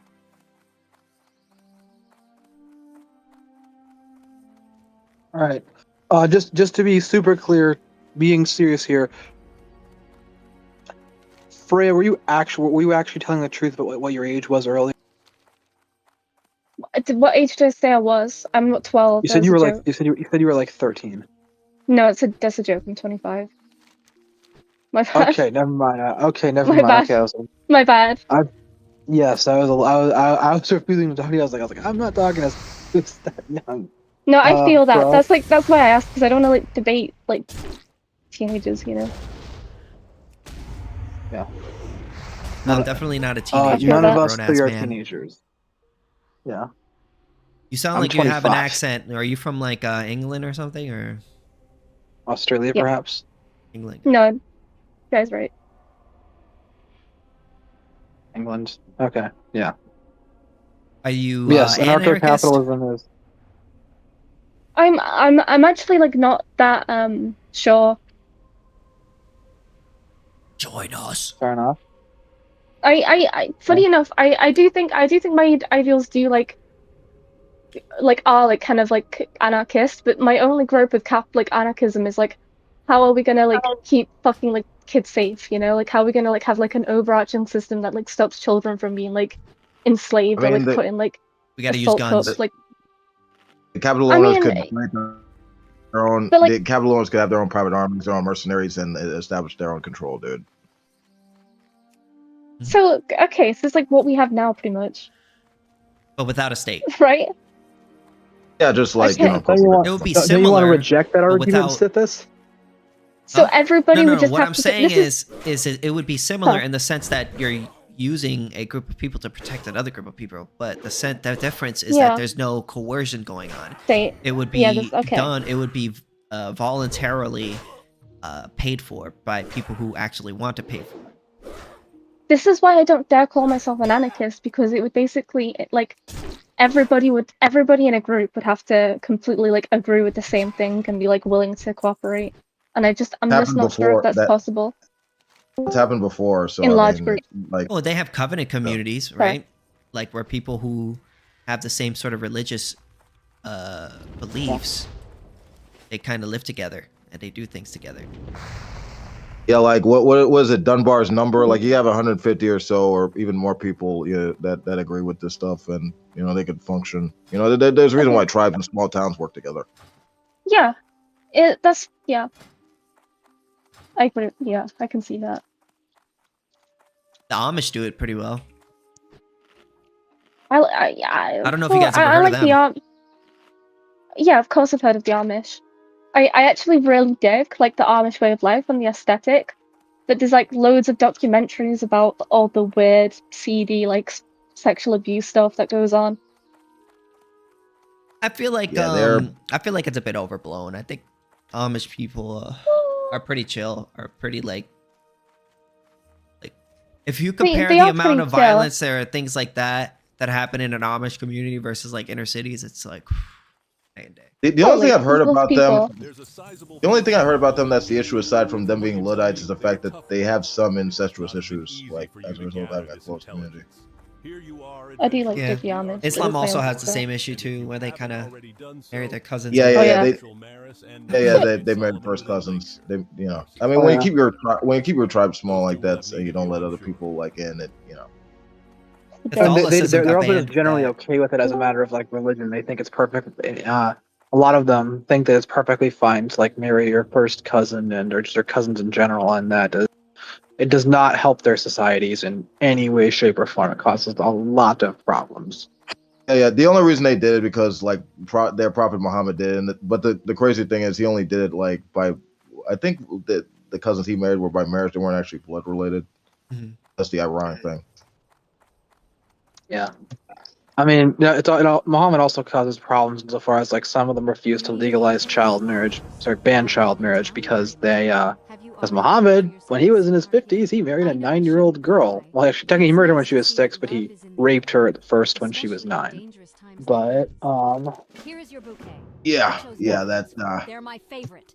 is recorded. Nothing would please me more than to make you some that's what Sahih al-Bukhari claims.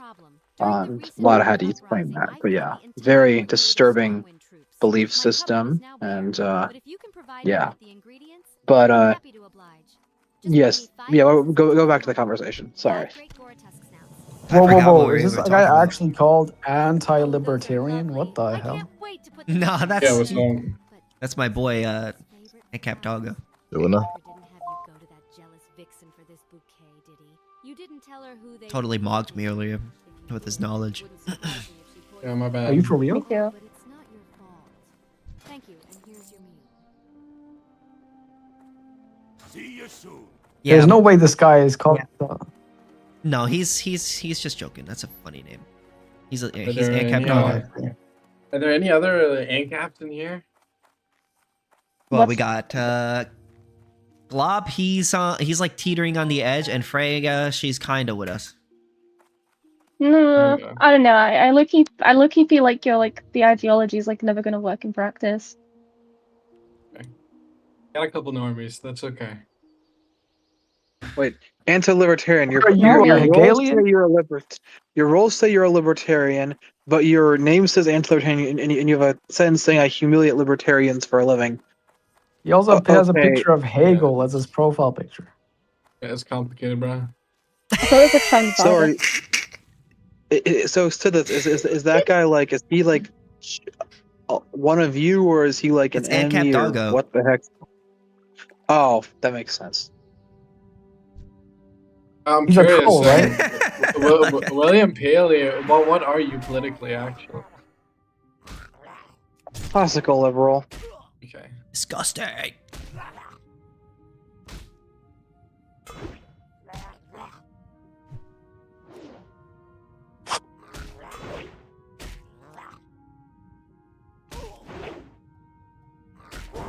I believe in whatever ideology World of Warcraft it believes in. Wait, wouldn't you say classical Okay. liberals are your closest allies, though?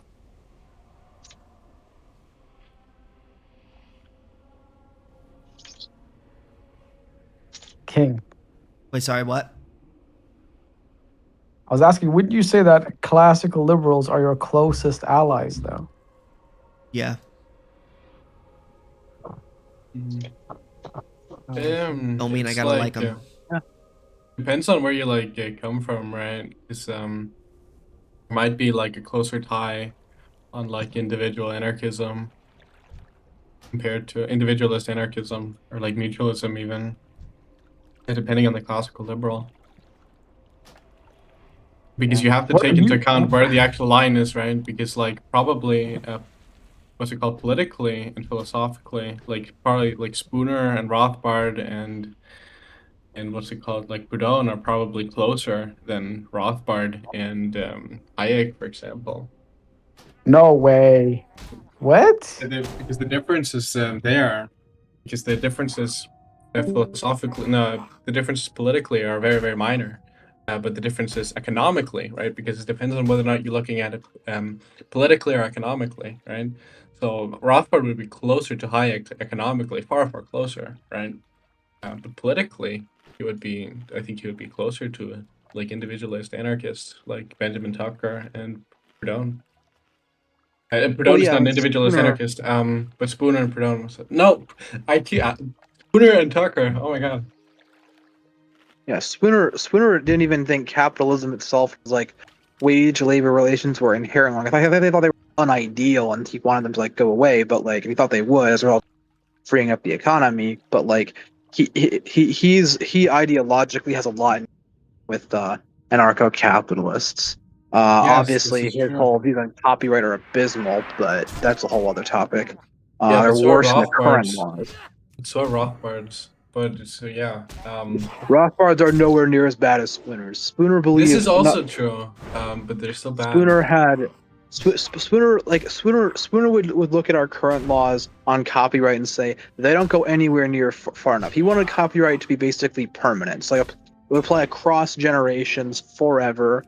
Whereas our current laws, as terrible as they are, they say, after the death of the author plus 70 years, then it goes into the public domain. It's horrendous, but at least it's not quite as bad as what Spooner advocated. And Rothbard advocated less than our current laws. He just wanted like a weird form of contractual copyright that's abysmal, but like that's not good. But if we had Rothbard's system, it'd be way better than what we currently have. This is true. Yeah, So, 100 years after the author is ridiculous. 70. I thought it was 70. 70, yeah. Well, you know what I mean. Oh. That is ridiculous. Yeah. Yeah, even Rand doesn't believe in that. Does anyone believe in that shit? Like, even people who support it, like IP, like, does anyone who actually supports IP legitimately thinks like 70 years is like after the author is good? Because I believe Rand goes over this in Capitalism, the Unknown Ideal, and she says that like copyright doesn't exist after you die. Like, yeah, because even after most it. people who support copyright, they say after you die, that's it. Like, I'm pretty sure Rand said that like after that she supported some statute which had like decades after you died, then it was what's it called? Then it would expire. But I'd have to. I'll try wait, to. hold on. I'll try to I check can go. Ayn Rand I can go first. check right now. Actually, forced to smelt our iron down to make bullets. let's see here. I have a copy of Capitalism. Yep, the Unknown found Ideal. it. Go to page 130. Hold on, let's see here. You guys are awesome. Yeah. No. The Ayn Rand lexicon is very helpful. Yeah, she will. Yeah, go on. I didn't say anything. Okay. Okay, whatever. I was saying go on to AnCap Doggo. Gotcha. What page was it? 130.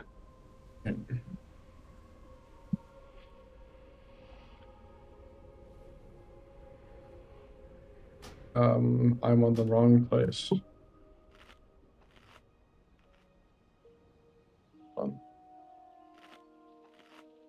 130. Joking, bro. Dude. What the fuck? Okay, whatever. I can't do this right now. I'll read the quote then.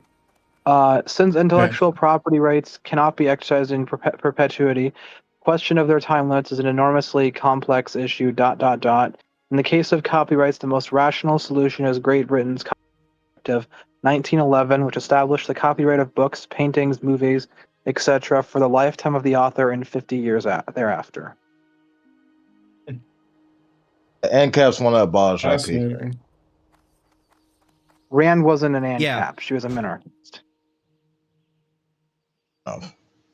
But yeah, so she advocated for she advocated basically for lifetime of the author plus 50 years after. It's not much better than our current laws, if it isn't our current law. So yeah, that's yikes. But yeah, not quite as bad as Spooner, but yeah. Did she have Whereas like any Rothbard would be so much more reasonable if we had his rule. But I mean, like, if I recall, in like the early days of copyright, it was a very limited right. Like, you could actually like translate someone's book into another language without their permission. It wasn't a copyright issue. You could copy large portions of the book. You just can't reproduce basically the whole thing or something close to the whole thing.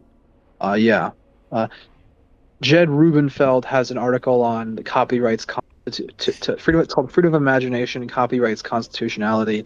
Interesting argument that most copyright is actually unconstitutional under his interpretation of the First Amendment, but not all, but most.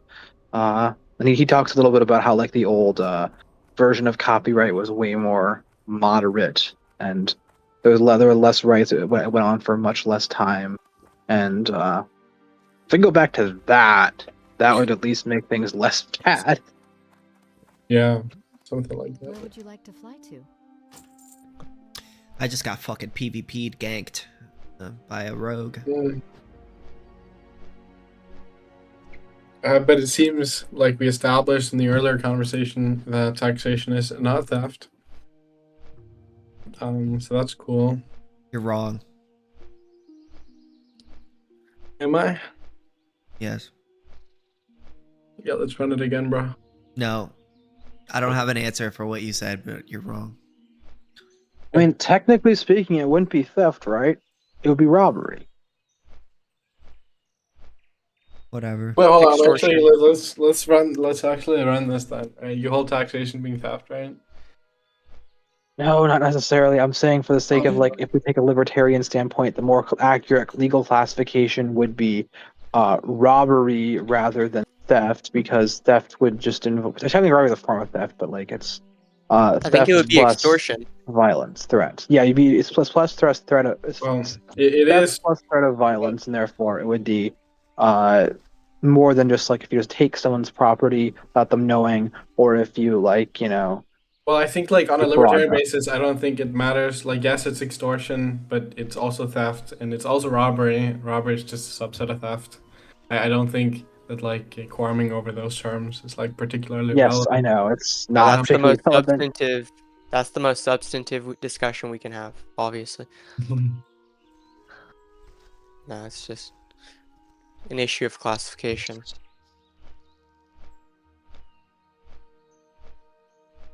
Well, the point is that the term theft is still true. It's not like there's a word that's like. Yes, I agree. Theft is like a wrong word for it. It's like there's a lot of time people will like make like blatant errors in libertarianism when it comes to words, but like theft is really not one of them. Yes, it was a sarcastic comment. Yeah, that wasn't about you. I try to learn as much as I can about libertarianism, but I feel like the meta-ethical stuff is, I think, where I hit my limit. The ethics of it is my primary interest, but and well, you need to know meta-ethics to justify the meta-ethics. Well, that shit isn't as easy as you guys make it seem. Who said anything about it being easy? Well, not saying. Yeah, I'm not saying you guys are saying it's easy. Well, but you guys saying, that's not. I'm just saying it's not as easy as you're making it. You know, you're making it. Oh. Yeah, but you just need like something, right? An age, like it's not the strat, bro. I mean, you don't most need of the time to, when I talk about, normative ethics. Most of the time when I talk to people about AnCap, the last thing I talk about, like, it's very rare that I talk about meta ethics with anyone. Most of the time, when I talk but like you have to get down. You always reduce it down to a realism and anti-realism, right? And even then, there's like subcategories there which you'll have to defend, right? Yeah, I'll leave that to you, nerds. Right. Become like a Chad naturalist, like. I agree with whatever Liquid Zulu agrees with. Really? Wait, you wanna,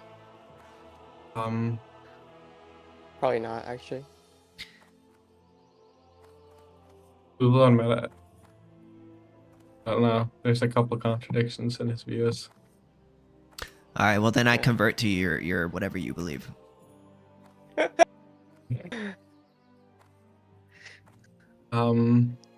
Yeah, well, I'm like kind of like I have to revise a couple things on like property norms. It's like Zulu's theory is like polybunk, so I have to like classify some things in with I have to finish Terra Smith on this. Watch him like pop in and be like, "What'd you say about my course?" Well, Zulu notices things outdated. You said this multiple times. Yeah. It's not like a. Yeah. Yeah. What's up? You're about to ask something. I was wondering if you were indicating that you don't think taxation is theft anymore. Is that correct? Well, like in accordance with libertarianism, like it's like trivially theft, right? Like it's just like fun to debate, right? I like hunting AnCaps on this account. Okay, fair enough. Yeah, you had to get me all the way up to these metaphysical nonsense in order to win. Yes, asking not for an fair. argument for moralism is indeed metaphysical, or something like that. Yeah, that's nonsense. It's not, but yeah. Bro, you guys are the only people that bring this shit up. You know that, right? Yeah, Like- because you talk to like retard. Not saying it isn't important, but most of the time when I talk to people about AnCap, they're not asking me about like the metaphysics. Well, you have to learn how to use the words correctly first. So you don't say metaphysics. We're not talking about metaphysics. Meta ethics. Oh my god. Yes, those are separate. No, my things. god, no. Yeah. They're so actually sorry. like very separate. They're very separate. Very distinct. I gotta go tell the Beyond the Leash podcast people to bring up meta ethics whenever next time they talk to you. Yeah, because that's then my you'll be weak point right stumped. there, bro. I'm fucked. But yeah. Well, meta ethically. Yes.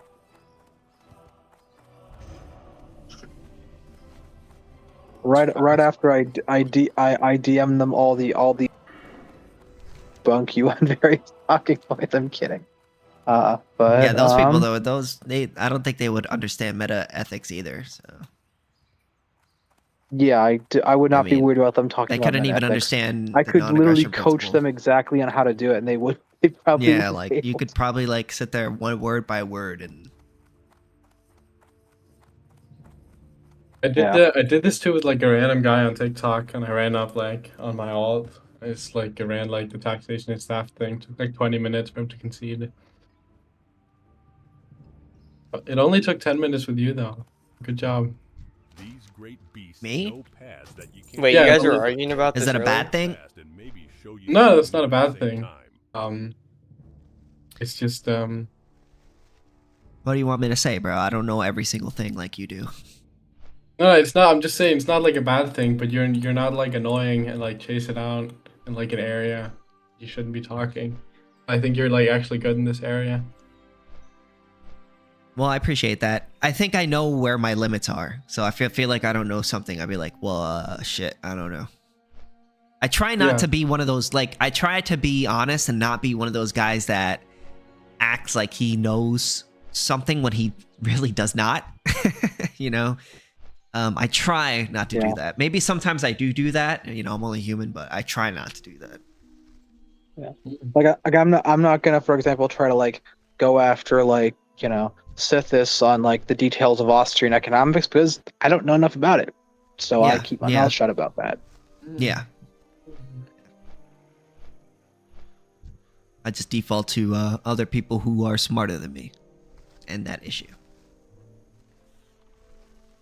Yeah. Like you.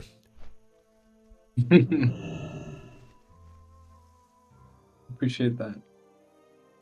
That's why you're in my next video. Yeah. Tough stuff. Wait, AnCap Doggo's in your next video? Yeah, I put him at the end of the introduction to AnCap. Oh, okay, that makes sense. Yeah, they're telling him to go. Tell people to go watch AnCap Doggo. That makes logical sense. And Dave McKenzie, I like him too. He actually read my script. How about and Dave Smith? Hell no. Daniel McKenzie. No, that's not Dave McKenzie. Daniel McKenzie. There we go. Donald McKenzie. What about Hans Hermann Hoppe though? I like Han. Even though Hoppe is also is also pro, what's it called? Immigration restrictions. I don't know. I'll have to read into what he said about it. Papa's kind of retarded. Welcome to my But I like farm, Hoppa's traveler. books, What can I do so for you? you know, even if I disagree with him on that, I don't know. I really like his books. I mean, if A lot. it's literally in really like look at the table of contents in Democracy: The God That Failed. I'll get there right now. Actually, I I'm believe gonna have to it's go back a little bit. chapters. I believe it's chapter 6. It's been a while that since he I read goes that. I'm gonna over reread that. immigration. Welcome to I believe my it's inn, chapter weary 6 Yeah, that goes over it's immigration. chapters 7 and 8. Welcome to 7, my right. inn, weary traveler. 7 and 8 also goes over it. But yeah, Yeah. they He also goes over. has a paper on it. I think that's just like summarizing it. It's like the case for free trade and restricted immigration. That's chapter 8. I sent Sithis Yeah. that essay in DMs. But yeah, it's only 13 pages, at least in the Mises format. But yeah, it's I'd It's recommend like, Sithis read it. It's not very long. It's pretty yeah, it's really quick. short, but it's like really, really bad. But yeah. I'm not disagreeing that it's bad, but Did you like, read? Did you see but- Meridia of Acadia, whatever his name is? That he came out reading a book of not book, but Hoppa's rebuttal to what's his name? Yeah, Walter Block. I have seen that. Well, if you're looking I to liked get there it. quickly, then look no further. Have you read Walter Block's response to Hoppa? Hey there. I have. I love that response. It's amazing. Love the big block. You know, I gotta listen to that tonight. Yeah, I also sent that to you. So yeah, Block kind of like Terramox Hoppa actually, but like well, a couple things at least. Why is this not working? You need something? Griffin Master. Why is the Griffin Master not working when I click him? See you around. Anyways, Where are you going? Well, if you're looking to get there quickly, then look no further. back to playing some World of Warcraft, but on the official servers because all the other good private servers got shut down. dang copywriters. Really sucks. Really unfortunate.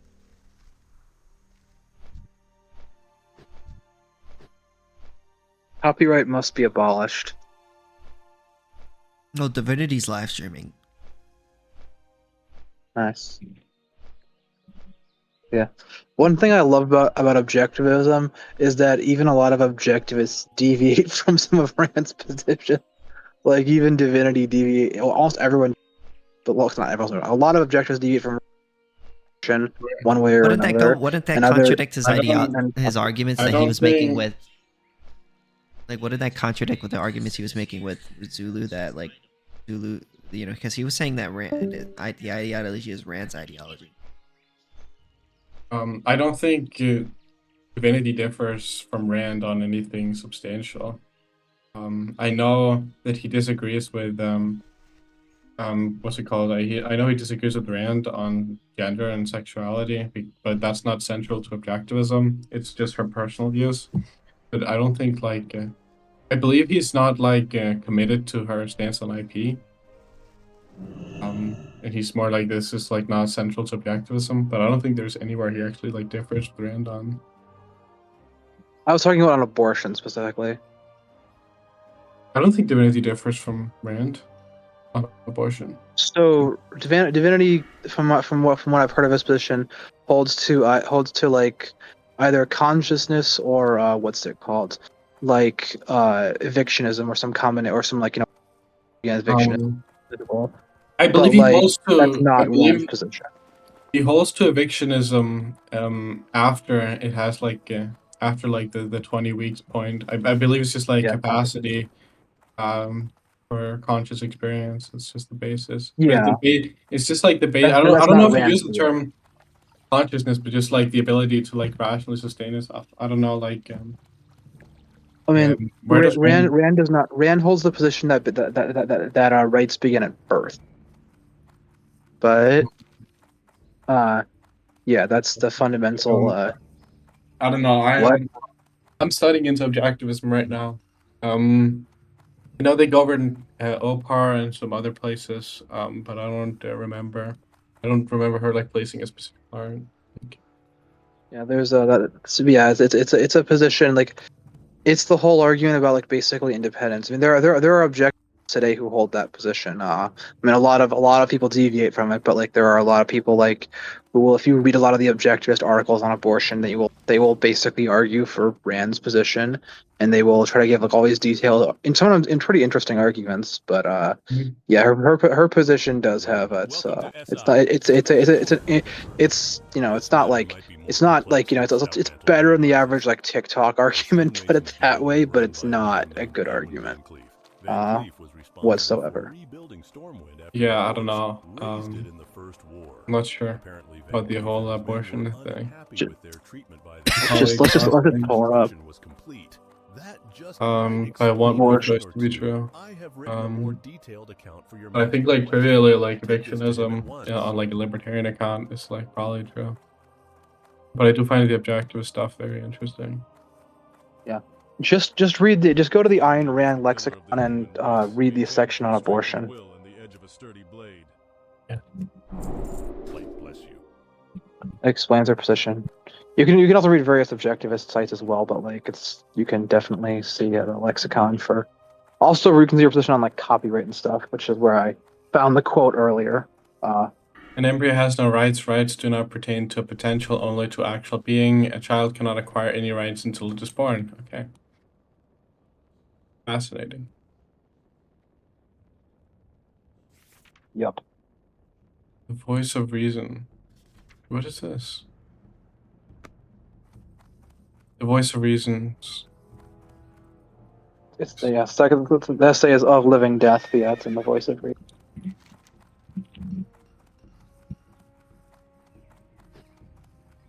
I don't have this on my list. Hold on.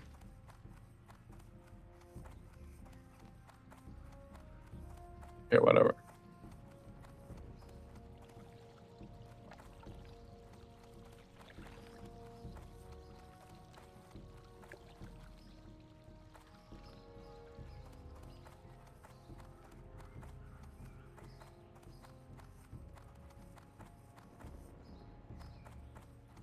We're gonna head out.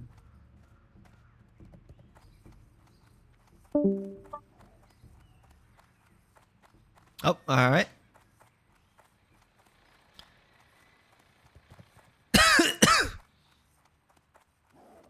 Yep. Yeah. All right then. Yep. Excuse me. Yeah. I'm definitely looking forward to publishing the Substack on Estoppel, and then I already have the one I've been talking about for months published. I sent you the link. I can't wait to read it.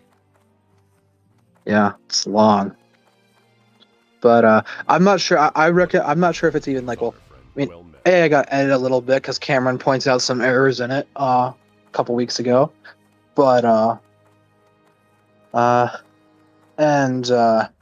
publishing it is. I'm not sure if YouTube allows some of the like that are in that essay in the quotes, because I do a lot of quoting. It's probably around half of the essay is quotes.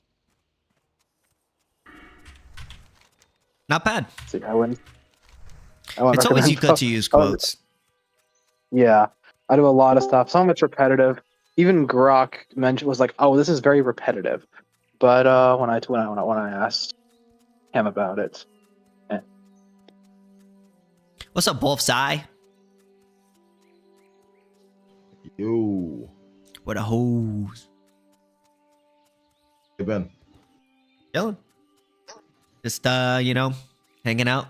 Enjoying my day off for once in my life. You're not doing the Uber thing today? No, not today. Just enjoying my life for a bit. Yeah. Good deal.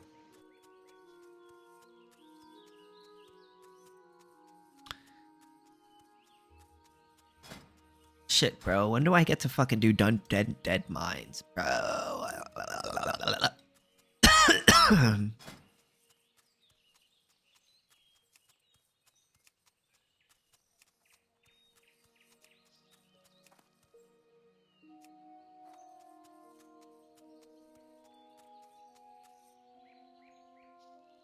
Hmm. Yes, I do. I do gotta get going. I gotta do some eating, but I would definitely check the article out when you get a chance to. It's a bit long. The mine in North Shore isn't the only More one than with problems. 26,000 I words, have reports that the but Helm's Deep mine in Elwyn has it's also gonna be been longer when I add a little more to it. But Explore the mine, confirm these you reports, should find it interesting. I talk a lot of I do talk a decent amount about libertarian thinkers towards the end of it, and then there's actually. Do you want me to post the all the quotes by abolitionists advocating self-ownership in the server? I mean, if you want to. Or I would probably just I would just message it to curiously. me. Yeah, I mean, I can just message the screenshots to you if you want. Yeah. But yeah, it's they're not exactly libertarians, but they definitely were using the abolitionists were definitely using self-ownership as an argument. That's bolded in the quotes, which will be helpful. Yeah.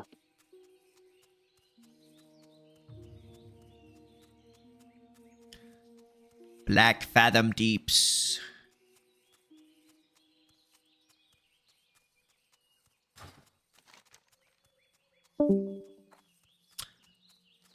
Yep, I'm just gonna continue playing World of Warcraft as I've been doing for a bit.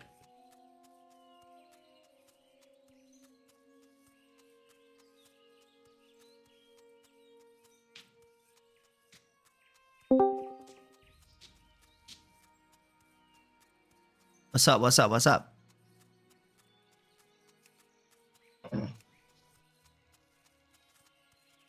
What's your thoughts on tech billionaires being able to, and corporations being able to like have their own private states or company towns? Like, what's your thoughts on that? Economic freedom zones? I think those are good. They can be good.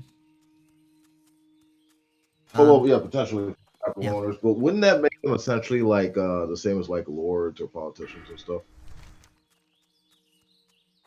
I guess it would depend on how it's how the land is acquired. It would be, you know, they bought it, then they would have the right to. Yeah.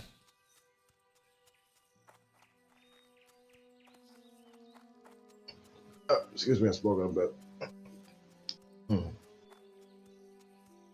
Yeah, like basically, if they have enough money and resources, they could essentially like have these societies in which they can have their workers like live there and like serve under them, while they could like be like lords or fucking mayors and stuff. Or like a kingdom.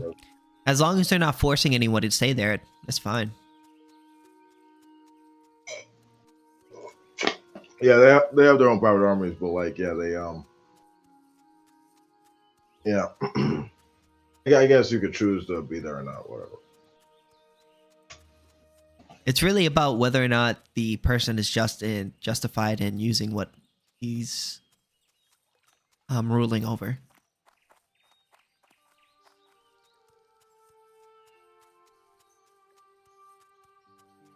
Yeah, right.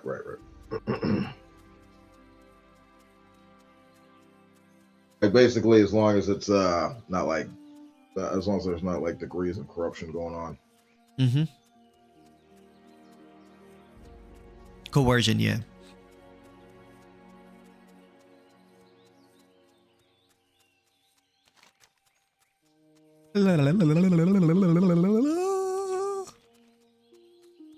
What are your thoughts on corruption in an AnCap society? Is that like a necessary evil, or you're against that?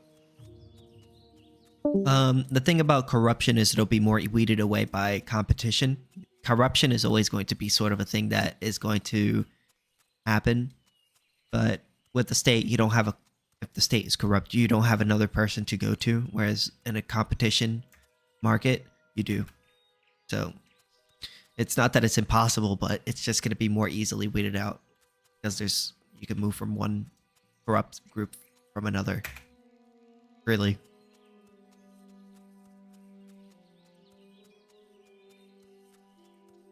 Yeah, maybe.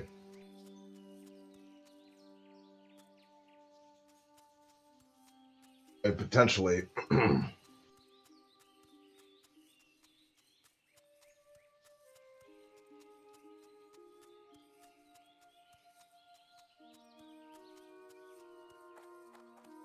I mean, like in the historical precedents of like the Old West or something like that.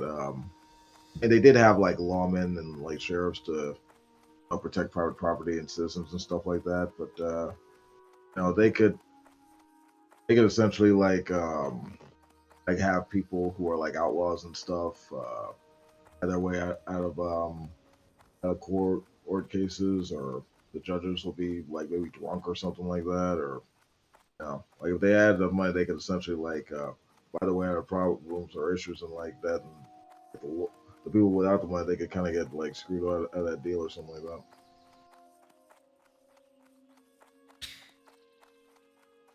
I guess it kind of depends on how well